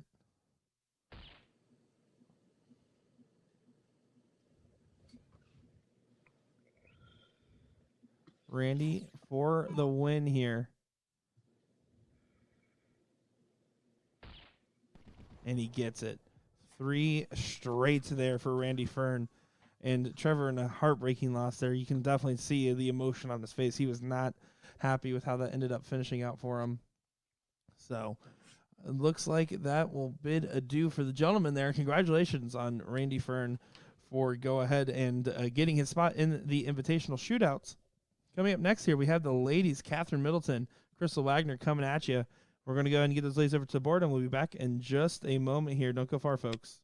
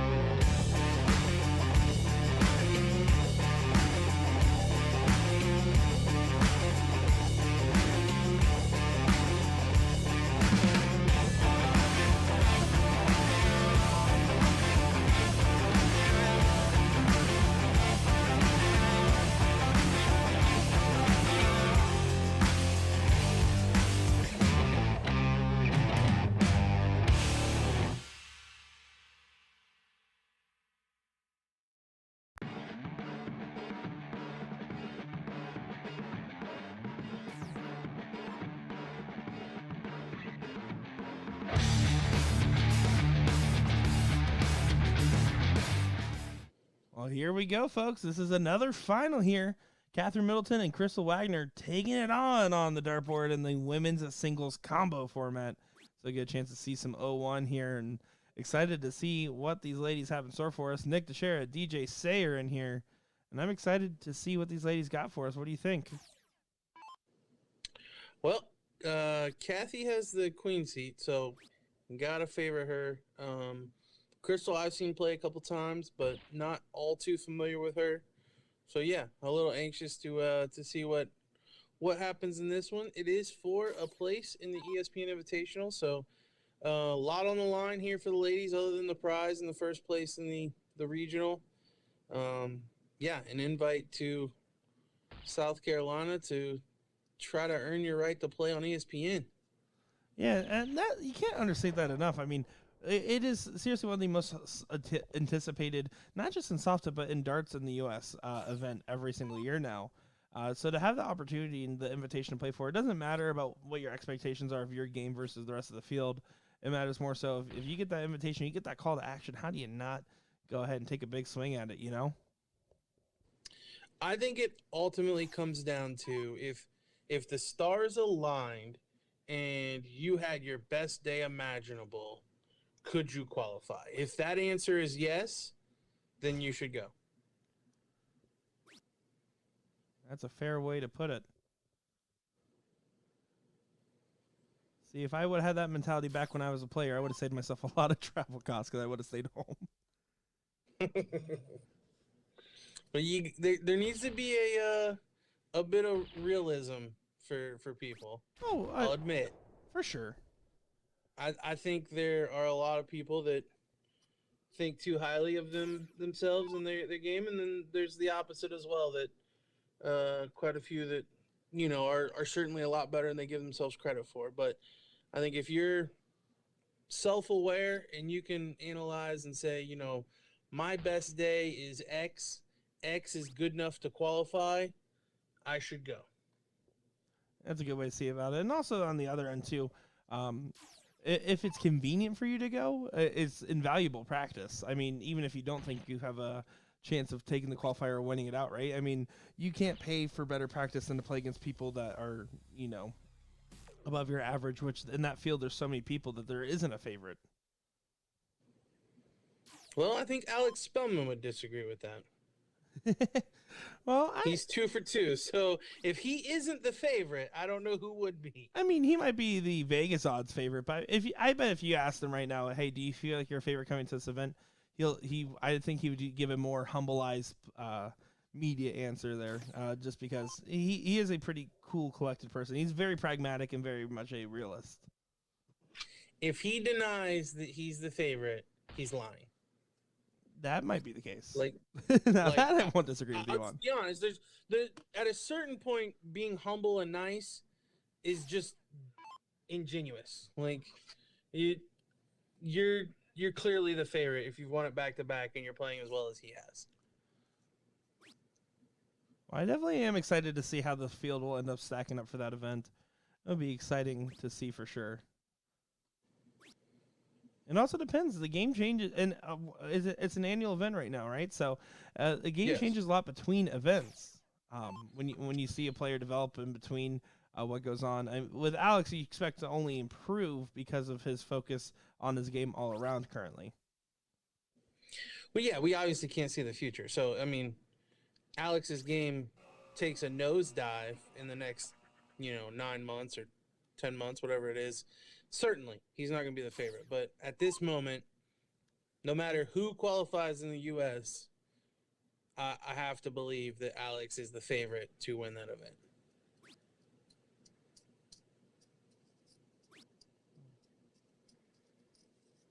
Well, we will wait and we will see for sure. And I'm going to start putting my bets in on, after watching some of these qualifiers, I'm going to start putting in my 2 cents on who I'm thinking is going to do some deep runs. I'm going to gather information in the meantime for sure. Ooh, great last start there. Catherine steals that one. Goes up 1-0.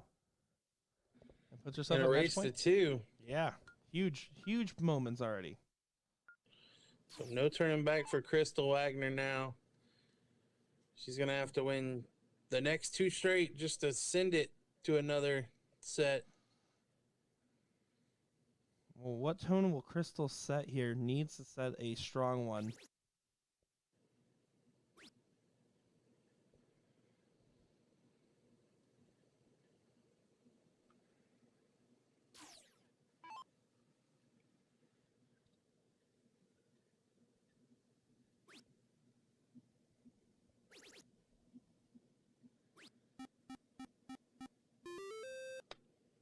Middleton finds a 5, though.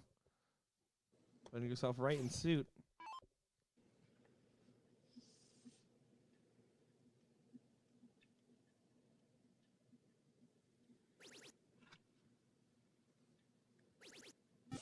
Oh, and what a Big shot there, dagger. Crystal. Yeah, exactly. Really no hesitation either. Went right down at the 19. Playing aggressive. I like it. I like it a lot for sure. It's also good just to have a clear set mentality. You're like, hey, I'm going to go in. This is my shot, and this is what I'm going to do and execute from there. When you start drawing up different game plans at the line, that's when things get real tricky. So she knew what she was going to do before she even got up to that line, it seemed.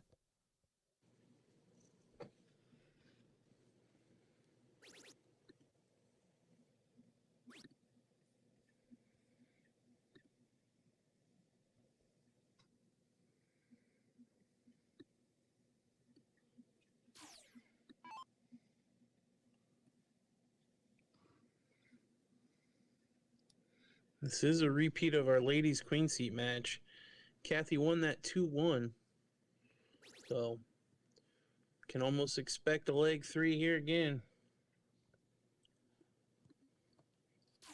Yeah, especially with Crystal just starting off as strong as she is. I mean, it's going to be hard to lose going first when you're throwing darts like that. I mean, she's throwing a 4-6-7. All she needs to do on this go is shut down those 17s. Does so on the first. I mean, the girl's looking good.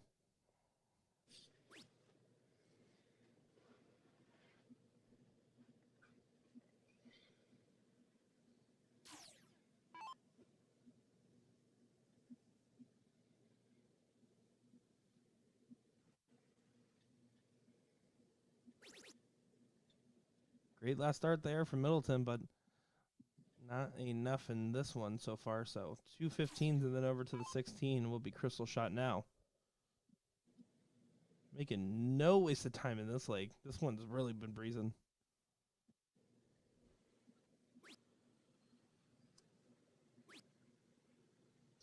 Crystal definitely kind of just places that dart in there. Doesn't have that fully elongated follow through. You kind of see the dart kind of fall into place every time. It's almost like she's shooting a basketball. Like she pulls it up in front and then arcs it. And then the other end, you see Catherine just a little bit more simple. Brings it right back. Brings it a little further back than you typically would, almost touching your shoulder there, but then follows right through in one smooth motion.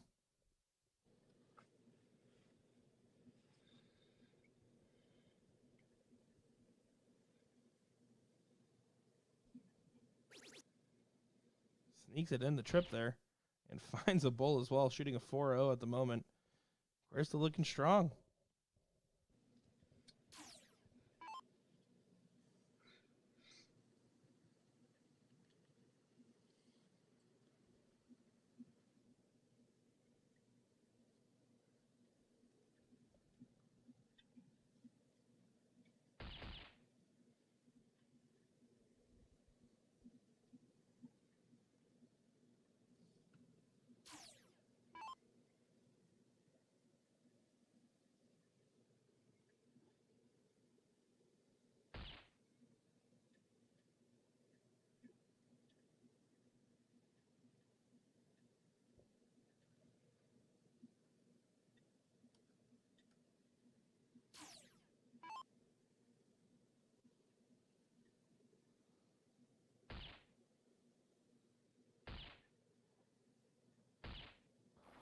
Good hat trick there, but not enough to get the point lead, and therefore not enough to stop Crystal.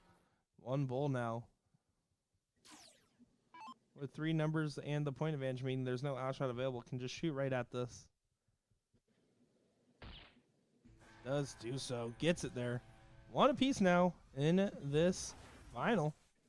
Crystal needs this leg to go in her favor if she wants to go to a second dip.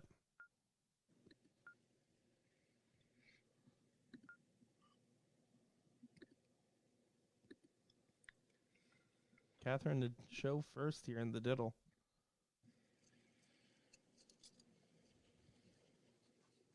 Oh, it doesn't connect. Needs to throw it again. Falls low and left now, so Crystal just needs to get above it.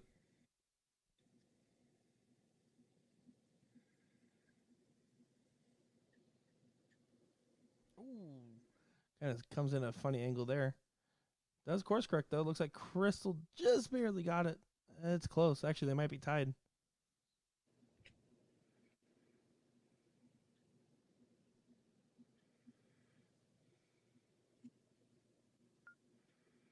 Yeah, it looks like Crystal did just barely get it. It looks like by one hole there.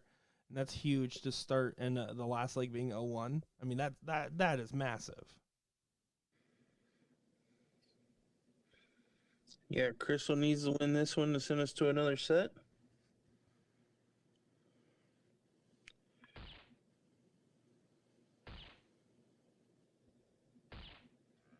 To be honest, I was not expecting this type of performance from Crystal. She's bringing her A game right now. I mean, a hat trick to open there. Wins the diddle. Yeah, the first leg wasn't the best performance, but since the cricket leg started, she's been rock solid. Yeah, and good honor, too. I mean, a 4-0 basically in that last leg going into the Bulls, and now starting off with perfection here. If she plays smart here, she's basically guaranteeing to go to one more best of 3, and it's putting in the legwork to do so.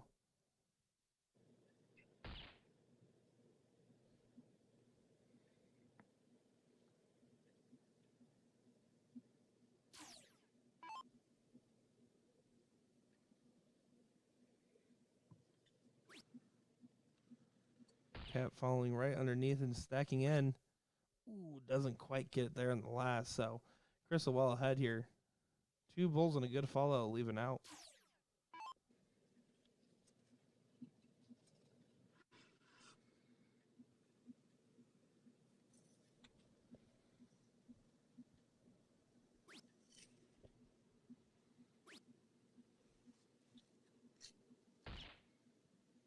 Good deflection on that last falling into the bull. Definitely didn't look like it was on the trajectory, but connects where it needs to.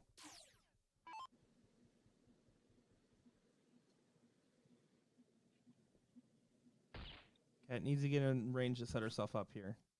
Needs one more. Does find it. In that low ton means on her next go she can set up an out because Crystal will leave herself an out here unless something goes critically wrong.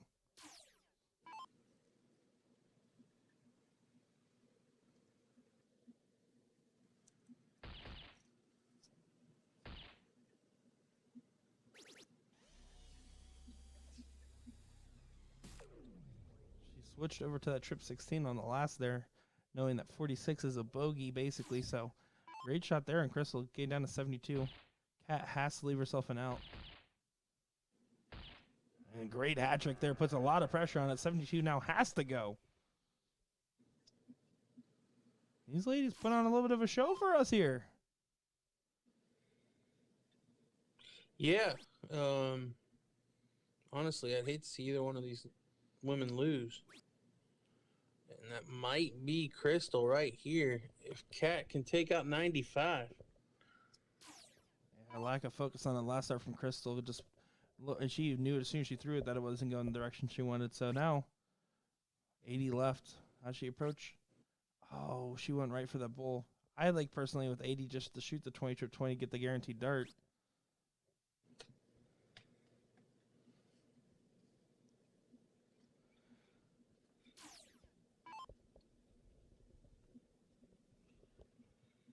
Crystal now 40. It is open out, so just needs 2 singles. Don't go high on that double. Does get it there. We're going to another set here for Crystal and Catherine.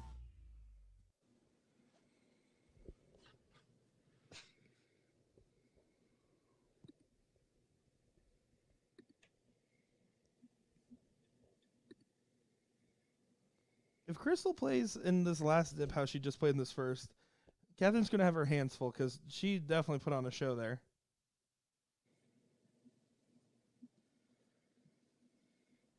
Yeah. I probably would have favored Kat coming into this one, especially given that she had the queen seat. But I think it's fair to say that Crystal, given her performance in that last one, could be the favorite going into this last set.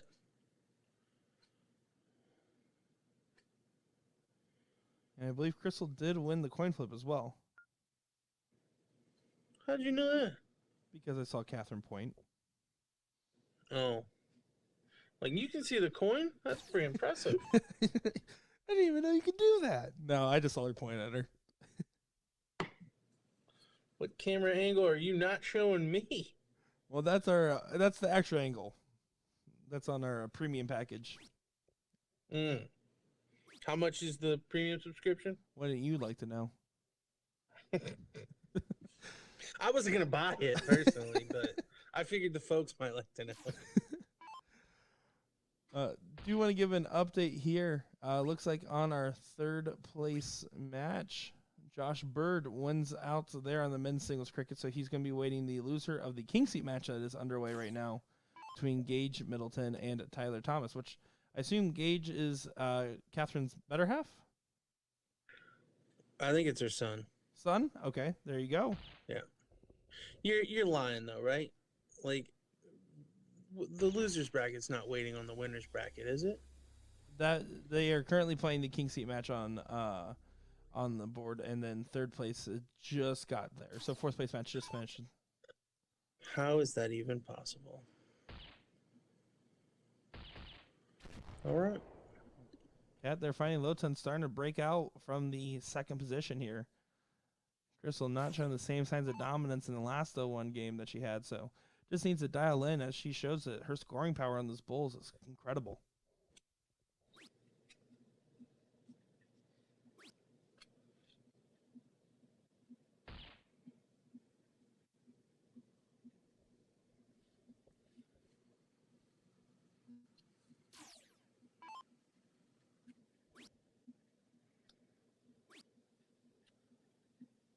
Catherine really wants to find one bowl here.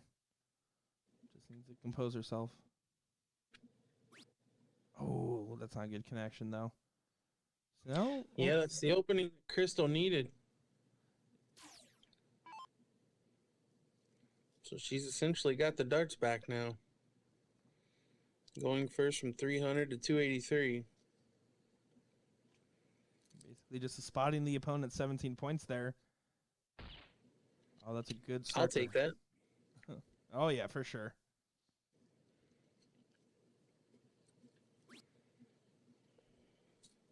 Again, a bit of a lax turn. Just from what we just saw out of her, like, she has the game. Maybe she just hates playing game one. Who knows?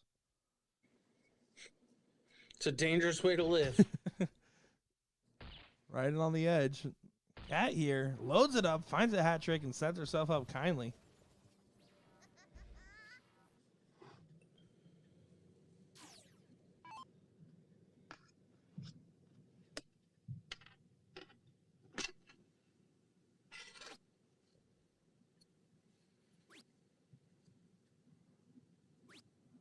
We get 6 darts at the 133 now.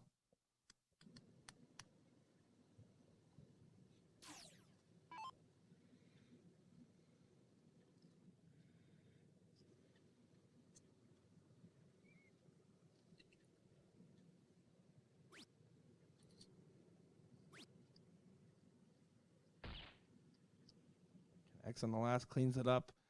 70's a strong lead for her, so Crystal's going to have to put pressure on it, much like how Catherine did in Game 3 of the last one.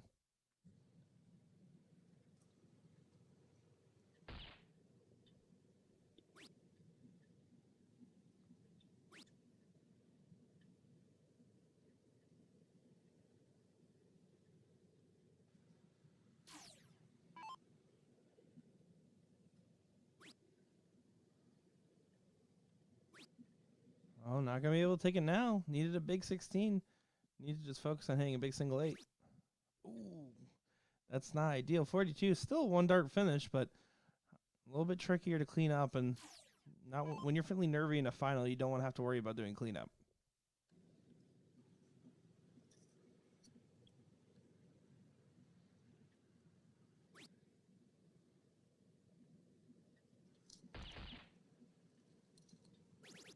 Great switch, setting herself up on 40. We'll put some pressure on the 42. Cat has to take it. Needs to be careful with how she throws this here.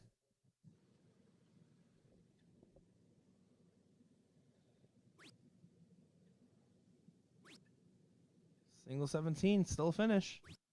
Does get it there in very dicey fashion. Catherine Middleton finds it in the middle of the single 17 there.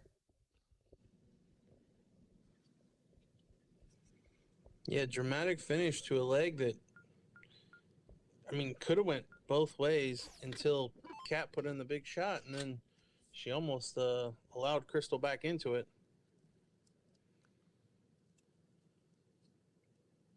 Well, Kit Kat Paddywhack, give that girl her dart back. She's back in it.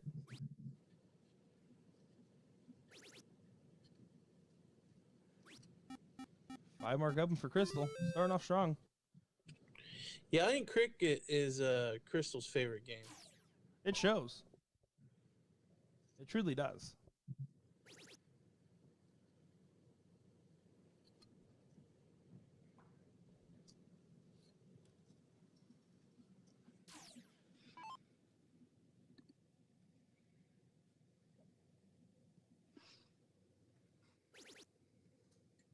Yeah, look at that. Just finding those 19s. And she plays such an aggressive style of cricket as well. She's not afraid to just go for those closes. And I think that just is to her benefit as well.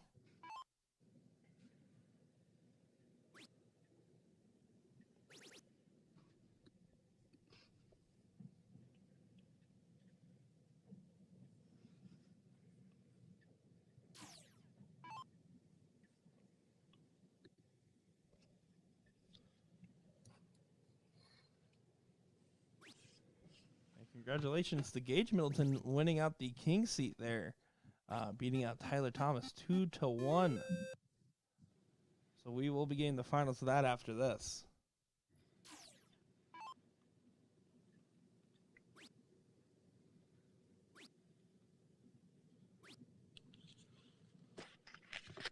Ashley Marie saying cricket's my favorite one. Also wish they would put it first, then the 0-1 second.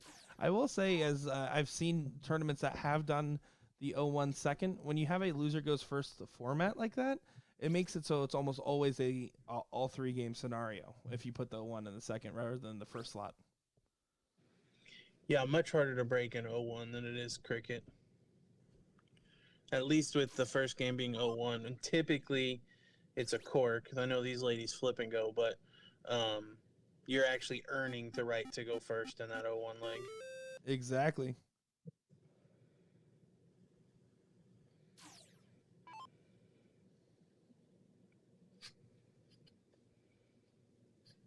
I like the old Chicago rules. You ever played the Chicago event? I've never played the Chicago event, but I have done the Top Gun challenge on the board with the Chicago format once or twice. Okay. Yeah, where you actually get to pick the game. Yeah, absolutely. So, yeah, your options, at least in the still tip tournaments I've played in, your options would be 301 double-double, 501, or cricket. And almost every single person, you win the cork in the first leg, 301 double-double. Interesting. That is actually really interesting.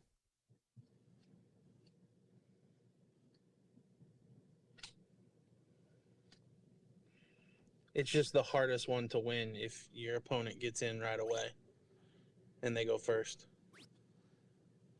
See, I never even when because I grew up playing Use Steel. That's how I got into the game, and I was never a fan of the 301 double-double. It was my least favorite format to play at all times. Oh, it's brutal. You might as well flip quarters. Yeah, absolutely.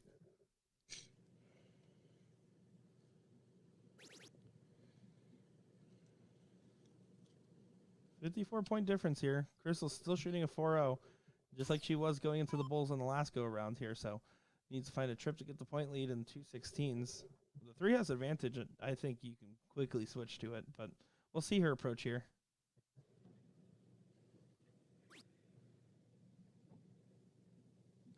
tell she has some bottom of the board bias there, going for that 17-15 range rather than just going up to the 20s there. Does leave Cat a shot.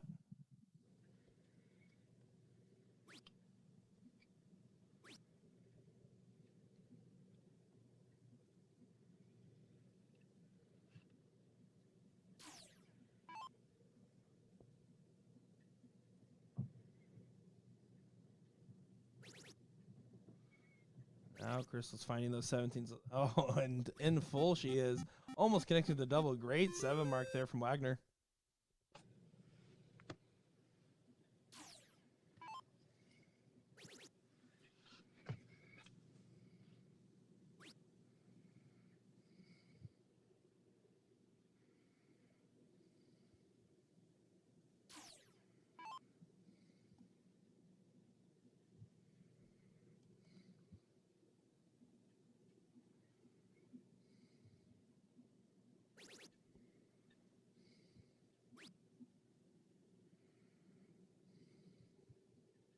Gets the close and has a point lead in there with 3 numbers up. Looking like we're going to see one more leg here from the ladies.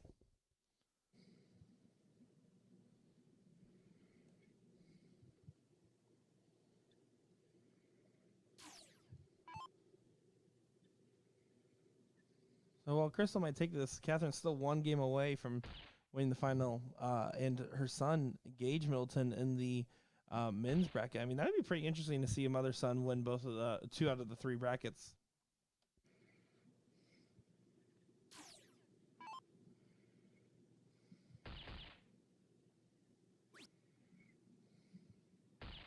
Oh, great dart there. 3 bulls found. Again, just trying to potentially carve out a shot, not giving up on the leg. Crystal needs 2 singles now and then the bull. Finds the trip now over to the bull. Good fallout as well. Doesn't connect though.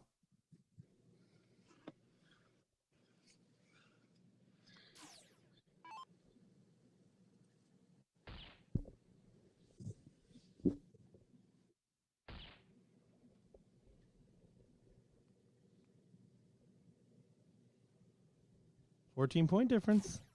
Crystal can end it here and break it to the last leg.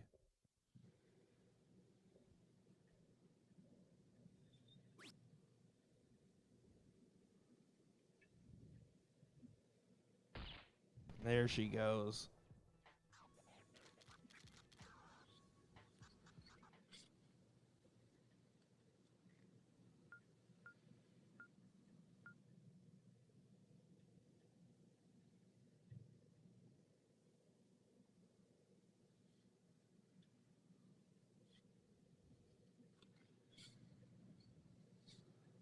Cat to show first. Ooh, and the double. It is underneath, though, so we can see if Crystal's able to plant it right on top.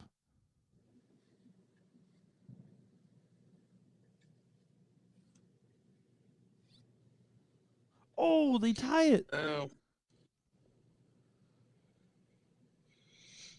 What a shot.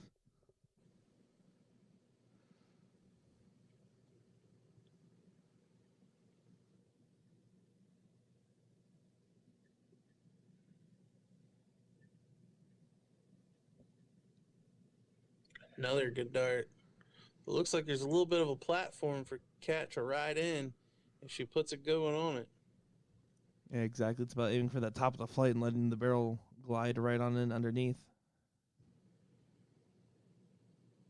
Or going from the side angle. Oh, She did it. Oh my gosh. What a shot, Cat Middleton. What a shot. And Crystal Wagner, what can you do? She even has a little laugh about it back here. She's like, all right, that was just good stuff all around. And this is exactly what Cat needed, though. She needed to win that diddle. Last time she didn't, Crystal started off with a 150. It's going to be up to Cat. This is the last game. Do or die, ladies. Who's going to be the champion? And get their spot over in South Carolina for the BullShooter Invitational.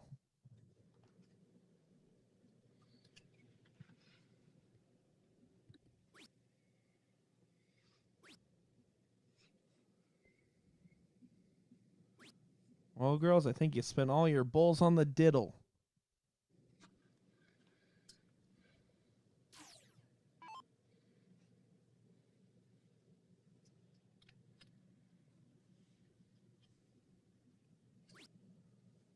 Oh, well low for Crystal. She needs a recorrect, and she does recorrect. Yeah, that was well low for her and her ability and what she's shown. Definitely slipped out of the hand, and it was nice to see how quickly she figured out exactly what she did and moved from there.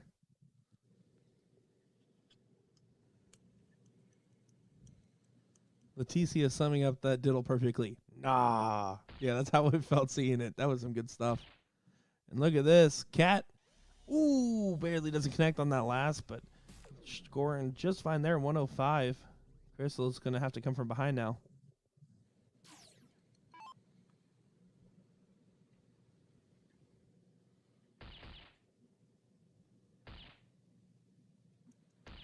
And there she is, Crystal Wagner, finding 150. Getting herself a 70-point advantage, or just under.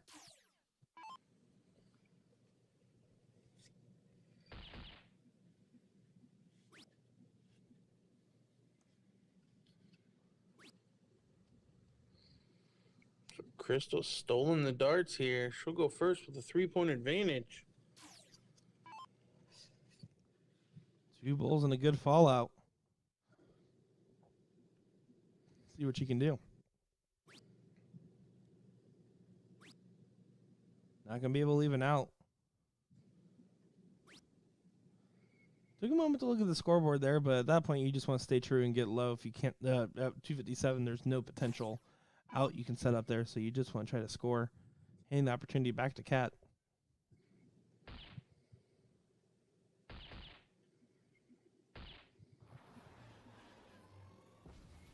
$150 there. Well timed and well executed. Good shot there from Middleton.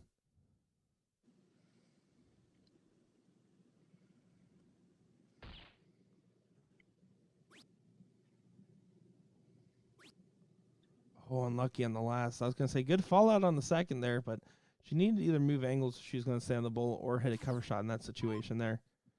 1-3-1 will be the first look.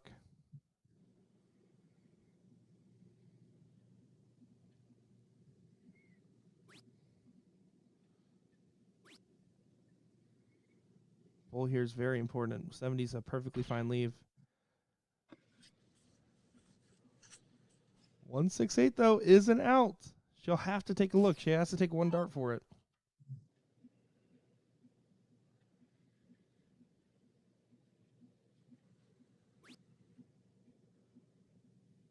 She did. Needs to be able to leave herself a good one. 96 is not necessarily great just because you can't bull first on that shot, but it is a 2-digit out. So Cat now 70 for the match will be her look. Bullseye. Ooh. You can see the emotion. She put her arms up. She had to talk to herself there. There was a lot of emotion. Trip 16. Yeah, I think she was ready to walk it off. She thought she hit it.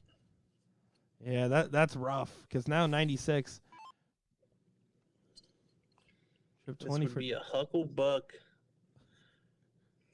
to double dip. Not going to go. Tried to hit single 11 to leave bull. Cat just needs 32. Can get aggressive with this first one, but if she does land outside, needs to make sure that she goes 2 singles. Oh, now going to have to use the next 2 and cannot take it out.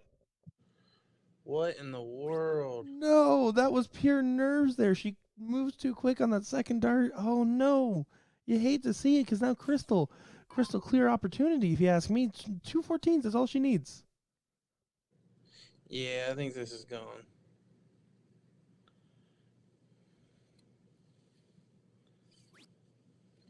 Big single now. Oh, no! my. It slipped out of her hand. Oh, my. Well, both ladies had a chance.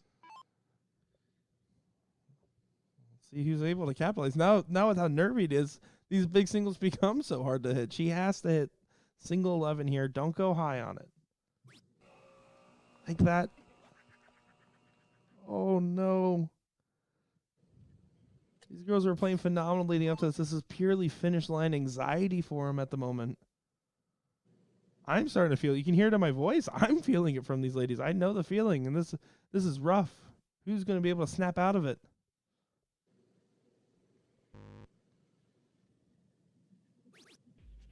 There we go. Crystal Wagner does win it there. 2-0.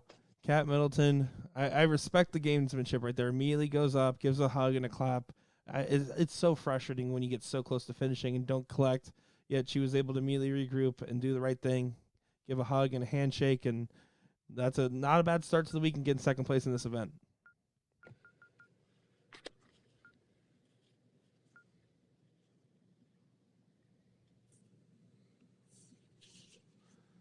So we're just going to take just a moment here. It looks like that third place match is finishing up, so we will not be too far away here from our very last match, our last finals of the evening here. So don't go far, folks. We'll be back in the action in just a moment here. Nick DeShera, DJ Sayer, be back in just a moment for the men's singles cricket finals.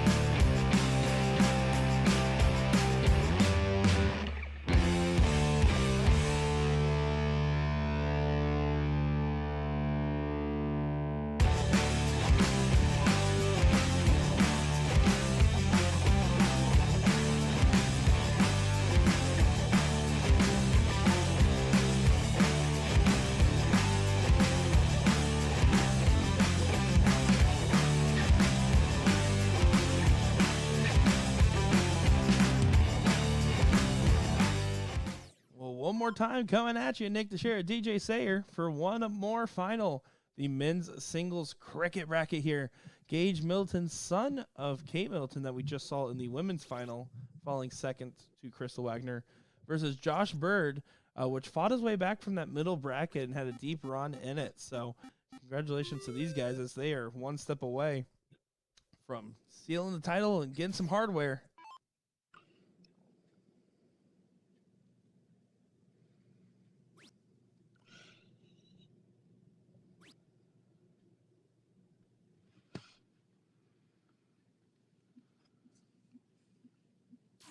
Josh Bird did lose out to Tyler Thomas 2-1 in the top 4 on the winner's side here. So had to fight back from the 5th, 6th place match all the way back to this final. Well, if he's been throwing 5 out of 6 triples, I understand why he's back.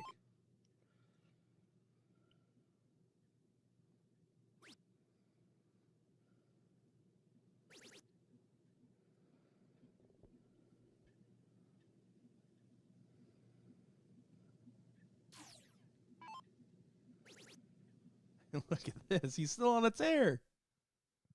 Oh, he kind of blocked himself. Oh, he's a slacker. Only a 6.67.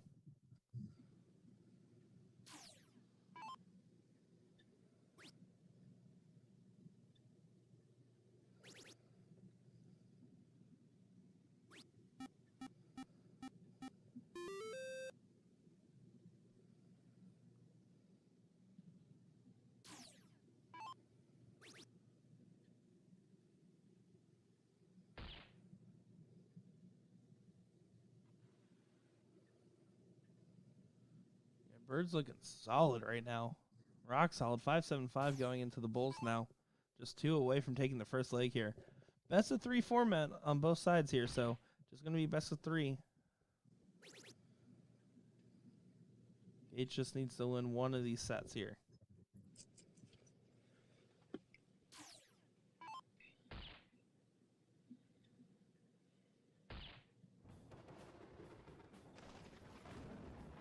Josh Bird takes number 1.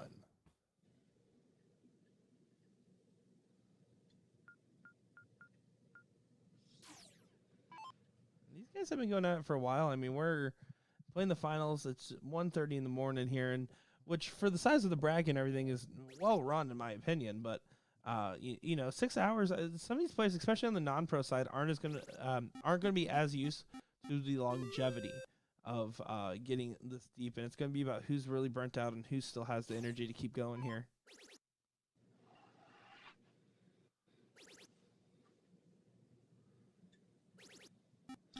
Well, they both still look pretty fresh to me, especially Josh. Kind of coming unglued here.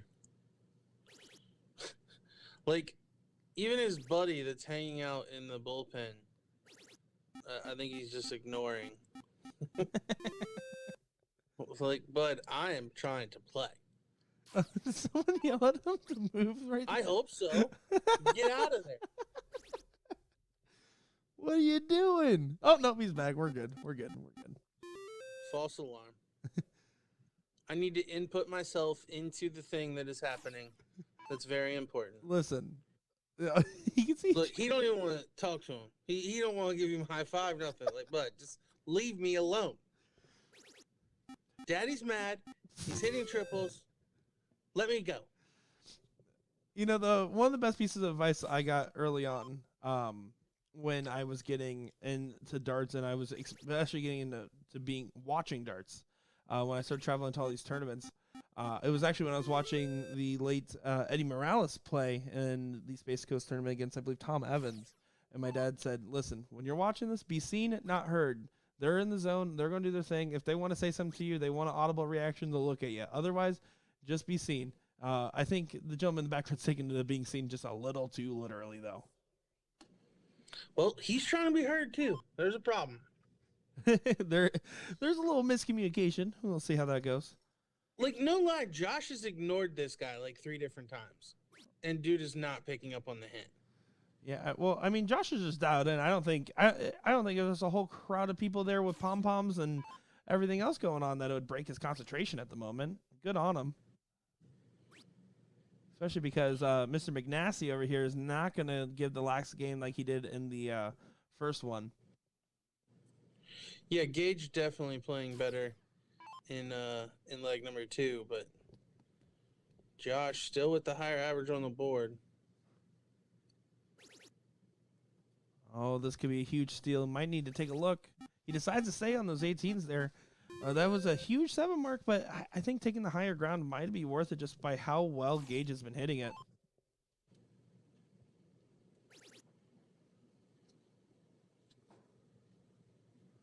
Oh, he kind of drags that dart down with his body there. Well, he's got a little bit of a lunge or a lean, so timing is pretty important.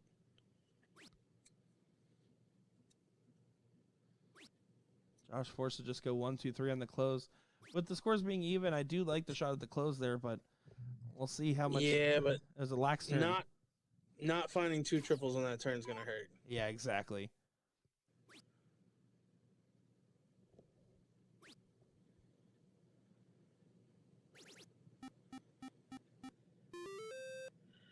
Gage doing just enough, closing and scoring.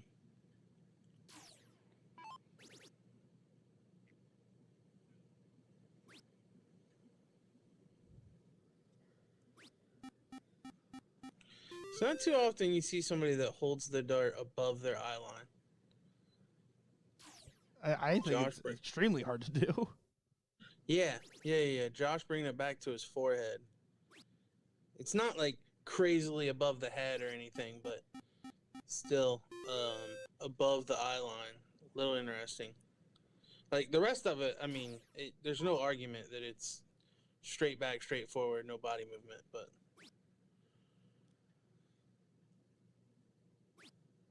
yeah, he does keep the movement. Excuse me, I got stuck there. Movement pretty simple, but you're right. He does kind of line up to the forehead area there. It's hard. There's only a handful of players that I can name that would do that at a high level, and one player that hasn't been seen for a little bit now, but used to be very prominent, especially in Florida. Tom Evans. Tommy Evans used to line it up, and it was like almost to the top of his forehead, would bring it down and then push out there. It was one of the only 5-0 shots I saw that could ever do something like that.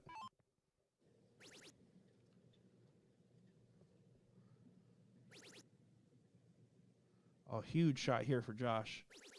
Does connect. Oh, and look at that emotion. What a shot there.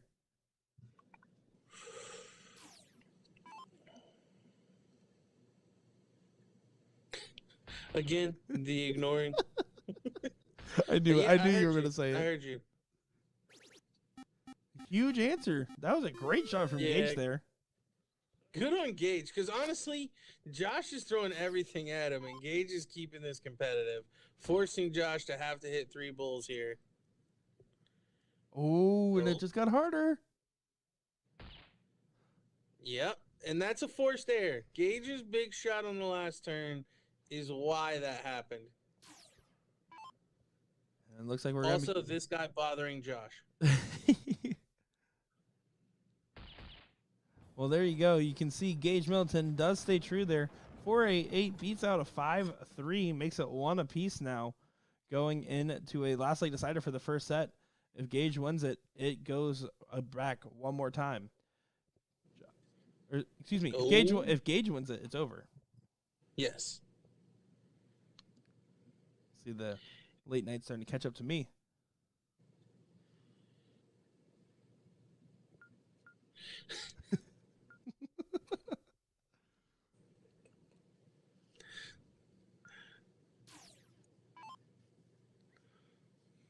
So Gage trying to avoid the same outcome as his mom, who had the ladies' queen seat. Here he is in the open king seat, but Kat unfortunately getting double dipped. Gage trying to win this one to make sure that that doesn't happen to him. Yeah, it was definitely a heartbreaking loss for his mom there, right? I mean, there was 2 clear darts where the match would have been in her favor and over. Just got real nervy right at the end, and You know, it's funny because you get the tale of both tapes being in person, right? Because we saw in the stream she had the immediate reaction of sportsmanship and gamesmanship. Just gave her a hug, gave her a handshake, was very polite. But she visibly deflated after that loss because she really did want it that much, and it just shows how important that is to be in the moment to make sure you show the sign of respect before feeling everything else. And I massive respect to her on that.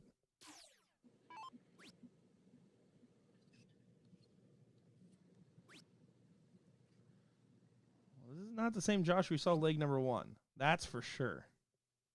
Or leg 2. Honestly, I mean, he truly should have won leg 2 as well, but Gage applying that pressure late in the leg.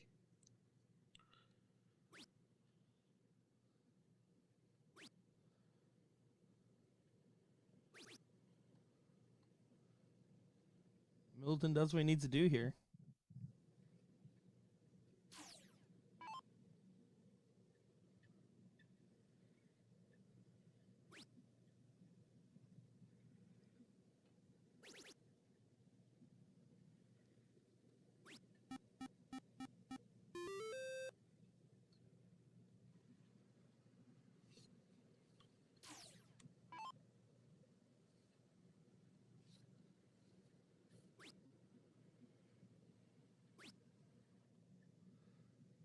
Ooh. Oh. Bit lazy. Yeah, and you saw that. He got frustrated with the second dart and just completely didn't regain focus before throwing the third. Well, just chucked it up there. Took it for granted because he only needed a single. Lack of focus, and he's being punished by Josh, putting in 7-17s. Yeah, the last thing you want to do is the guy that was dominant the first 2 legs to give him an opportunity, give him an opening. Well, in a leg that he started very slow, and truly, Gage should have been running away with this leg based on how Josh started. 7 marks what's needed here. 4 mark on any of these numbers and then can go up to the 20. Looks like he's looking to stay. He did that on the 17s as well, but that 20 is such prime real estate. First dart trip 20 gives the point advantage right back.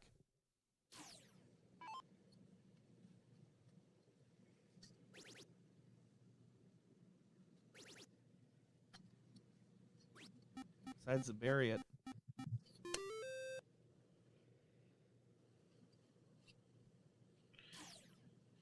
Now Josh battling 48 versus 60 with every dart. Oh, and that'll probably be the opening that Gage needed. Yeah, Gage just needs to get... If he gets rid of the 16s and 15s in the same turn, it's game over.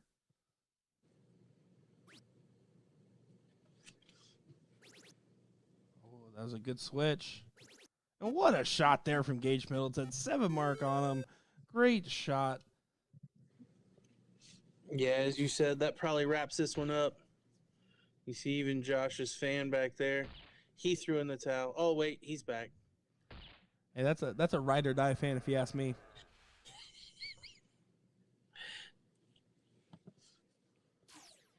Now, of course, we are poking some jokes, but you never know the dynamic. Maybe that's something where, hey, man, can you just come give me a little extra support? You never know. And you can see Gage, huge celebration. A lot of respect there from Josh, as that will go his way there. Yeah, so that concludes our commentary. It's a great moment. Kat coming in there to congratulate her son, who just won the open singles. Big embrace.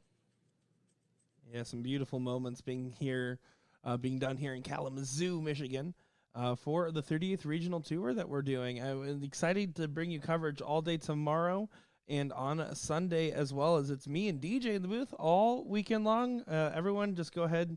Thoughts for DJ there, because he's stuck with me, so sorry about that. Yeah, you're welcome. Alrighty, guys. Well, that'll pretty much wrap it up for us here today. So, again, thank you for tuning in. Nick Teixeira, DJ Sayer in the booth. We'll be back tomorrow morning for more action on the dartboard. Don't go far, folks, and thanks for tuning in. See you guys tomorrow.